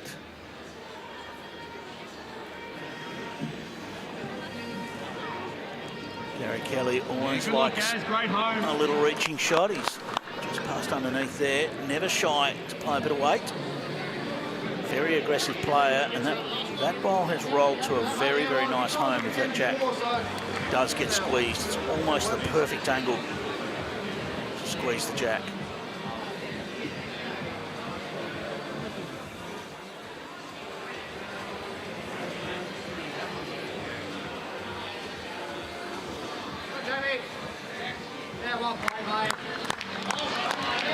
Well, that reply is also a very handy home for the Saints. Now it all comes down to angles if that jack gets moved. I think they can both go. No. Yep. Barry Lester's indicated both bowls can go, so this is going to be big weight. Gary Kelly, solid weight, just drops underneath. They can both go. Might be drawing a shot, mate. Yep. This is the beauty of Jamie's first bowl. He can now actually play the forehand draw without having to be too hesitant about it, because if he does squeeze the jack, he's got a bowl waiting for it perfectly. So they need another bowl close in case those two bowls disappear, and he can do it with confidence here. Very close. That's very well played, and we are now going to see big weight from Gary Kelly, I would expect.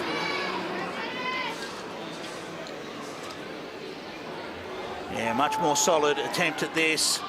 Can he get all of them? Can he get the jack? He's got the jack, and it's bounced forward. It's bounced forward to the Melbourne Pulse bowl. He's sitting right on the Melbourne Pulse bowl. Some hint of apologies there with the bounce of the jack. But got to be good enough to hit the target, and then what happens after that? Often just wait and see now. On return, it's weight from Jamie Walker. He just misses, and it'll be one more on the board to the Pulse. So a 3-0 lead to the Pulse after 2 ends of the first set here. The bounce of a jack can sometimes go your way, and it can sometimes go against. You never really know, but it's a 3-0 lead after 2 ends. Back to Liam McCullough. Wow, that was some sort of ricochet, Carla. Yeah. To the Pulse. The ultimate result, but, you know, he hit it, so he gave himself an opportunity, and, yeah, it just bounced forward and locked onto their own bowl, didn't it? Right there it was, and a power play activated from the Sydney Saints, trailing by 3 shots.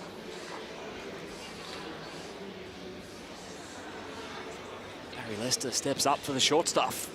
Yeah, they brought the mat right up to the front spot, and Jack on the tee. Not seen this length too often. Well done, very good. It's a good start by Barry.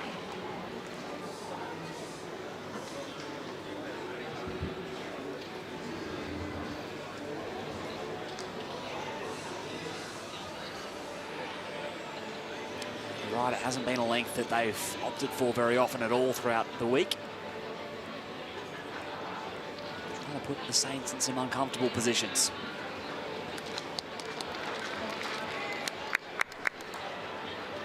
A handy bowl by Ben Twist, but still plenty of room for both players to consolidate on this.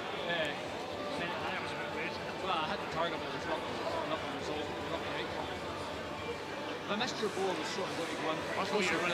Barry turned away really quick. I don't think he likes this one. I don't know why. Or maybe he did really like it. I'm not sure. He looked disappointed, but it's in the area.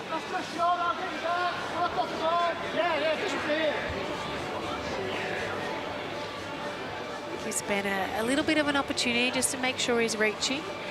Work off the wider bowler, Barry's. Touch the jack.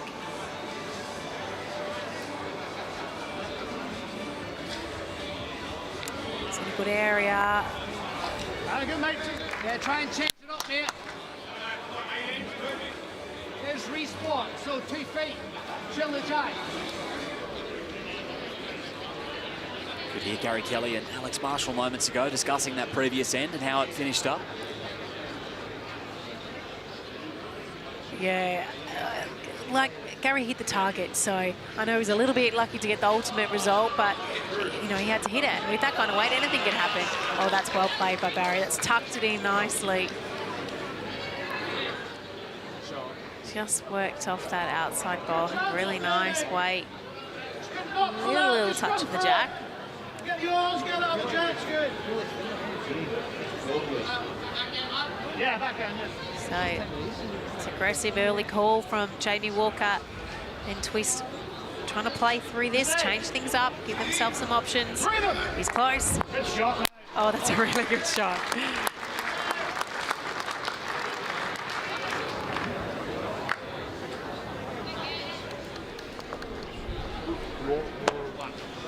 Advantage Pulse on the walkover. To Right at Home, the Right at Home, Australia's premier in-home care provider. 2 up to Gary.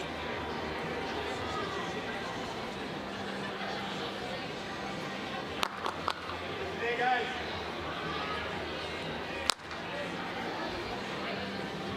Behind. Yeah, well played, Gary Kelly.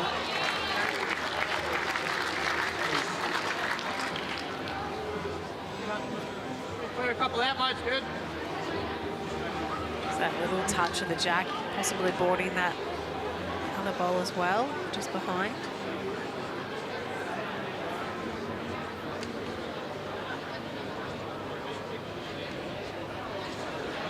Good, mate. Yeah, these ones. Increased weight from Well, Jamie. mate, back to 1. Disposed of 2.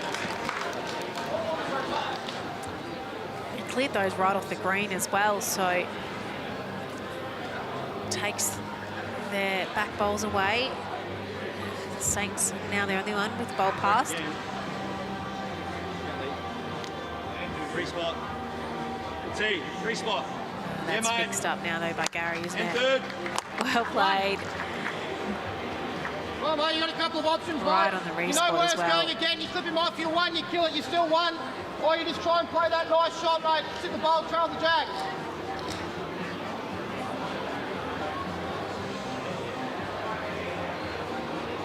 Holes are well set. It'll be Jamie again with a controlled weight.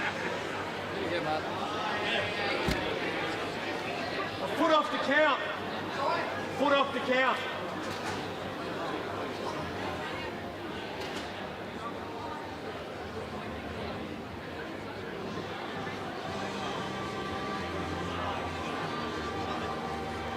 So looking to add here.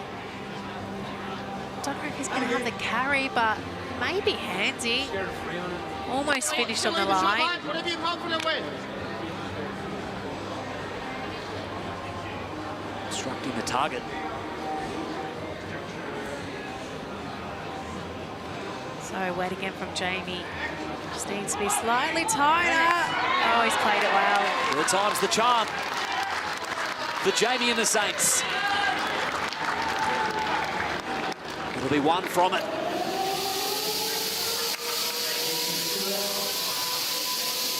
And the power play has been pulled.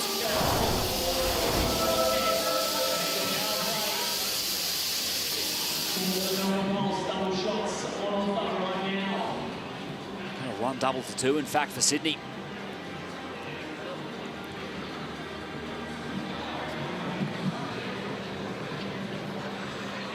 Three-two in favour of Melbourne.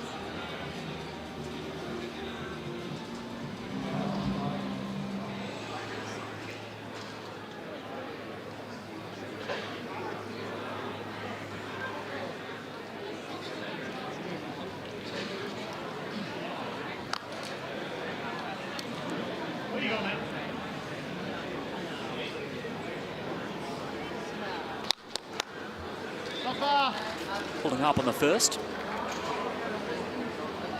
Yeah, not quite as much weight as he would have wanted. Left it open here for Barry. These two, of course, Barry Lester, Ben Twist, know each other's game so well. Played in the Australian team together for a long time.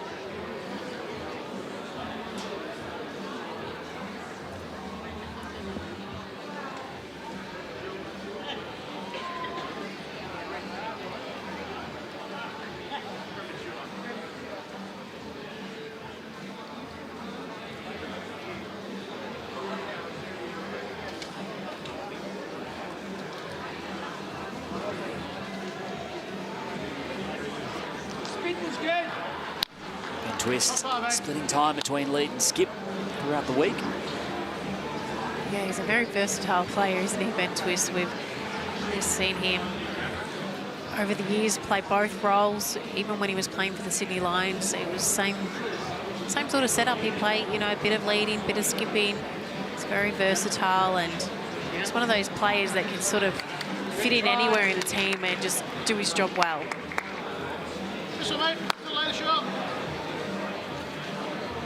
Shared the duties throughout the week. Harry Kelly's well and truly had the lion's share for the Pulse.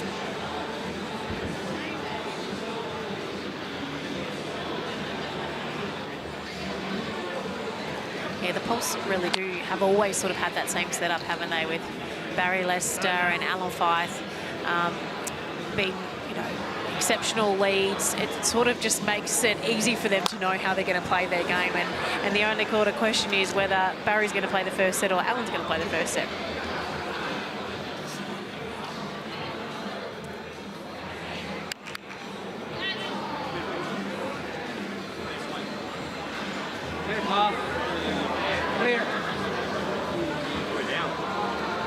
Didn't quite find the track, but half handy home for the Melbourne Pulse. And Dawn Heyman has plenty of fans here currently on the bench with the Saints, her home club. But Lindsay Clark is down there with her #1 supporter, Linz.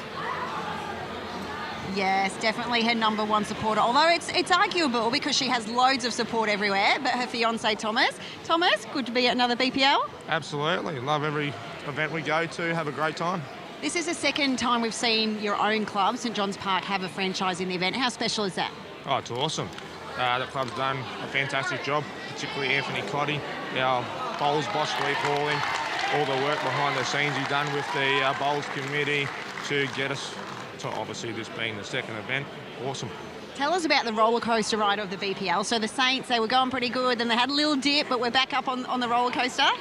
Yeah, that's just the beauty of this event, isn't it? You start off really well, you like to keep that going, but sometimes it just doesn't happen that way. You lose a couple of games and you wonder what you're doing wrong. You're not doing anything wrong, it's just the beauty of the format. Such good players here, so it's going to happen at some point in time.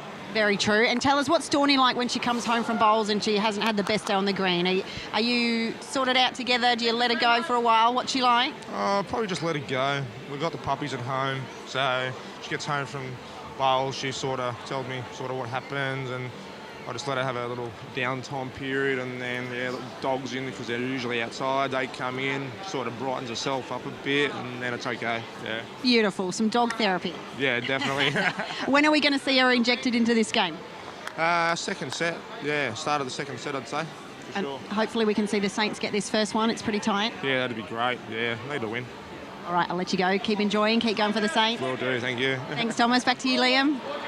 Thanks, Linz. It's a great summation of their tournament so far from Thomas. They got a 4-game win streak, the Saints, and then dropped 6. They're right in the hunt still. Sitting in 9th though currently. And Thomas is a great player himself. So a bit of an asset to the team, having him on the sideline, analysing as well, and being able to put his thoughts in as well. He's a really great player, and it's great to see when you see Dawny and him out there playing together. I really enjoy that. Power couple on the rink.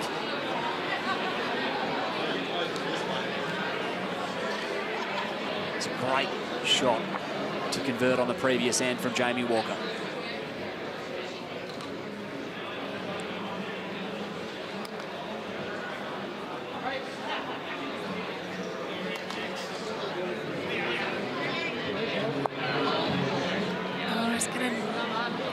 Yeah, I think so. I think it navigated its way in there.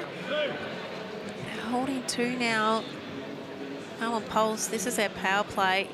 This is the last ball for Gary Kelly, so needs to try and get a result here. We're going to see some weight. Big weight.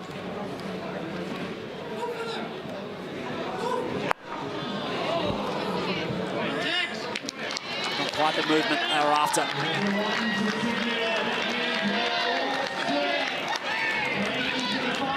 The Saints come away with the end. 3 apiece with 1 end remaining in the first set. It's always exciting when Gary Kelly puts weight down. Yeah, he's always in the area, isn't he? Unfortunately, then he just got that ball right in the centre. So, when he only got the 1 out, but going to the last end, 3-all. Someone's going to win this set.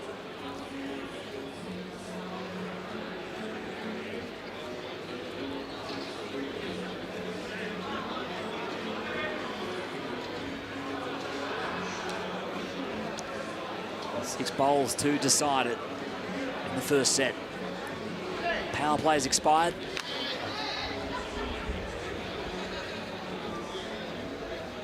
Handy opener and twist.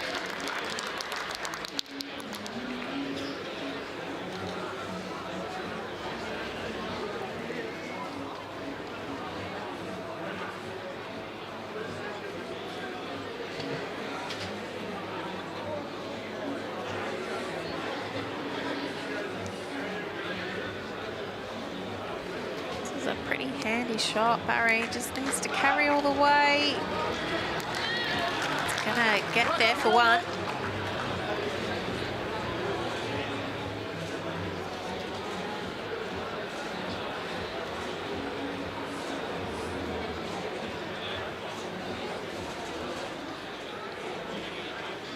Weighing it all up. It's Twisty. Definitely one of the slightly more different deliveries that we see out on the green. Edged on, will get some help. It's very handy near the respot. Yeah, that was very handy. Gave it a really great chance to trail the jack or work off his other bowl. Missed, but finished in a really good home. Really good options for his next bowl.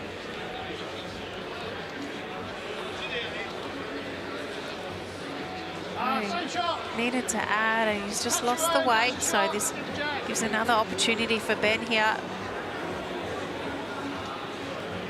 He really doesn't need to change much from his last bowl. It was right in the area.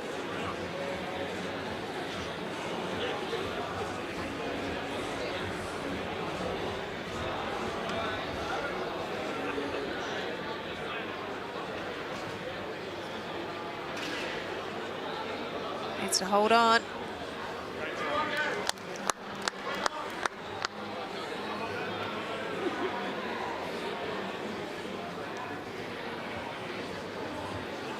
Gary's just indicating with it with his foot, just indicating to Barry to try and pass, get into a nice good home there. Good try. Come on. 3. Looks like he's done a pretty good job of it. 3. I'm happy with you. You can draw the shot. Either that or you just go hitting up there, mate. You take the Nice paddle. Saints with the spot. Is it Carla? Yeah. Paul's holding 1. The Saints have the advantage towards the back, though, so gives Jamie the opportunity to play with a little bit of confidence. Aero have over 65 colours, 12 models for every green surface, and ability to personalise your set of bowls with your own logos. We heard earlier from Sharon and the team. Looking for a little nudge. Oh.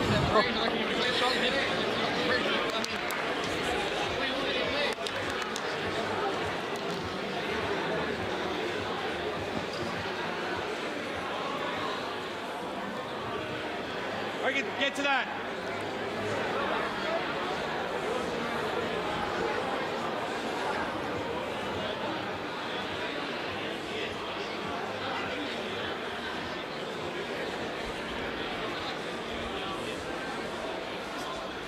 the advantage the Pulse have in this end is that they've got the last bowl.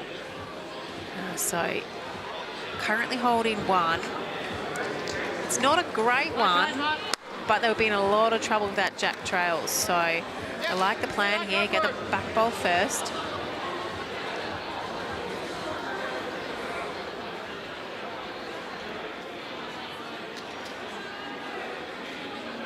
And if Jamie gets the shot here, they've got some options. It's very close. Oh, just flicked it out for 1. 1 second. If you want, yep. That's a good look at it. Yeah, outstanding Perfect. shot. Yep, just got down, just enough to flick that ball straight out.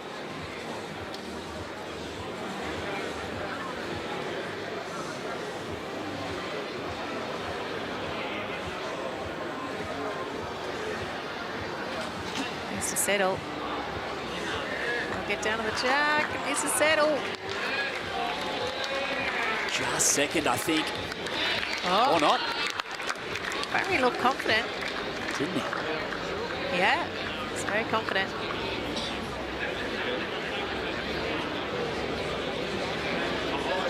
I thought he just rolled just a little bit too far, but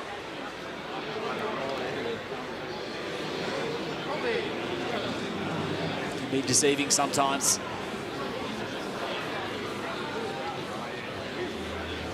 Last opportunity for the Saints.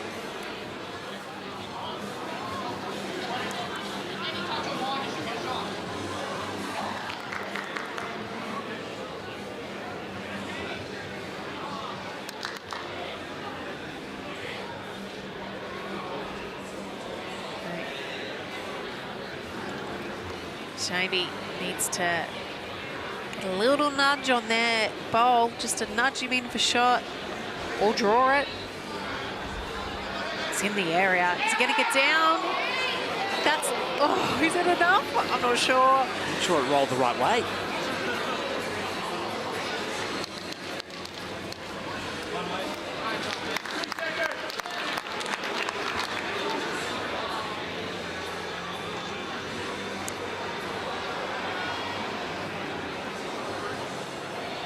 Gee, it's close.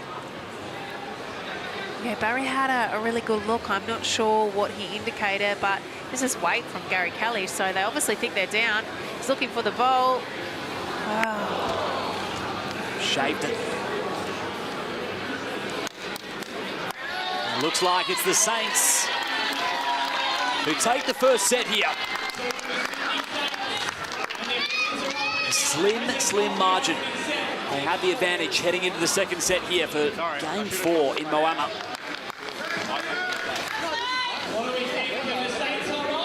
4-3.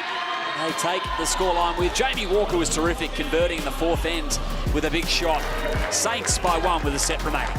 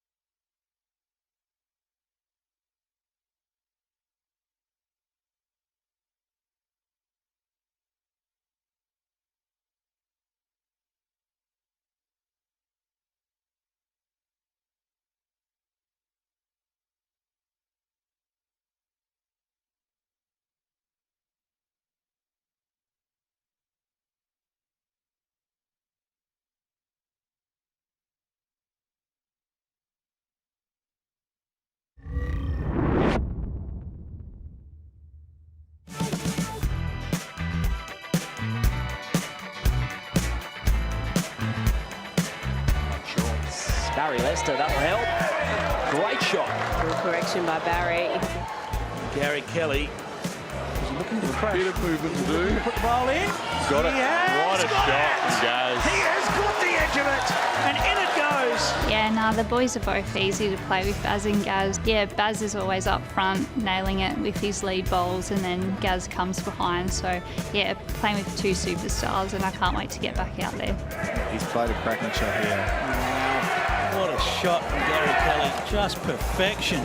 Can't wait to play for the Melbourne Pulse again and, you know, give the crowd something to roar about. And we are sure to see Ellen Fife in just a moment off the bench for the Melbourne Pulse. They have been a star franchise for a number of years now in the BPL. Yeah, they sure have had a lot of success. These three players just gelled so well together, haven't they, over the years? And yeah, you just really learn each other's game when you have the opportunity to play back-to-back events alongside the same team. So Alan Fife has been subbed on, as has Dawn Heyman. So we'll have a look at those two girls out leading up against each other.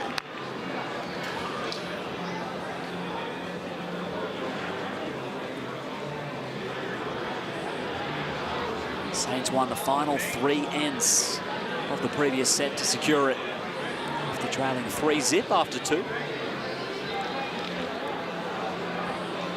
It was an extremely tight set, wasn't it? 3-all on the last end.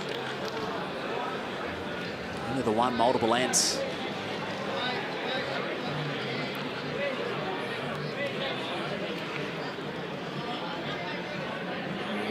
These ladies just trying to find the range. Talk about how difficult it is coming off the bench. Straight into the heat of a game. You've got to try and knuckle down early.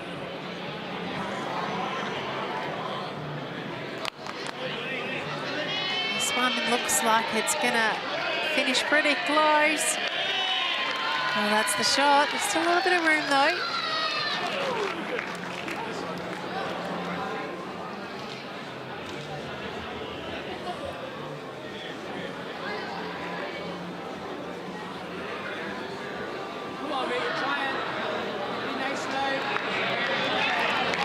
There it is. That's the shot.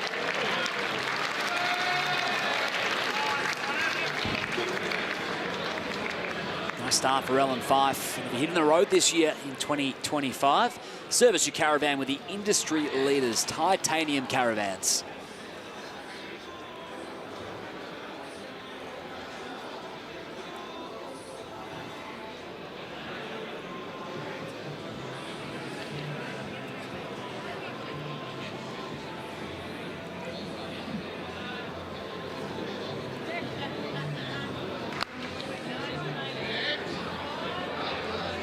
We've heard from the Sydney camp, they'll stick with what's working in terms of the skip. Jamie Walker did the job, didn't he, in the first set? Yeah, he did. And it makes sense, doesn't it? It's so hard to get momentum in this event. You know, things change so quickly. So if something's working, stick with it for as long as you can.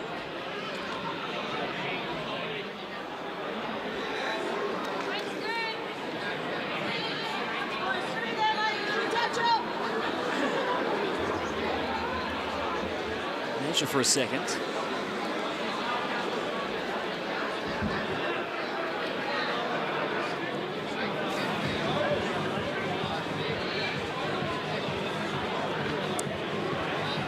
It's just going to tuck under a little bit.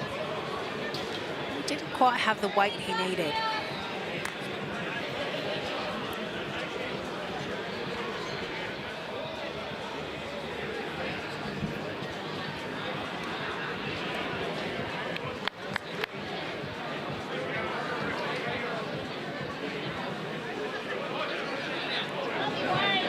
Well, that's going to work out. Just nudged up.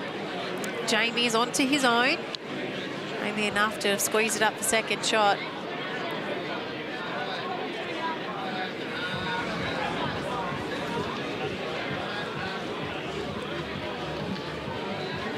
Two teams with relatively similar colour bowls out here, so let's pay a little bit more attention.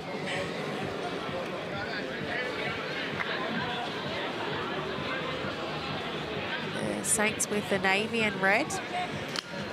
Especially once they roll over. Yeah. It is tough. And then, of course, this is... Oh, it's just slid past. Yeah, the Saints with navy and red, and then the Pulse with the dark blue and the orange. So...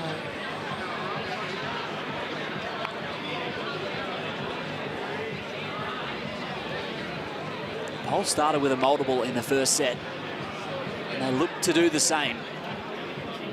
Measure for a second.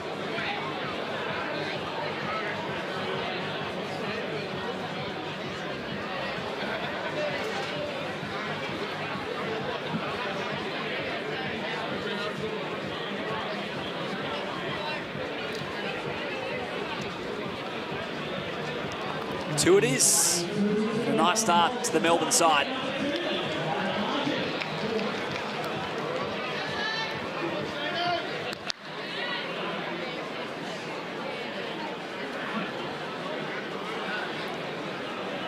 It's always nice to start the set off with a multiple if you've lost the first one.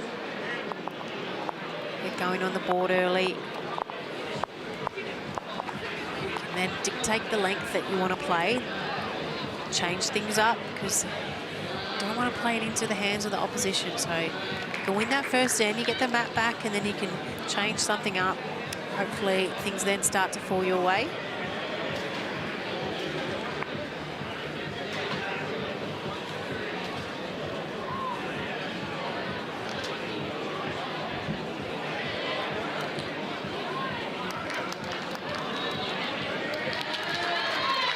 Great draw from Dawn.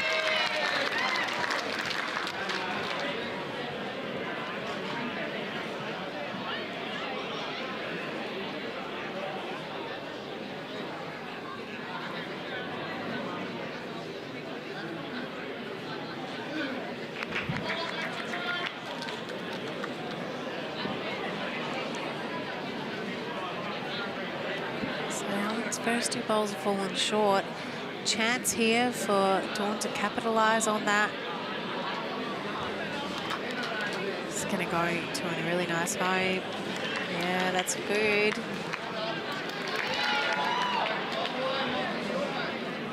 Important here for Alan to reach, even if she doesn't draw the shot. Passing the jack gives some options. It's Gary Kelly opportunities. It's just got to stay on though. A bit too much.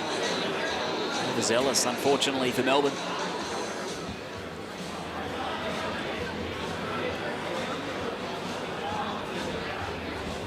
Has the respot, has the shot. Yeah, opportunity to draw another here. She's done a pretty good job of it too, hasn't she?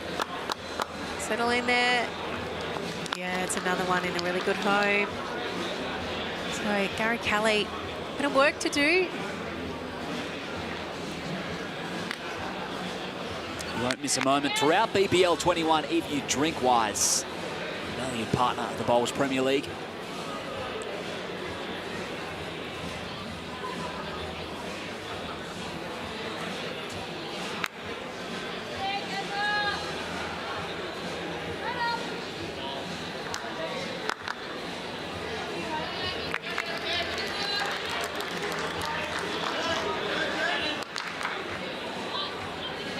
Falling short again, unfortunately, for the Pulse. Yeah, just 2 foot away is all he needed.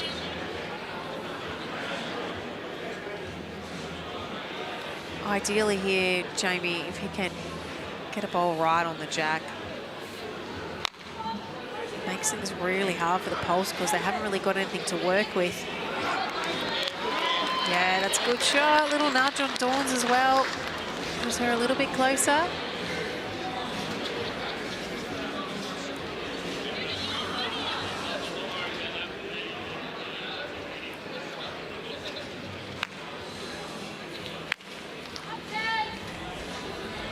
Fair angle here, it's coming in nicely. Well, he's drawn second shot, so it's pretty handy.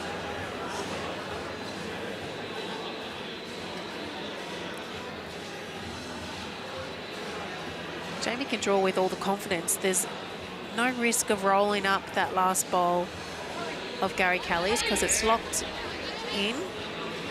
Even that push, yeah, that works well. Pushes Dorna a little bit closer. Makes the draw for Gary Kelly even harder.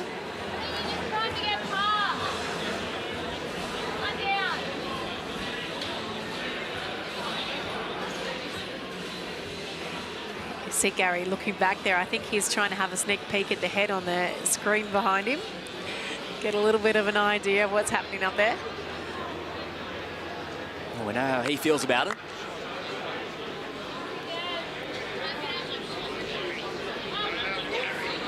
It wasn't far away in the end, but it will not change things.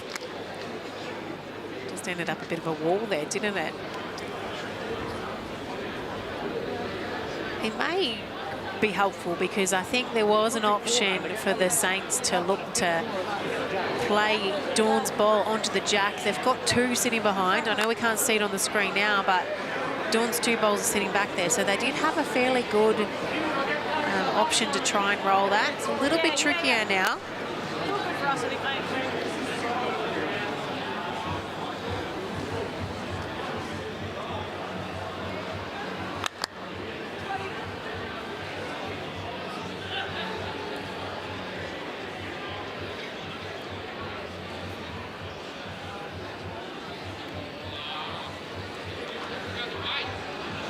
Controlled weight from Jamie.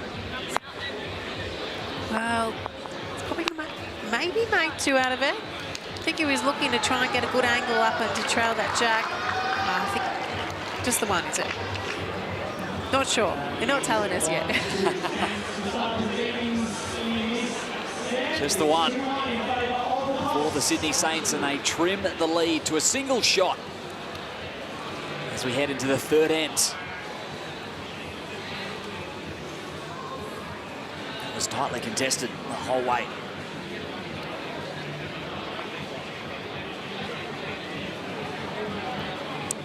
It was definitely worth having a little rumble there. They had the two back ones, so there was an opportunity for them to try and make a number. Don't get a lot of opportunities in this format in the BPL to try and make multiples, so you've got to take them when you do have a chance.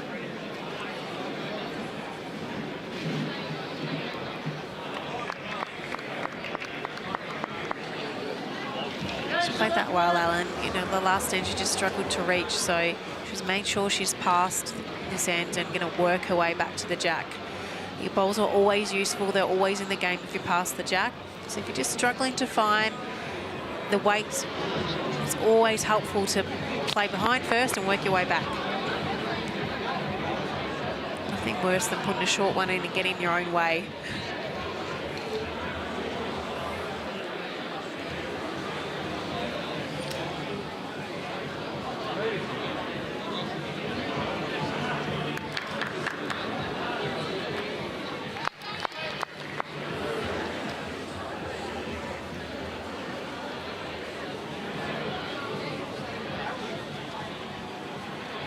Pulse two up. Dawn on the trot. Just got to navigate around it. She Slides has. by for the shot. She has indeed. Sneaked past it with the finest of margins, didn't she?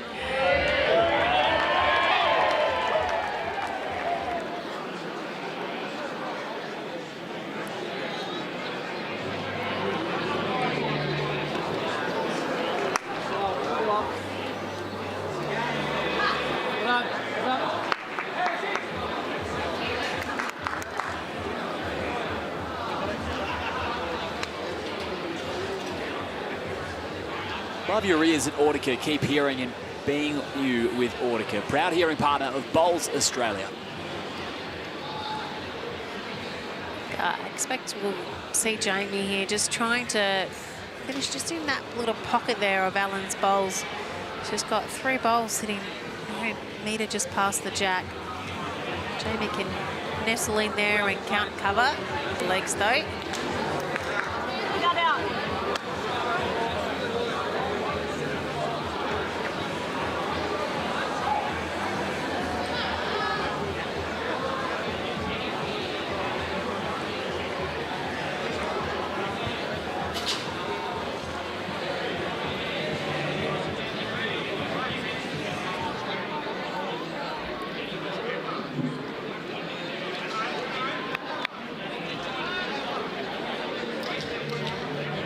reply in this third end to Gary Kelly and the Pulse.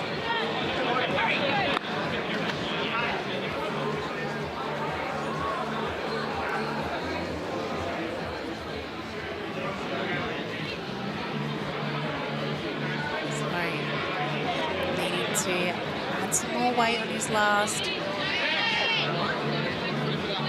Well, he's going to sneak in for another. That's 2. I'm back here. I'm back here if you want to go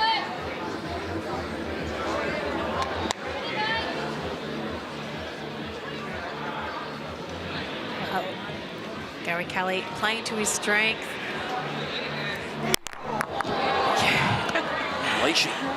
They've all gone all over the place. It's going to be re-spotted. Yes, re-spotted.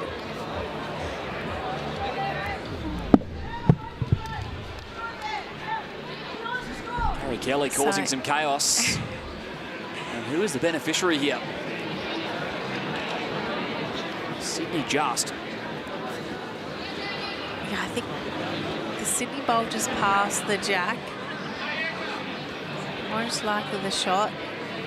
Jamie gets that away with just 6 seconds left on the shot clock.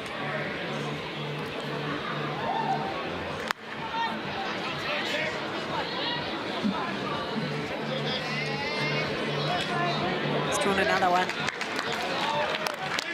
That's the absolute shot, that one. It's all set up though for Gary. Yeah, well, what he has done is created himself a lot more room. Prior to that weighted shot, there really wasn't much option for him. He's got to hang around and hurry. I think he's got the legs.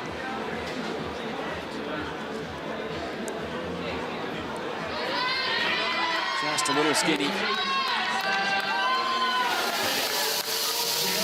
Push the power play button himself there, did he, Gary Kelly? Exactly, that's what he was doing, wasn't he? Don't worry, coach, I got it. Saints take the ends. Pulse looking for double shots here in the 4th. He's trying to take your job, Jezza.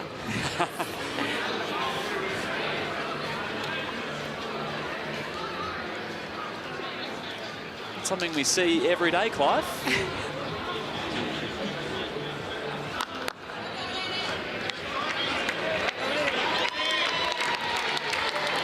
It's a lovely opening from Dawn. Yeah, that's a handy start. Back to Clive in just a moment.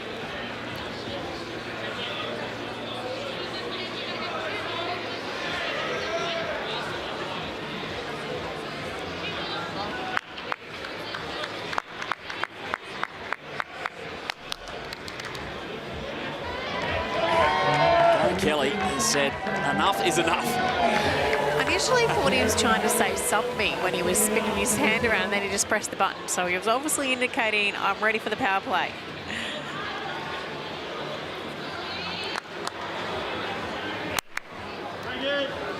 We'll give Clive another chance, and a very special guest as well with Clive, Beck Van Ash. Yes, Liam, thank you. Yes, I guess if the coach doesn't agree, well, just get over there and press the button yourself, Beck. Well, I'm pretty sure Gary Kelly runs a show for the Pulse. Like, don't we know that, so you might as well do it all. All right, well, regardless of who pressed the button, it's a Pulse power play. It is.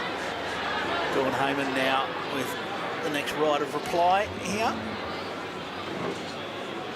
And look, it's been such an interesting match. There's been nothing in it really. I mean, it's 4-3 first set to the Saints, came down to the wire, and we're looking like very, very similar in the second set here. And you'd almost say a must-win end for the Pulse here.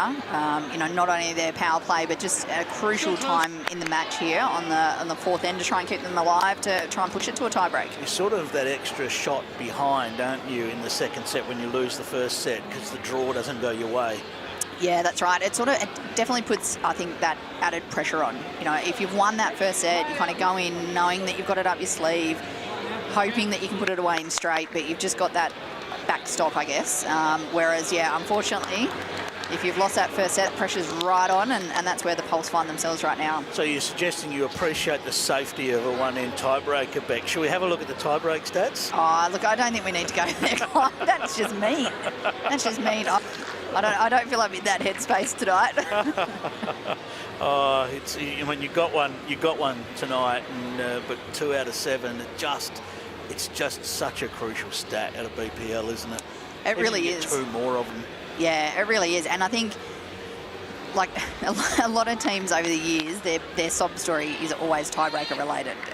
You know, unfortunately, and it just seems like if Great you shot from Jamie Walker. If you lose those first few, it's just like it follows you. It's like it's never ending. And unfortunately, we found ourselves there right now. It's not the first time we've been in this position where we've felt those heartbreaking losses, but It's a battle not to let that creep in when it goes to a tiebreak and have it in the back of your mind. It's that psychological battle that you have, where in the end, it's just one end. You either win it or you lose it. But when it feels like it's not going your way, it can settle in. That's what you're getting at. yeah, well, I was talking about this earlier. Like in any knockout competition, you play 18 ends or something, might be 15 ends for a game of 4s. You're all square, you toss a coin, you play an extra end. But we call it an extra end, we don't call it a tie break, but effectively that's what it is, isn't it? Like it is a normal part of our game. It's just because you have so many in a row here and there's so many games that it just seems to hurt a lot more and it seems a lot more painful. There's another comment I'll make on that. Let's just see what Jamie Walker comes up with here. Well, he just crashes into the front. I think the other part of that, Beck, is when you lose in a normal tournament, often you're out and that's it. Here, you get 10 minutes, you've got to back up and get back out there again. And, you know, I guess sectional play sometimes in our traditional format is a bit like that, but you don't have to bounce back from those losses so quickly. But at the BPL, it's an emotional roller coaster. It is an emotional roller coaster. It's quite mentally draining. Kelly, right in the zone again. Sorry, Beck. Just comes up short. Right. Good line there from Gary, but yeah, it's mentally draining here at the BPL because it is so many games in a row. You know, if you've had a few losses, then you know you're trying to get some enthusiasm. You know, you're trying to spark up again, try and get that adrenaline pumping. Yeah, it can be challenging. You know, you've got the excitement of TV games, and you're backing it up first thing the next morning. We know that. Unfortunately for us, over our time, we got some social media backlash and some harsh comments too, which kind of take their toll. But you know, we try and work through those as much as we can. Oh, really? Okay. Again, he's crashed his way through there, and that's good enough for shot. Just worked his way through the front, gave himself lots of chances. That weight that he played was very good, and just gave himself lots of chances to crash in there. Yeah, it was good weight from Jamie because there was lots of options there, and you really do have to give yourself a chance on those sort, and particularly because what we were saying, you know, they've got the first set up their sleeve, so they can probably take some chances here, knowing it's the power play that they are trying to defend at the moment. Gary Kelly's called the power play, and he's also called the timeout on this. Just give himself a little bit more time to gather himself before he plays this one under his big weight. Massive weight. What's he got? Well, everything goes flying, except perhaps the jack. And I think one of the Saints bowls has hung around. 1 to the Saints is the result. So the Saints take a 4 shots to 2 lead into the final end of the second set. It will be a Saints power play. That will not be an issue. But the Pulse need 3 shots to get us to a tiebreak. Yeah, it is going to be interesting. Gary Kelly with last bowl, though, and we've seen on this very rink at a lot of BPLs, Gary Kelly makes some magic happen. So it's certainly still within reach, but see if Dorney can kick the Saints off with a big starter here. 3 shots is just that extra mile, isn't it? The 2 you feel pretty confident you can grab a 2. 3 you just need a little bit more to go your way. It's a solid opener there from Dorney. That's right, Clive, and I think the Saints will be going in potentially with that bit of a defensive mindset. You know, they can settle for a really good second or third shot here. You know, drawn set's okay.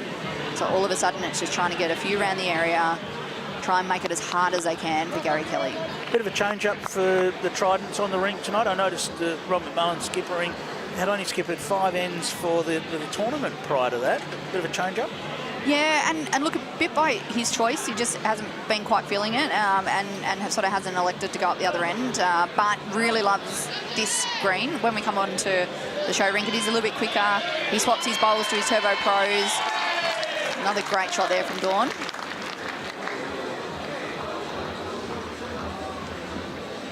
So what was he using tonight? Use his Turbo Pros here on the quicker rink, and we always love to back Rowdy when he's feeling it and he's ready to go. Then we really want to back him to get up there. Just going to drop underneath, but second shot. That one for Ellen Fife. There's always stories that come out of the BPL, your tie-break story. There's always those matches where you go, oh, this just went the wrong way or this just went the right way. That's the format, isn't it? It is, and I think the big thing is that you've got to be versatile. You've got to be, if you have got your back against it, you've got to try something. You've got to change things, try a few new things. Great shot there from Dawn. Brilliant. Yeah, you can't be scared to change it up and try something different. If you think you should try it, you probably should. Yeah, that's right. And we've seen the Saints do that a couple of times. You know, Dawny's taken the helm. See Jamie here at the moment. Benny's obviously played a lot skipping. So a lot of teams are trying different tactics and trying to swap their players around.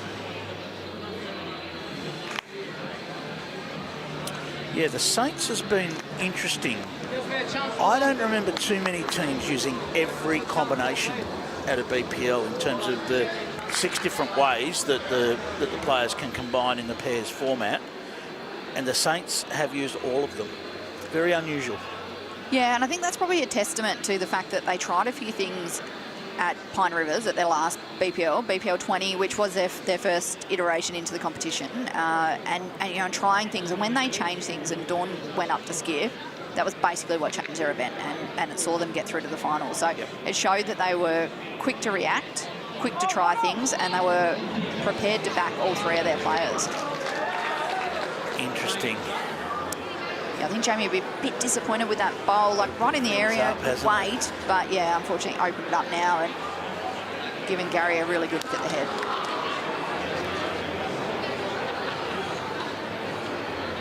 Gary Kelly come up with here. Bit of an opportunity here. Ellen's put her bowlers in really good areas, make sure that they're still in the game. How is he? He's close. He's got the jack to the back of the rink. Stuck pretty close with it too. Great shot there from Gary. And remembering they need 3. They are now holding 3, I believe. Puts a pressure on Jamie here. It is a little bit quicker coming in this direction.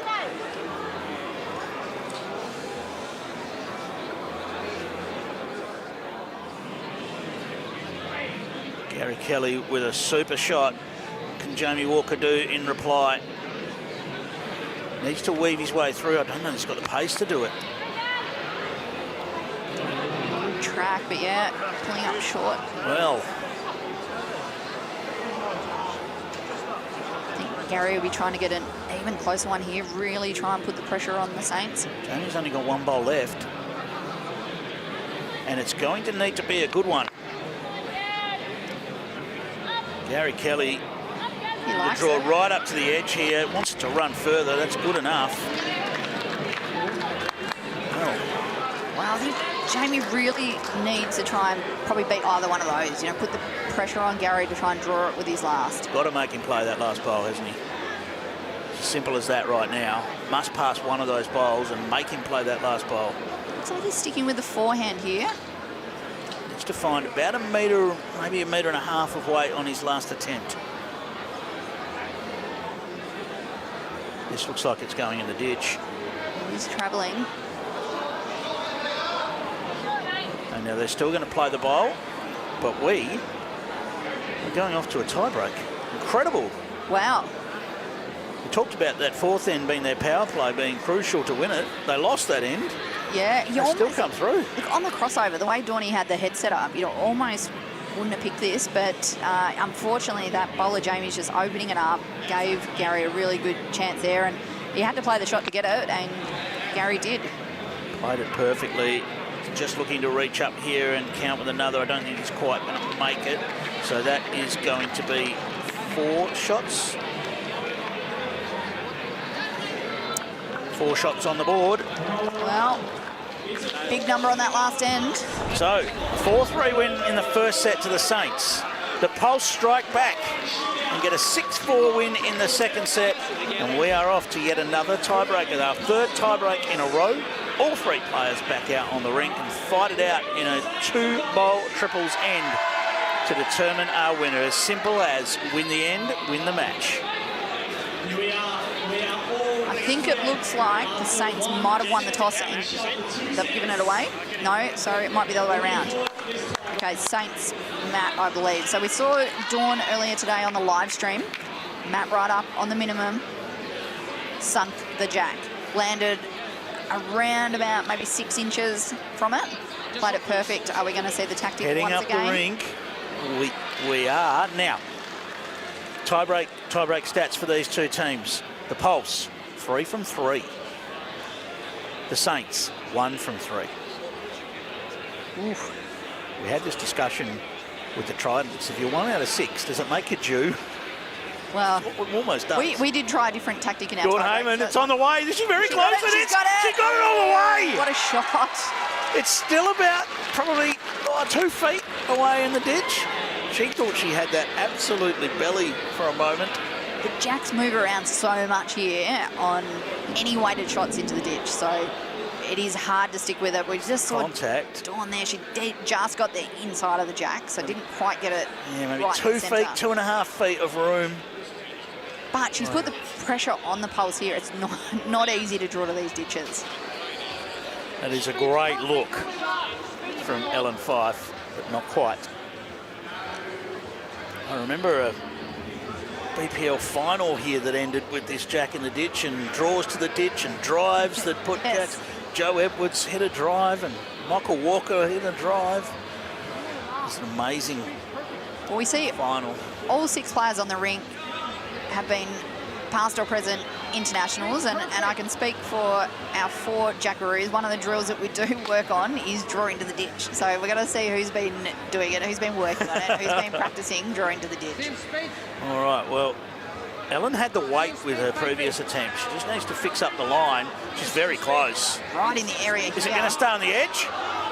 Oh, what a great effort there from Wow. Els. I thought she had that. I thought she was staying up for sure.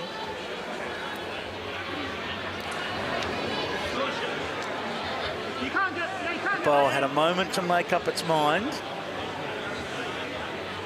And it went about an inch too far.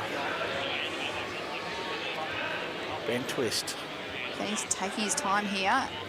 We saw 5 seconds remaining on the shot clock there. So the Saints still need to be trying to draw the shot here. The one in the ditch perhaps not quite close enough. Yeah, it's a bit too much room, isn't it? It's almost 2 feet, I guess you would be. If it's a foot, you'd almost say you don't want to be right on the edge because it gives the opposition a bowl to land. Agree completely. 2 feet, 2.5 feet.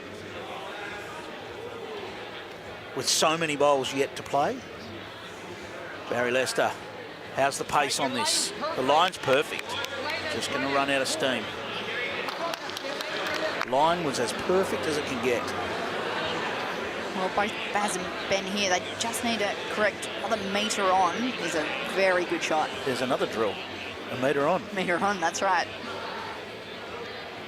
That's a classic one that the Jackaroos do.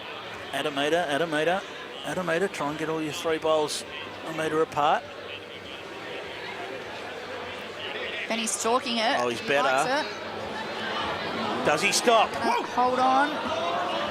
No. I think that was going just like Ellen's was. I thought both were going to hold up. Wow. Talk about the game being on a knife edge. That edge is the edge of the ditch. Barry, he's got more weight. I think he might have a little bit too much on this. He's going to need this to pull up. He's going to need it to pull up. No. Did he fall on the jack? Yeah, not a toucher. Can't get a toucher once the jack is in the ditch. And it looks looks like they had marked exactly where that was with some spray chalk. Can be a little bit of a challenge with the ditches without any sand. You can't put a little circle. Can't put the circle around it. Yeah, I've seen it happen a few times here at BPL, where especially in those really crucial do-or-die ends, where we've seen a few players mark around it. Jamie Walker, seen bowls get right to the edge and just drop in. What can Jamie Walker do? Needs a clear run. Just going to catch the front. Oh, he caught a little edge. Well, it's put an extra little bit of pressure on again. May not have really made a difference, but can Gary Kelly be the hero? He's been the hero on this rink before.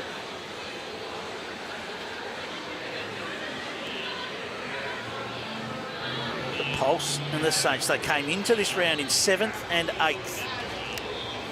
Who is going to get a little bump up the table? Is it going to stop? Gary Kelly. It's on the edge, and it stopped right on the edge. What a shot. That is a terrific shot there from Gary Kelly. He was crouched down as soon as he let it go. He really liked it all the way up. And I was watching, Ellen was looking really intently, but there wasn't much from Baz, which is really unusual. He's usually so animated, so I couldn't tell from up here. So they're going to go looking for the bowl, and the call is to get it backhand by the look of it. Interesting, a little bit of traffic to negotiate through there. Yeah, Jamie seems to have really preferred that side of the green. Like, we saw him play forehands coming up this last end, which was quite open on the other side. Call the time out here, Beck. Yep, we've done that. So 30 seconds back on the clock. Yeah, it still seems to be favouring that other side. It is the tighter side of the two hands on this particular rink tonight. Backhand it is. Jamie Walker. Can he get this Gary Kelly bowl into the ditch? It's holding wide. I don't think we'll see that come back. About it being tight. Yep. And that finds the ditch. And Gary Kelly is the hero again. What a shot. Right on the edge of the ditch. And he carries the Pulse through. And they get that important bump up the table. Both sides were so chasing in that one. The Pulse, what a comeback, really. I mean, they looked done. They really did. I think as soon as that fourth end where they didn't get their power play, it certainly put the Saints back in charge. But yeah, a couple of big bowls from Gary. Last end of the second set to make it, and then in the tiebreak. Beck, thank you for your time.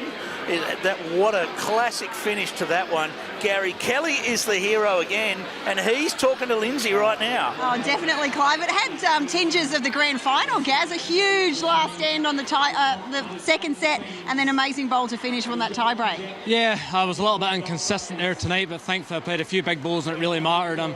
Yeah, it did have that tension of a final. I think it was one of them ones where both franchises knew that it was really important for both of us. What is it that makes you play the big bowls at the right time on this ring? It seems to happen time and time again.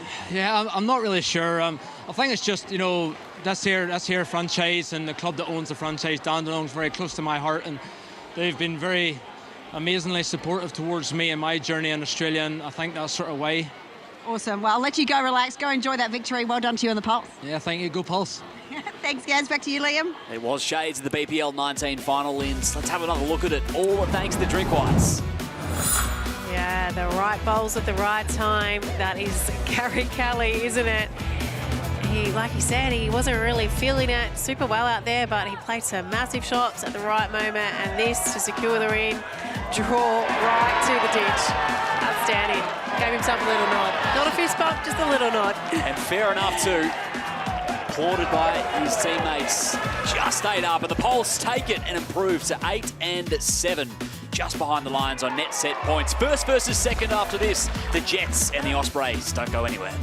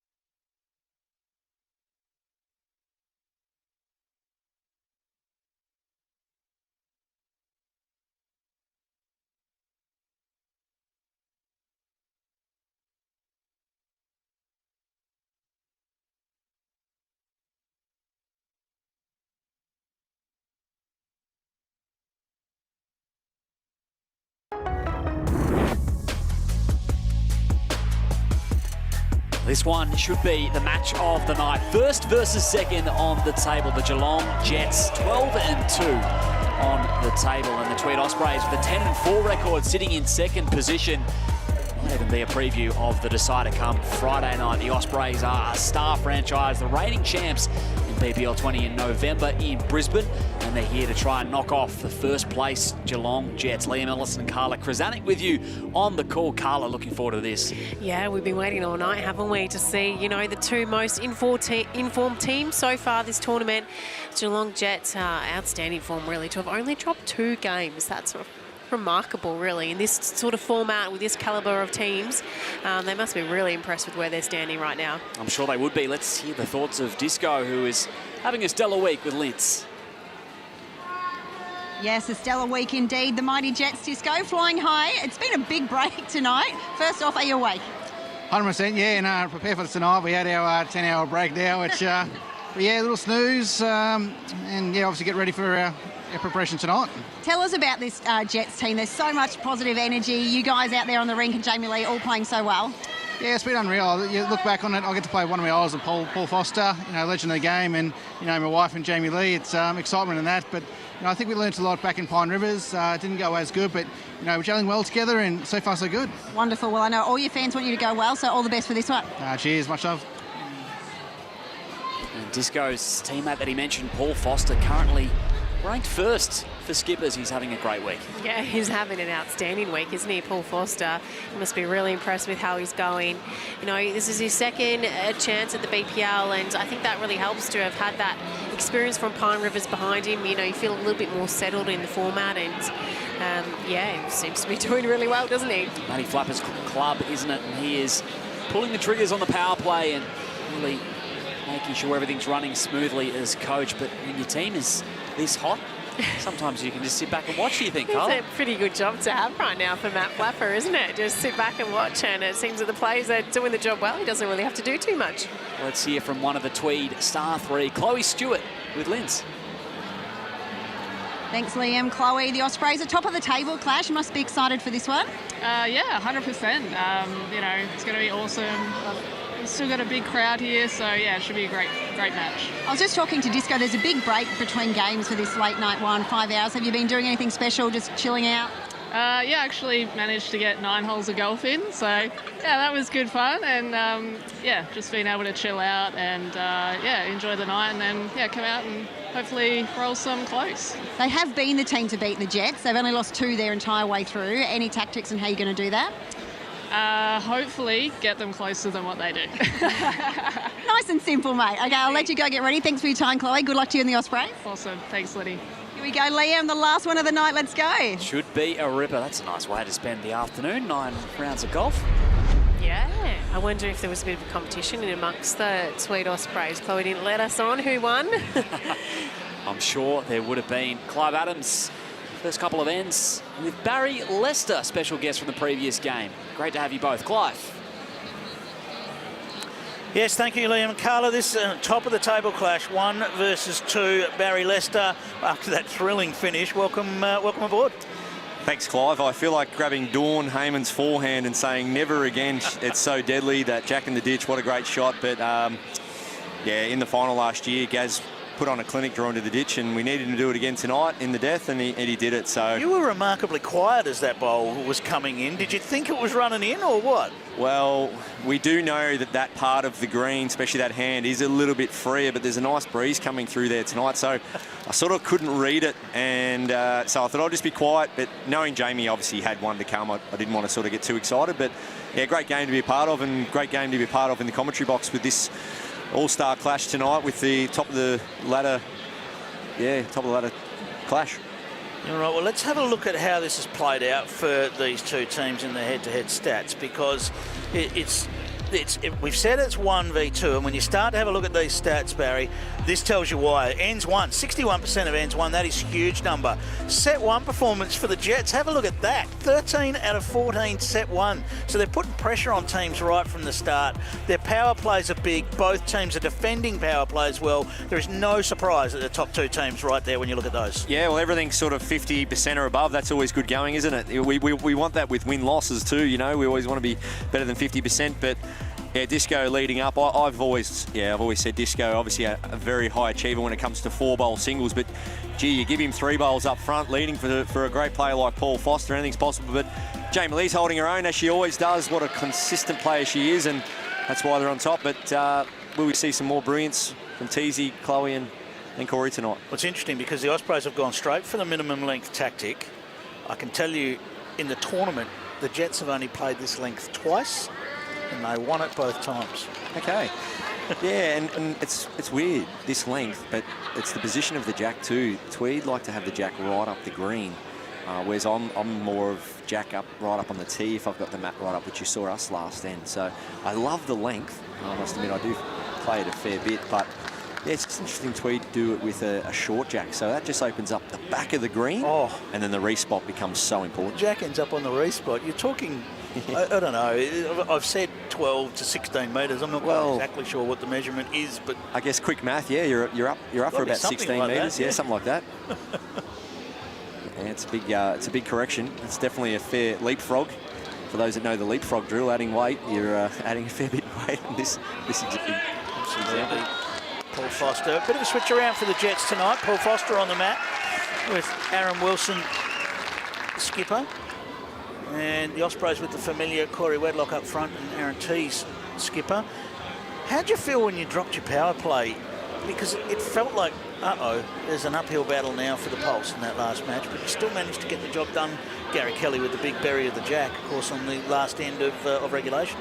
Yeah, Jamie was stiff with his first. He came down, he actually opened it up, and Gary, his eyes lit up, and Gary doesn't miss many of them. And then Jamie didn't quite finish off with his next two, but, we were gifted a great shot from Paul. We were gifted an opportunity there, and we took it, which you've got to do. But just going back to the end of the first set, Clive, I had a bit of a 5-minute debrief to myself there with Jez a little bit, and I was quite upset because I didn't call a really concise shot for Gary with his last bowl of the first set. Rip the bowl out or nominate the kill. And Gary played swinging weight, so he didn't want to kill the jack because we were down on the respot. And I neglected to say rip it out or nominate the kill, and I was very upset with that because great shot there from Teasy. Brilliant shot, Aaron Tees. With playing so much with Gary, I'm usually on the ball with that stuff. And that call is a pure example of you've got to be on the ball. If you just let something slip, it'll come back to bite you. That goes down the other end. Absolutely. And what? Wow. Well, that's a massive result. And now this is what we're talking about, the respot. So Teasy's forced to play weight, but not lose his bowl off the green here. He'll want to win the respot if he opens this up. Bowl out in the wing there. It does look out from our vantage point, but we'll have to wait and see. I don't think anyone's really noticed it. Teasy wants bowl clean. Well, he might get some jack afterwards. Well, he has. Now he's one down. Wow. I tell you what a great first end. Well, yeah, it's, like I said, I feel it's a kind length. You won't see as many loose bowls over the shorter lengths, I believe, on this TV rink versus the long end. Well, movement of the jack certainly doesn't do any harm here for Aaron Wilson either, or rolling the Jets bowl up. Onto the jack. Oh, great weight. Just caught too much of the Ospreys bowl first. Yeah, if we had a stat on that, I think it would show up, Clive, effective rate on the shorter lengths on the TV rink versus the longer lengths. Yeah. It's quite easy just to miss either your weight or line over the longer lengths, but yeah, you can see great bowls being played already just this short length. Just narrows down the angles a bit. It's easy. Needs to find just a hold, isn't he? Yeah, through the hole. Grab the jack on the exit. Needs it to hold. He's caught the edge. And he's turned the jack again. How many times have we seen the jack move on this end? Great play. All 4 players contributing. Still 2 to the Jets was the signal from Paul Foster. You just need to clear the front here, Aaron Tees. If he clears the front, he gets clean access to the jack, gets a little shave. Just a little shimmy. Halves the jack and stays for 2 down. Great Remarkably, effort. there's actually room here for Aaron Wilson to get another one in after so many great bowls. It looks like he's just going to drift under. So, 2 shots to the Jets on a sensational first end here at the last match of the night. It's been another magical night of BPL. I guess the neutral observer always cheers for a tiebreak. It's 1v2. We'd love a tiebreak at the end of this one. Well, I was definitely praying for a tiebreaker last game. But yeah, look, that's the standard these teams are playing at. That's why they're on the top of the ladder. That was a great head of bowls, and already we're going from one extreme to the other here. They did it to us last night, ditch to ditch, Paul Foster, but last night he was skipping. So amazing, within 24 hours, you know, they're back on the same rink, but in a different setup, Paul, on the mat. Yeah, it is an interesting, when they've been going so successful, it's interesting that they've decided to change that up a little bit. Absolutely, Normally yeah. the changes come from a lack of success or just a few challenges. And if I know Matty Flapper well, which I do, you know, tactician, been around, good bowls brain, I think it's probably a match-up thing. Yep. Paul trying to outdraw Corey and Disco trying to match Teasy. So I think it's more of a match-up thing versus a position thing. Shot bowl there for Corey, because we've seen Corey, how dangerous he is in that lead spot. You know, 3 bowls within inches of the jack is almost the norm. Yeah, it's been definitely a big day of bowls. You know, 22 games of bowls pre-finals. It's a big event with the extra teams. The crowds have been up. You know, you've got the junior BPL happening as well, so they're bringing their mums and dads along. It's just now a real carnival atmosphere, this event. You see all Crowd's been outstanding. Yeah, all the juniors here watching, rolling up all day. They're so excited for tomorrow. They've been a willing crowd to cheer as well. The cheers even during the daytime action today, some of the biggest cheers I've heard of the BPL. Absolutely, yeah, and you've got the cardboard cutouts at Wayne Turley's. Yes. One's a bit bigger than the other ones. I don't know why. We'll have to... The Saints had a few of those out as well during your match. Yeah, good to see. Plenty of colour and youth. Juniors are here. Yeah, all their action gets underway tomorrow. Nice shot, Paul Foster. Just getting past Jack. Shot was obviously the objective, but just getting past, going to give Aaron Wilson a chance. And already we see what you were getting at in terms of a T-to-T length is a completely different proposition in terms of crowding the jack. Corey Wedlock, beautifully done, but just that little bit more room amongst the bowls with the longer length. Absolutely. Yeah, no, good framing there from Corey Wedlock. He's played a good shot there, but he'll be ever disappointed. Corey, you know, playing a lot of front-end bowls. He knows he just doesn't want to set up any targets. So, yeah, it's amazing stat there, Clive. Just over that longer length, higher lines, like you said, larger angles. It's not quite as easy just to nail as the shorter lengths. Aaron Wilson, that's okay in terms of weight. That's the weight he was after. A yard to 4 feet through the jack. Definitely an offensive play here for Aaron T. He's trying to get in first, be a bit aggressive. It's interesting looking at the scoring on the particular lengths. The T-to-T length, you're averaging 1.76 shots when T-to-T length has been played. It's basically the second highest scoring length in the tournament. Whereas that short to short, just 1.1 shots. Right, yeah. So a few more gaps, a few more opportunities to score. Yeah, good stats. I love them. I love watching all sports, love all the stats. Aaron Tees, what's he doing with the jack here? He's trying to be aggressive, take it away from the opposition. If he's kept shot, it's not a bad result. That will be tight. If anything, it's, well, 1 to the Ospreys was the signal. So it's forced Aaron to play a harder shot here, though. So that's what I mean by an offensive play. Just be a little bit aggressive. And he's taken that trail away from Aaron, forced him to switch hands and now play a tough draw shot. So great play by Aaron Tees there, shutting down the head on Aaron Wilson. And now he needs to try and double up. Now the assumption is the Ospreys have got shot here. We may still see a measure, but Aaron Tees will have his final crack at this first. Aaron Tees is saying to Corey Wedlock here, do you want me to give it a shot? Do you want to give it a try? I'm not quite sure. There's some value lurking. There's something happening here. He's definitely playing weight. He's winding up. I can't quite see what it is. Bowl's on its way. Oh, bolted the jack out to the side is what he was looking for. There you go, Clive. Jack out to the side off that bowl would have been huge. Goodness. Bowl then Jack back cut into the ditch for 4 or 5. So no measure required. It will be 1 to the Ospreys. That could have been an amazing result. That bowl just nicked the bowl he was looking for. but just passed through.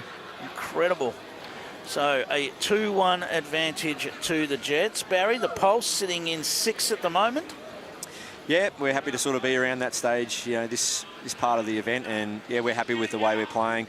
We came up against the Jets last night, held first set. Paul played a cracker. We're not far away, Clive, but we're all playing good, and yeah, obviously you've got to play extremely good to beat some of these teams. They're phenomenal. Yeah, absolutely. Well, mate, thank you so much for your time. Your time is valuable and always appreciated. So thank you, mate. Yeah, and good to catch up with you, mate. Good job. Thanks. Yeah, good stuff. We'll kick it back to Liam and Carla. A 2-1 advantage to the Jets. Thanks, Clive, and thank you to Barry Lester for his time.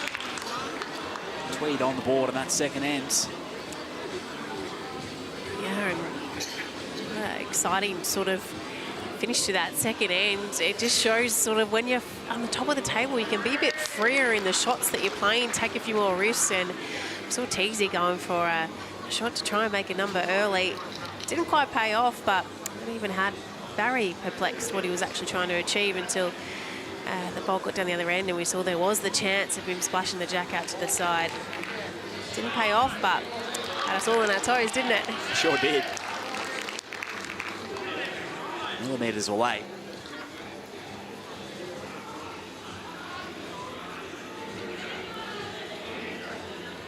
Tweed regaining control of the length. Already sneaking through.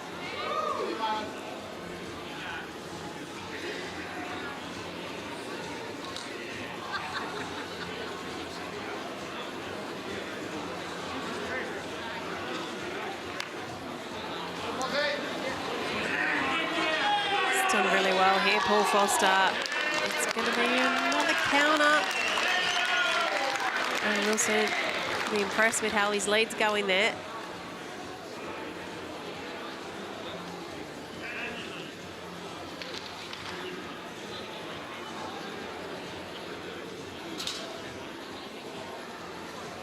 The great thing about these little short ends that Tweed Osprey are playing is that we're guaranteed to see great conversions. The heads have been so tight, the two short ends have played so far in this game.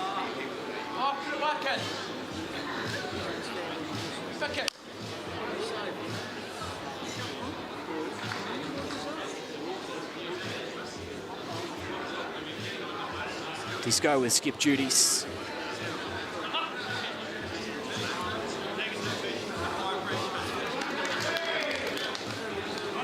Stepping up on the TV rink after Paul Foster has skipped the majority. Yeah, I was expecting to see similar to last night that Aaron was going to come out leading with Paul skipping and then potentially move up into lead in the second set. But I feel as we get to sort of, you know, we're past halfway now, a lot of the teams are finding that they may be finding particular rinks more favourable for different players in their teams. So perhaps Disco just feels that he's finding his runners on this rink, and that's why he's decided to skip first. Maybe Matty Flapper had some say in it, but usually Disco makes the calls. Those fine margins make all the difference.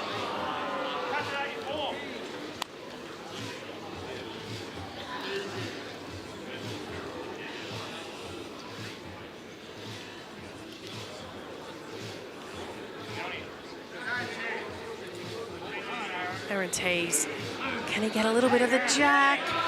Wow, that's a really great shot. He's made 4. Aaron Tees with the splash. Just the perfect amount of weight. Just a foot of weight is all he needed. You have to be so careful because the jack tends to move a lot more on the carpet surface than it does on the grass. So he had to play that absolutely perfect. Got it. Bullseye for Disco. 4 there for Tweed, and he slotted through and took them all.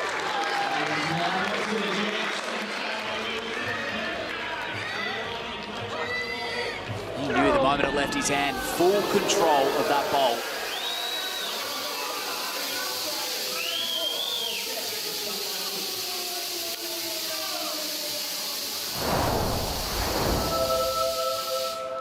Sirens blare for the Geelong power play. That was a big shot from Aaron Wilson. Sure was. He wasn't mucking around on the mat, was he? He knew exactly what he was after. Ospreys, in fact, have pulled the trigger. Their chance for double shots.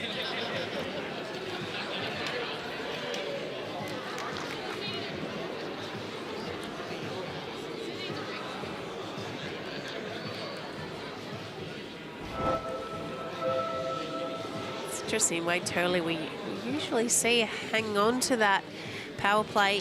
He's one of the coaches that generally likes to save it to the 4th or 5th end. Playing it a little bit earlier this time.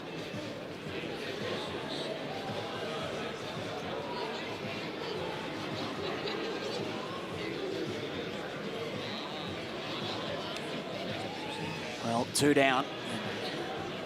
The right of reply. Wayne Turley thinks now's the time. Got the shot early.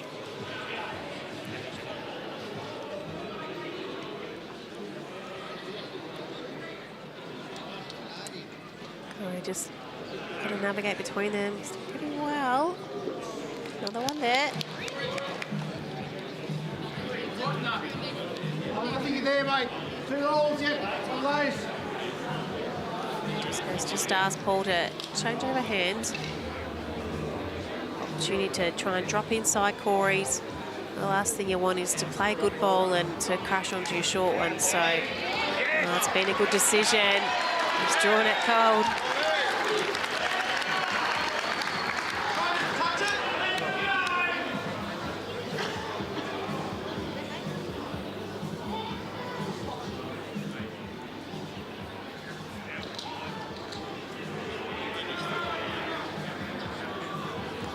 Looking for contact, and he's got contact.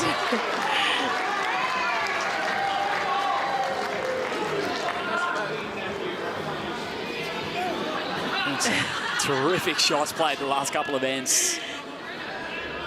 Those two have played plenty of bowls together.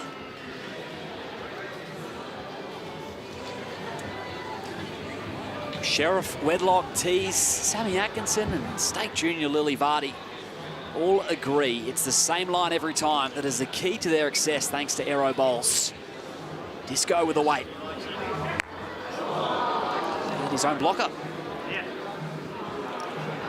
Yeah, he won't be too disappointed though. That's got that out of the way. Gives him a clearer look now. Junior BPL Cup running this week as well. Second time we've seen it. And Lindsay Clark as representative from the Tweed team. I do. The mighty Tweed Ospreys, our mini Tweed Ospreys, our junior BPL team. Speaking of our sponsored aero player, Lily Vardy, she's right here. So, Lils, how are you feeling? Ready to go tomorrow? Yes, ready to go. Fired up.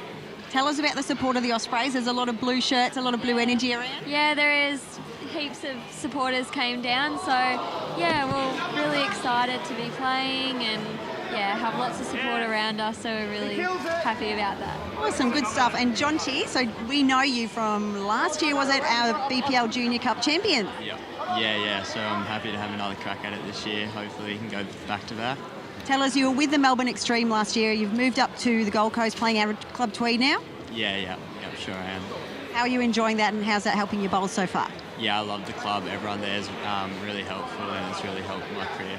Beautiful. Well, good luck tomorrow. We've got little Ashton. So 12 months ago, I think we interviewed you, and now you've just been playing bowls a little bit. How excited are you to start tomorrow? Yeah, very excited to play with Jonty and Lily. Hopefully get a win, have fun, just excited about it. And do you know any other juniors you're going to play against? I know Levi, Nate and Sky, and that's mostly it.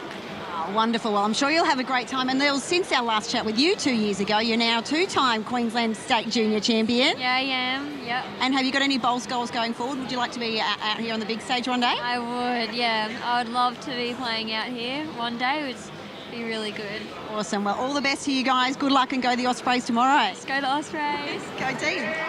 Some names to look for in the future. Here's the draw for the shot.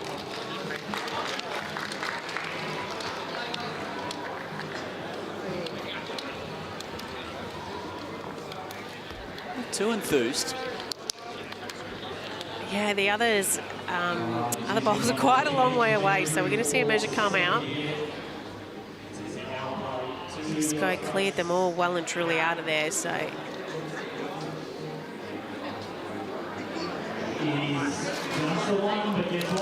Just the one to Tweed. Doubled up with a power play, so it's 3 apiece. Geelong will have to activate their double shot opportunity. It will not matter. The winner of this ends takes the first set.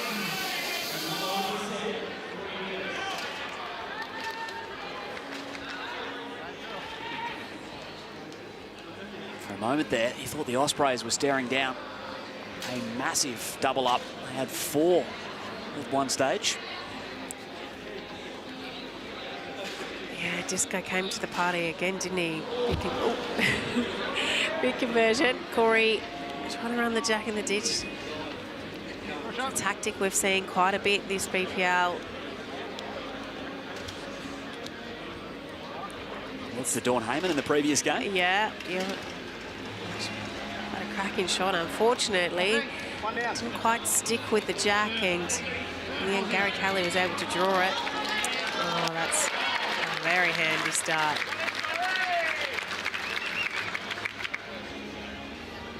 Corey will be back to the draw now. Yeah, it's definitely a tactic we've seen a lot more in this BPL. Moama greens are a little bit kinder for the running shot, and more potential for the jack to stay with the ball in comparison to Pine Rivers, where we didn't see the teams opt for that driving the jack in the ditch tactic as often.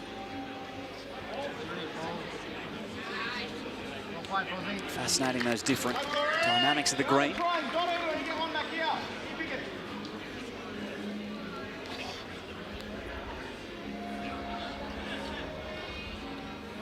Have a breeze down here, that might help.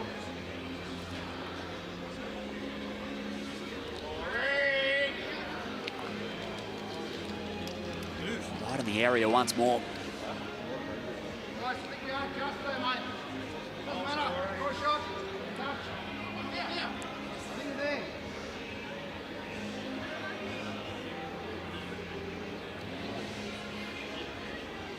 So Paul Foster to get a little bit of a touch on the jack. It's close. Oh, that's a good shot. Harry Wilson very happy with that. It's close. Found the crush pad with a range of canopy styles and high-tech membranes to choose from. When it comes to premier bowling green canopies, Max is in a league of their own.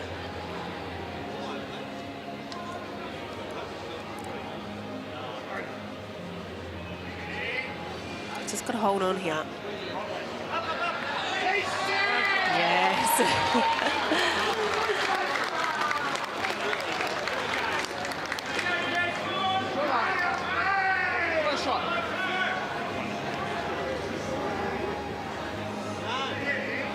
Might be a measure.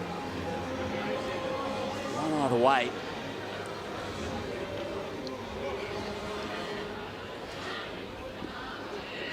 Disco loves this TV rink. One big moment already this evening. I've got one. Well, maybe even, could even have 3. Got one, maybe 3, but not 2. I'm not sure. I think the point is they're holding. That's all they need. I only need 1.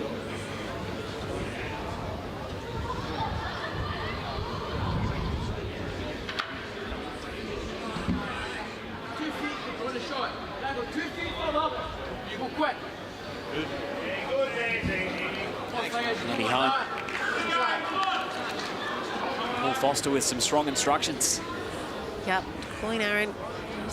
2 feet, that's all he needs to add. He had perfect line.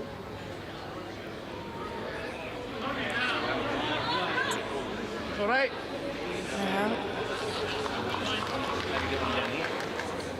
He goes it and Jack sort of somehow.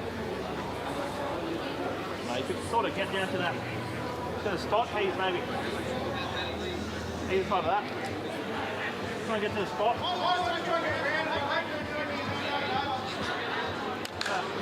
it's a good position to be in, isn't it? Trying to work out where you want to cover.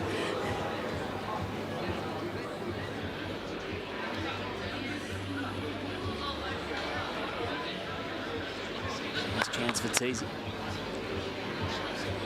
Just want to navigate around that. Get a stop. Oh, yep.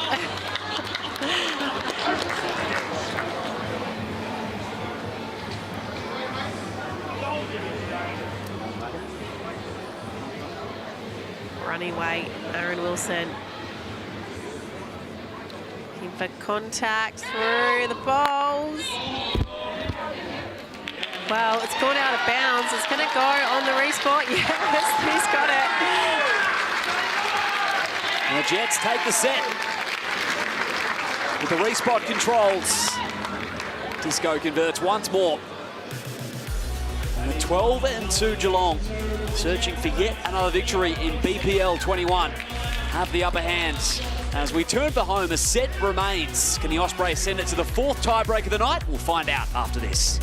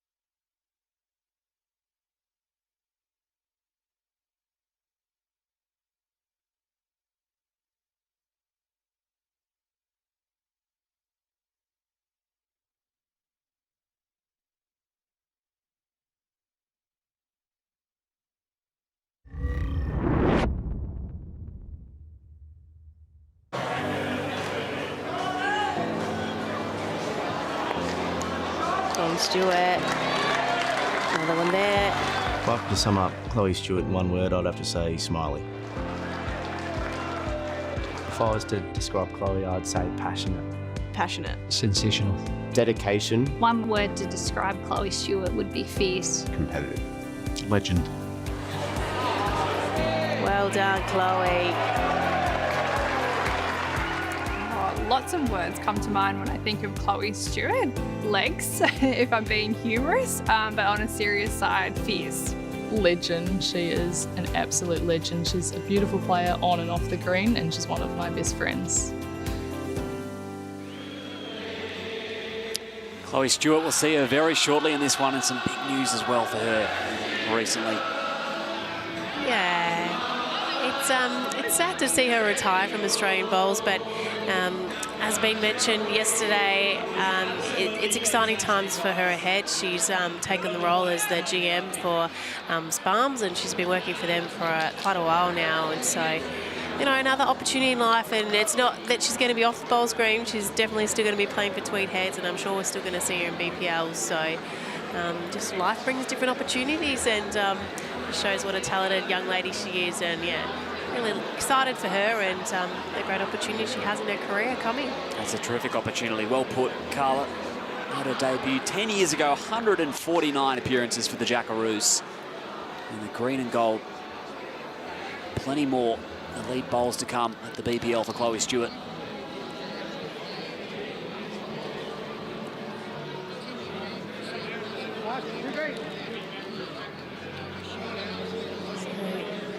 We are yet to see a substitute.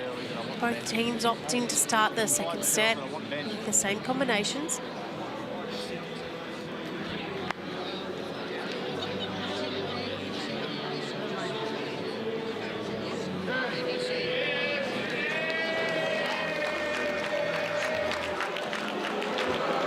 Early leader for Paul Foster.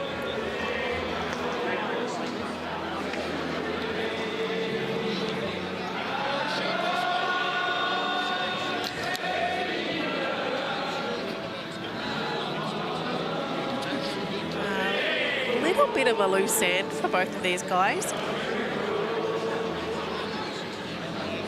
Aero and hand script that miraculously makes a bowl feel 1.5 sizes smaller. Gives bowlers extreme confidence with aero bowls.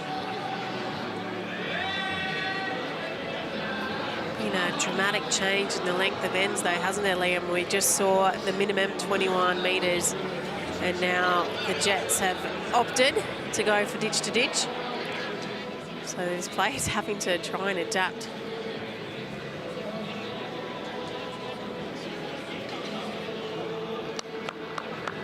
Taking the Ospreys out of their now famed minimum length they go for. Oh, not phasing in there.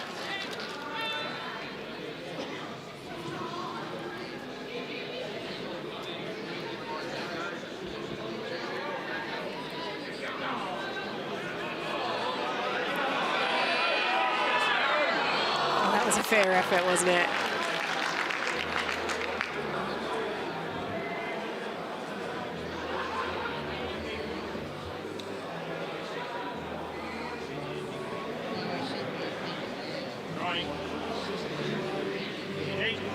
Tees. Is he going to draw another one? It's a great line. From the top draw for Aaron Tees. I think he's even bought that back bowl in, so he's made 3. That was perfection. Just perfect weight, sneaking around Aaron Wilson's bowl to trap the jack.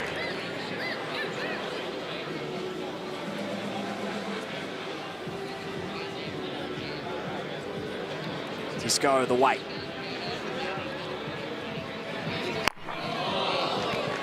Well, he's got one out.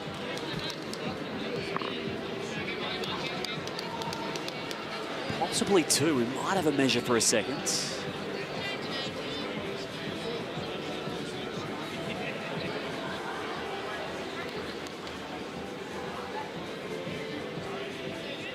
Plenty of room for Aaron Tees to add and going off his last 2 bowls. I would almost put it on the scoreboard. Don't want to jinx him though. Yeah, Right in his hitting zone, and indeed. A 3 count to start things off for the Ospreys on the comeback trail.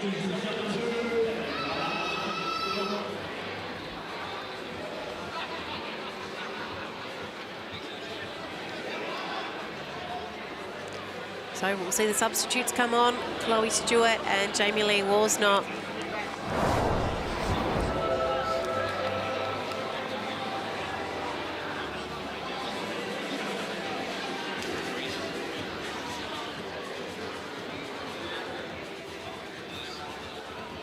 Let's look for Chloe.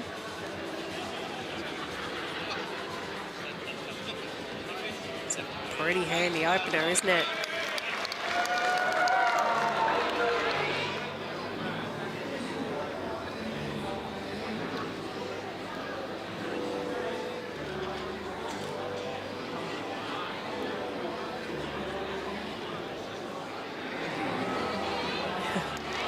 And a great reply by Jamie.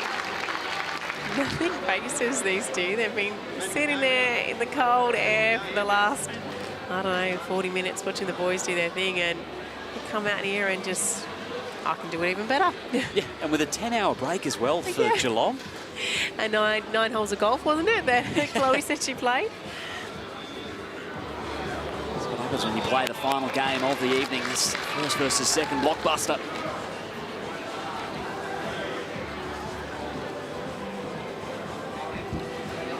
just mentioned, they'll be back out again tomorrow morning at 9 a.m. It's a bowls marathon, this event.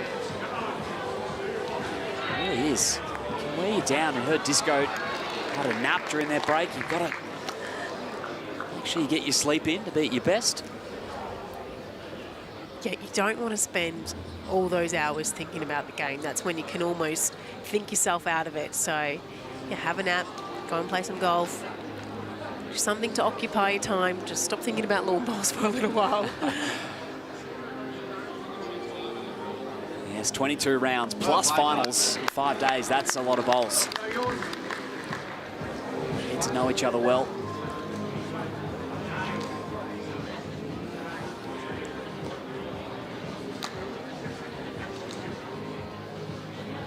This is the second meeting between these two franchises this week. Geelong defeated Tweed yesterday, as that is a ripping shot from Jamie Lee. Dislodged the Ospreys. Yep, she played it perfectly.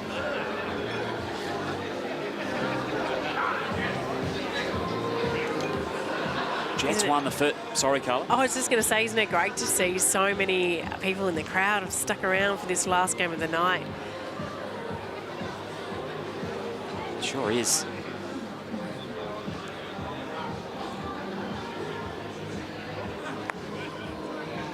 Can you still try and get to... Tweed passing nicely. Yeah, definitely need to invest in some insurance back there, the Jets. A lot of blue bowls. Finishing amongst them anywhere would be handy. Well, we'll play a blocker almost.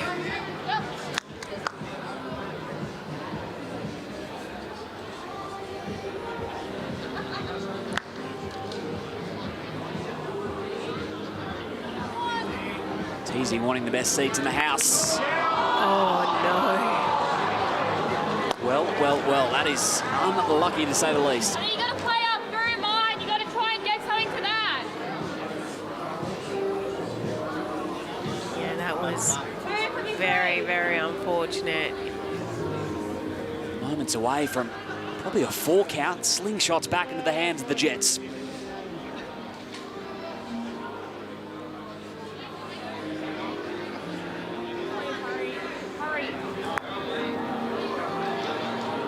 Wow, they're holding 3. They could be 4 down in a minute, though.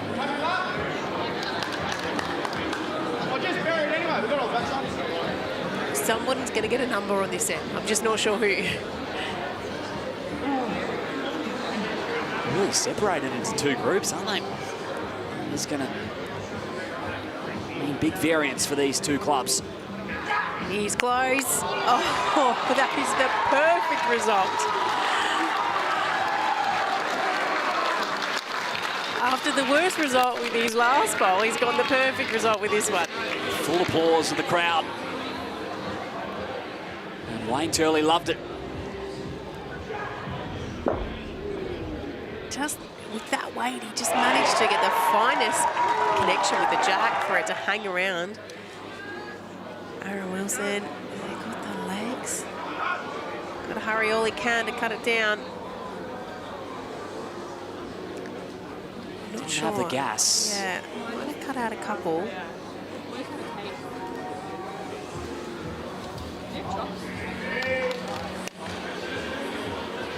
Goal measure.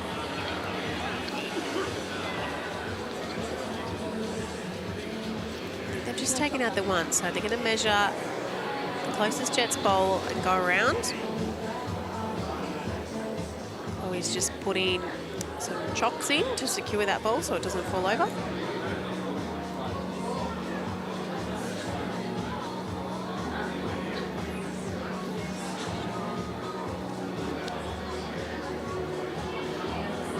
Three could still be a play for the Ospreys. 3 it is. And it's back-to-back 3-shot ends for Tweed.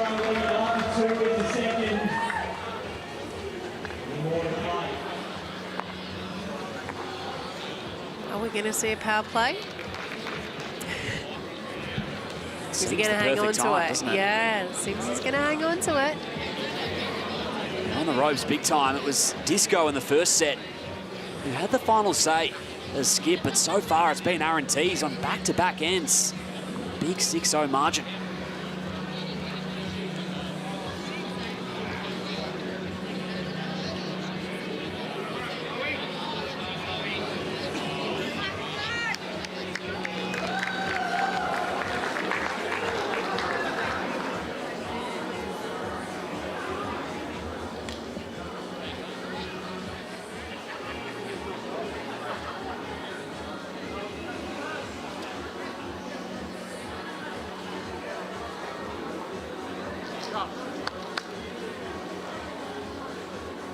Ospreys couldn't claim a set against Geelong yesterday. Jets took the first set 6-3, and then it was a 6-all tie in the second.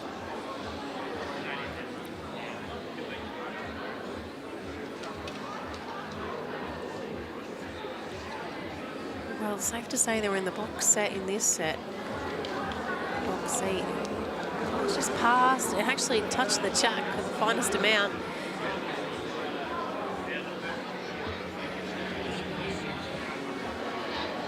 The Geelong Jets, they still have that power play up their sleeve though. Danny Flapper's hanging on to it tightly. Doesn't want to use it too early. Good.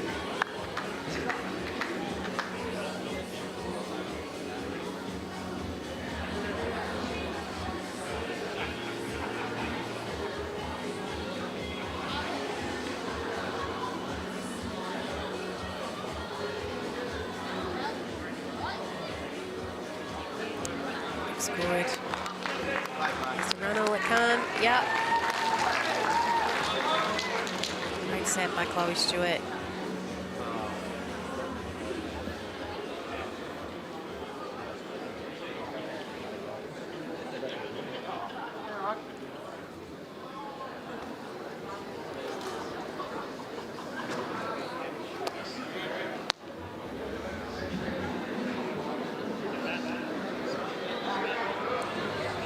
Ospreys walk over holding 2. First shots per game and power play percentage. Aaron Tees is either going to try and tuck it in or just go deep. We know that Aaron's been hitting a lot of his runners, so I wouldn't be surprised if we're just going to cover the tee here. Yep, going deep. Hit the re-spot.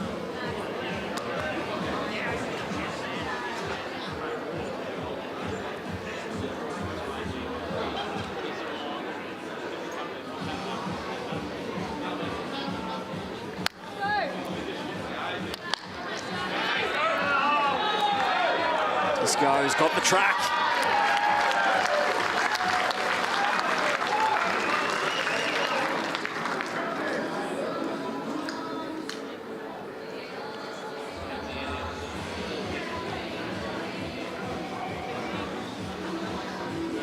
He's looking to reply. He's going to get down to the jack. Instant response.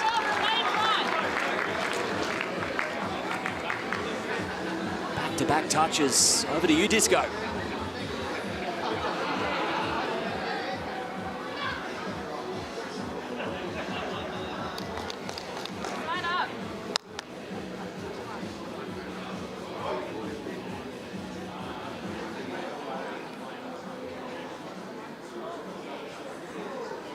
Firmly holding the re-spot, the Jets.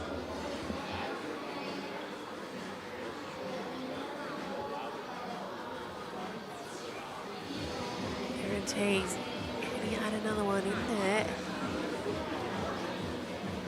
He's just wanting it to get all the way back. Get right back to the jack.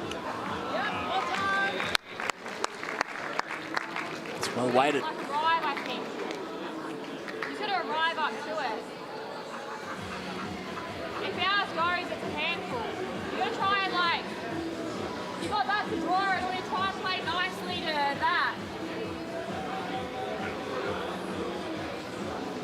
So there's a risk that they could get their own out, but realistically, they're Set's almost over if they don't win this end. So you've got to give it a try. Is he going to wiggle up? No, he's not.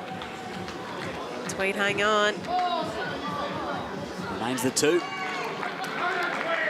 Now improved to 8 zip up after 3 ends.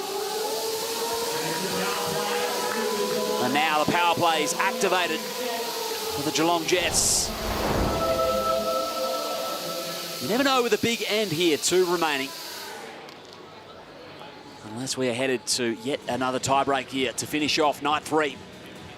Matty Flapper watching on. A little bit of concern in that face. Did look a little bit concerned. Wouldn't have found themselves in this position too many times this week, the way the Jets have gone. Well, the thing is, they've continued on in their form though, haven't they? Their percentage of first set wins has been remarkable. So I think it was 93% or something. Yeah. Which is absolutely unbelievable. So that's always putting them in a good position to at least, you know, you're going to make the tiebreaker regardless. So this is a remarkable number. Now 14 of 15 first sets.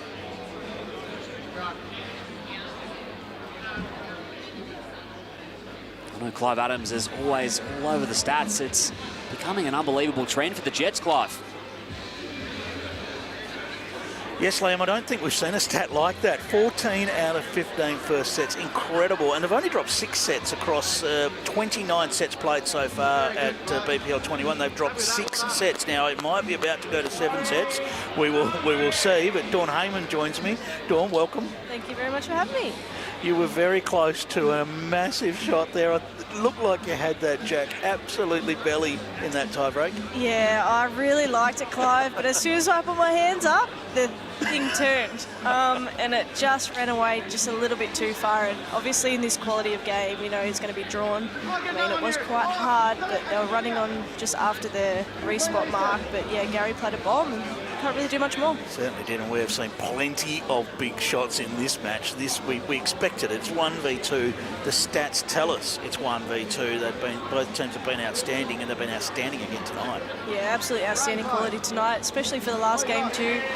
Keeps the viewers nice and entertained. But you win, the Jets, you win that first set. It's not hard to see whether they're on top of the table. It puts so much pressure on the opposition straight away. Yeah, 100%. They've only been to 3 tiebreaks. Yeah, well, won 12 of their 14 games. They've been to 3 tiebreaks. Yeah, there's some start to the tournament. Amazing. Jamie Lee just didn't quite get the contact she wanted there. That just held a little bit longer. But still, second shot. Yeah, she's got quite a good setup there. Disco control the jack, will sit the ball for a couple. Realistically, they need 3. It's their power play. The Jets need 3. That would double to 6. And they need 2 shots on the final end to square away the set. Yeah, I think if Teasy can move this jack away, I think he really shuts down the end and probably the set. And we'll head off to our 4th tiebreak of the evening if that's the case.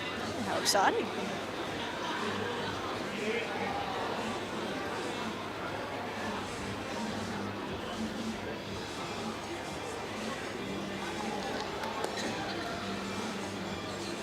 I think the Saints have got something unique, Dawn. What's that? I think I've found a unique stat. Oh, I like to hear this. I don't know that we've had a side that's used all possible combinations. Yeah, I was thinking about that earlier. Yeah, we were probably like Now a bit of just going to pass on the outside there. Yeah, we're at a bit of a loose end. We weren't sure what quite to do, but Jamie skips back at home, so we thought, why not give him a crack skipping? And it worked for a little while. Like, I mean, we played pretty good tonight, and we still didn't get the win. But I think, yeah, moving forward, it's definitely something that surely works. Of course, as it worked out up at Pine Rivers, it was you that did the majority of the skipping, certainly in the latter half of the tournament, and it turned your fortunes around at that stage. Yeah, it did. I mean, like a format like this, no one can go on a roll too much playing the same position all the time. Aaron Wilson, he's got the bowl out, and it hasn't gone far enough, really. He's nudged the jack. May have made 1 to the Jets. It's close. But 1 won't really be enough. No, he needs to make a multiple. Yeah, you've got to run with what's working, haven't you? And run with the momentum. 100%. Like, you know, the oddest combination might be the best combination at the time. You just don't know, so you have to try everything. So It is one to the Jets. Well, it was. Aaron Not T anymore. might be just rolling too far. I'm not sure. Just sitting out slightly. Yeah, it's hard to tell. Might still be one to the Jets. In fact, it is signalled on the ring as one to the Jets.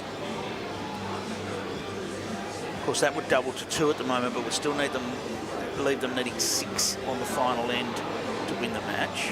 So can he find a way to get a few more here? Yeah, he definitely needs to change something up with this bowl. Aaron Wilson. He gets the jack straight down the line past the bowls. Edge and jack. A little bit unlucky. If he got it past that bowl, there were probably a chance. So it will be 1 to the Ospreys.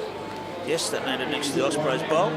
It's 1 to the Ospreys. So we will now play the final end of this set. We need to play the final end of the set because shots can come into it.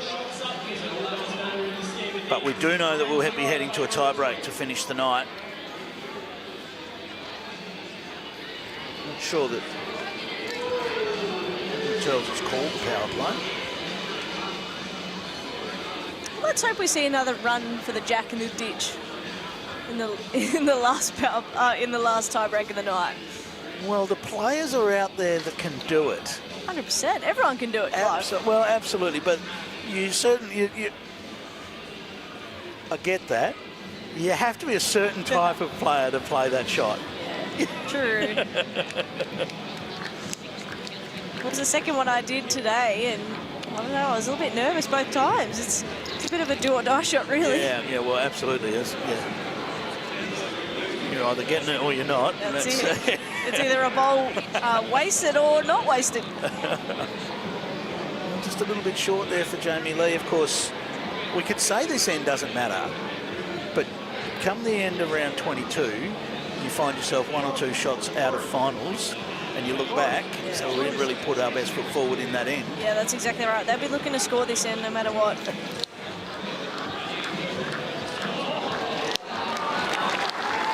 We've got a bit of tease me, please me by the Scorpions playing. I wonder whether anyone in the crowd ever picks that I started that trend, and I don't know whether anyone ever picks that. Well, that's the first I've heard of it, so maybe not. Teasy knows. Yeah, from his reaction, I guess that. So there is music on right the way through the night in the background here. Creates wonderful atmosphere at the BPL. Yeah, we just had a bit of a sing-along before. The crowd loved that. That went well, didn't it? Yeah, it really did. And there's still quite a good crowd here for the last game of the night. Chloe heading round the back. I've talked to a few of the players about the crowd over the night. Dawn, the crowd's been amazing. The daytime crowds have been amazing. A lot of Saints supporters here. A lot of Jets supporters here.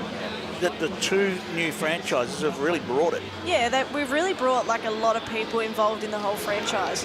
But like even the live stream game before the broadcast starts, there's big crowds on the sidelines, and yeah, lots of clapping and cheering. So yeah. Of course, that was one of the challenges in expanding. Corey Wedlock coming back on, and that's just to get a little practice in before the tiebreak. That was one of the challenges of expanding the competition, is what to do with that extra night game and things like that. And so there is one played off camera each night, and it gives the crowd a good opportunity to huddle around the rink. It's almost a mini TV rink. Well, it is. Yeah, it's really hard to get a spot. Yes. That one is played on the live streaming ring, on Bowls Australia's live streaming. As Paul Foster very close here, just going to crash into the front. Yeah, it's good to get both of the subs back on for a bit of a practice end, I suppose you call it, just to get a bit of a feel for the pace. They're ripping through the bowls here. They know they're getting to a tie-break and just want to get to that. Now, the tie-break stats for the teams are interesting. The Jets, as we said, have only been to 3. They won 2 of them. And the Ospreys have been to 4 tie-breaks and won 3 of them. So both teams will go in with some confidence. Absolutely. I just really hope we see someone run it in, Clive. Yeah. You're a big fan of that ploy? I mean, I am now after I've got to, but probably right. If I miss, I wouldn't be saying that. All right, Corey Wedlock. This is Just looking to climb round the Jets' bowl and pull up. Didn't quite pull up in time.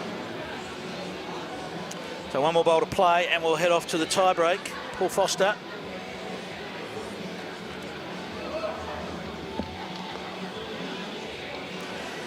Out in a wideish line, it's working its way back. Don't know that it'll quite pull up in time for shots. I think that's going to be another one to the Ospreys. It will. So they complete a 10-0 second set victory. Unusual for the Jets, but to drop a set by that margin, you would think, but it matters little because we're off to a tie-break right now. It is all or nothing now. Whoever wins the end wins the match. All right, all three players back out into the rink. They can essentially play in any order for this triples tie-break and 2-bowl triples. And the winner gets a very, very important victory with these two sitting right up on top of the table. The Geelong Jets are 2 games clear at the top of the table, so whatever happens, the Jets will still be on top at the end of the night. But the Ospreys would love nothing more than to get a win, and they would actually then go 2 games clear of the chasing pack. Yeah, definitely make things interesting. Yeah, tonight's results have just mixed things up a little bit. Saints still in 9th place, but you're 2 games out of the 5 at the moment, so makes those next 2 games that you play tomorrow morning. If you can get wins in those, you're then putting yourself right in the mix, Dawn. Yeah, I think we spoke before and we probably want to win 5. Sorry, I have to interrupt. There's no jack in the ditch. No jack in the ditch. But that's okay. We might see some really good draw bowling, so that's fine.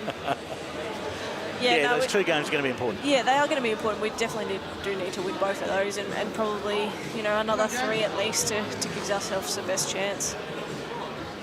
We were in a little bit of a same situation last year, probably not quite as dire as it is now, but yeah, we've proved we can do it, so hopefully we can go out and have a bit of fun. You need to be on that 11 or 12 win mark to be looking at finals. You're sitting on 6 at the moment with 7 games to play, so... Yeah. 5 out of 7. Yeah. Hopefully we can get us there. May well come down to net sets. That's the decider. If teams are equal on wins, it goes to the net sets, which is your sets won minus your sets lost. And tie-breaks don't count as a set. Chloe will do enough to drop inside, will she? Not quite. Oh, yeah, maybe. Pretty even back there. Jamie Lee make the correction. Just a 2 feet correction and get it just in behind the jack. She's certainly on a good track. Down to the weight. Pull up. And she's done it very well, just in behind the jack. It's a very good shot. Hides away. Nice lawn, Jamie. Corey Wedlock will have something to say about that, you would think. We're going to need this to push that line a little. Just dropping onto the front. Didn't quite have the steam to get there. No, not quite. That side is just a touch slower. Just got to make sure you're there. We've seen when players have swapped. A couple of times we've seen that happen. Yeah, it is quite fast out there tonight. It definitely caught me off guard. Obviously, we didn't get a game last night, but yeah, that slide still is a little bit slower. We had a little bit of a chill in the air tonight. There's definitely a chill about it. Whether that's brought a little bit more pace out of the green. Yeah, I think so. So Corey now switching to the forehand with Paul Foster having landed jack high there. So he's got a little bit of sort of a 2-bowl pocket to play into here or trail the jack. He's very close. Very close to seeing that back bowl. That is perfection from Corey. Great shot. Outstanding. And the weight control. He wasn't going to bounce out of there, was he? It was perfect. Perfect. Paul Foster with essentially the same task. We'll need that to do some bending now. Trying to. Just going to hang wide. Back. So still plenty to play to here for Aaron Wilson. Aaron Tees will play first.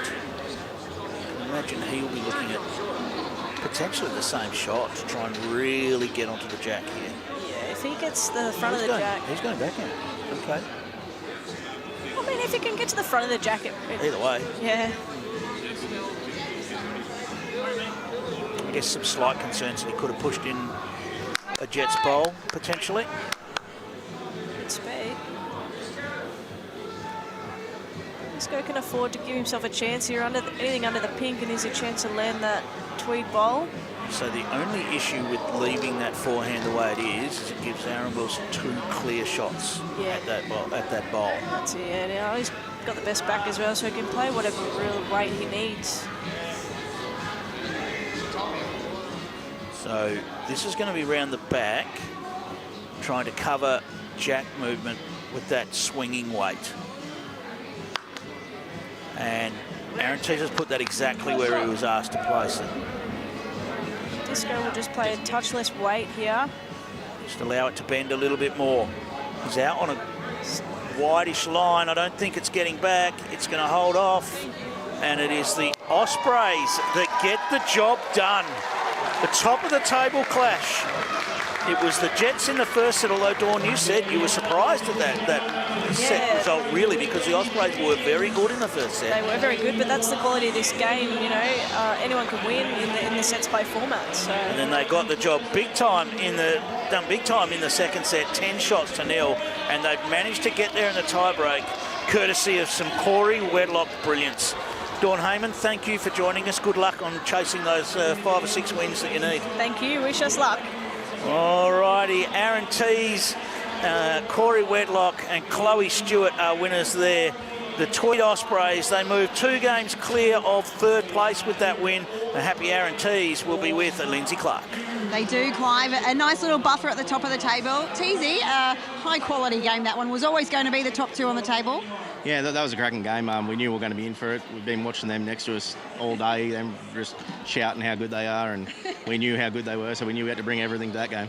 How great to have all the crowd support and energy this late at night, you know, and a lot for both sides as well. Yeah, no, it was unbelievable. Like a 9 o'clock game. We didn't expect it to be like just really, really good. They've got some great supporters. We've got some great supporters. Yeah, it was a great final match. Fantastic. Well, you played awesome. All the best to the Ospreys. I'll let you go get some sleep. We'll see you out here tomorrow morning. Thank you. Thanks, Teesy. Back to you, Liam, to finish it off. And Aaron Tees has our drink-wise moment of the match with a big count thanks to this head movement. Yeah, it was king of the conversions tonight, as he is most nights, isn't he, Aaron Tees? Played some absolutely massive shots. He was 4 shot down there and, look, managed to make it 4 up. Makes it look easy, if only it really was easy for the rest of us. Second this week for skippers, Aaron Tees. We expect nothing less at this point. Absolute star. And has been for a long time in the Bowls Premier League. Stick around, we'll wrap it all up on day 3 in Moama after this.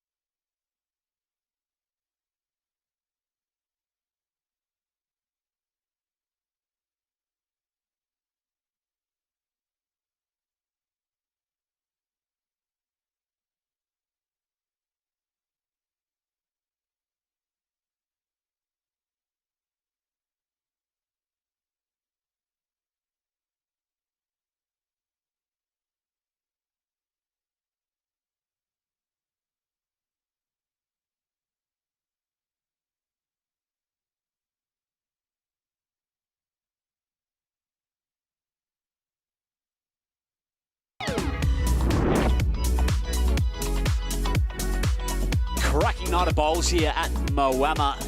And day 3 is in the books here at BPL 2 to go. And finals night on Friday. We had 4 tie-breaks in a row here to finish the evening. It was a great night of bowls, Carla. Oh, well, tiebreakers, isn't that what we want? It makes it so exciting. It's great for the viewers and it keeps you right on the edge of your seat right to the end of the game. And our moment of the night, all thanks to Titanium Caravans, was one of those tiebreakers. The Melbourne Pulse were involved. Talk us through it, Carla. Yeah, I thought what an opportunity to have another look at this. Gary Kelly, it really looks like the Saints had this. Dawn Heyman drove the jack into the ditch, but Gary Kelly, when they need it, it draws her right to the plinth to win the match for the Pulse and keep them in the running to make the finals. Reminiscent of the same way that the Pulse won BPL 19. Gary Kelly drawing to the ditch as well in that decider on the Friday night. What a shot from Gary Kelly. That is our Titanium Caravans moment of the night. And this is how the ladder sits. Conclusion of 15 rounds, and the Ospreys now just a game behind the Jets. Yeah, edged themselves a little bit closer, and it's also given them a gap above third. So Adelaide Pioneers sitting third, but now Tweed are 2 games clear of them, so they're pretty comfortable now sitting in second. Extreme, the Pirates and the Pulse as well, all right in the race for that top 5 still. Yeah, we always have a bit of a jam in the middle, and it always comes down to the last game, doesn't it, really, on Friday. So those teams are really, really vital tomorrow that they get the wins on the board. And make sure you tune in early. We kick off at 4 p.m. Eastern time because we've got a top 5 matchup, the Jets and the Hawks, to start us off. Yeah, the Jets, they'll be wanting to prove themselves again on the show rink after not falling on the winning side tonight. So they'll be back out there. Tasmania Tridents, Adelaide Pioneers, another good one. Perth Suns, they're just trying to get some wins on the board, aren't they? So that'll be a great game against Melbourne Pulse. Melbourne Extreme, Sydney Saints, and we'll be rounded off with Moama Steamers and the Moreton Bay Pirates to finish it off. It's always pumping on the Thursday night, especially when the Steamers host the final game. I know the crowd is going to be pretty keen for that one against another hosting franchise in Moreton Bay. It's been a great night, Carla. Thank you very much for joining us. Thank you, Liam. It's been awesome. Again tomorrow night, 4 p.m. We kick it all off. Day 4, BPL will be here throughout the week and through until the decider Friday night. It's been a terrific day of BPL 21 bowls. We'll see you tomorrow for more action.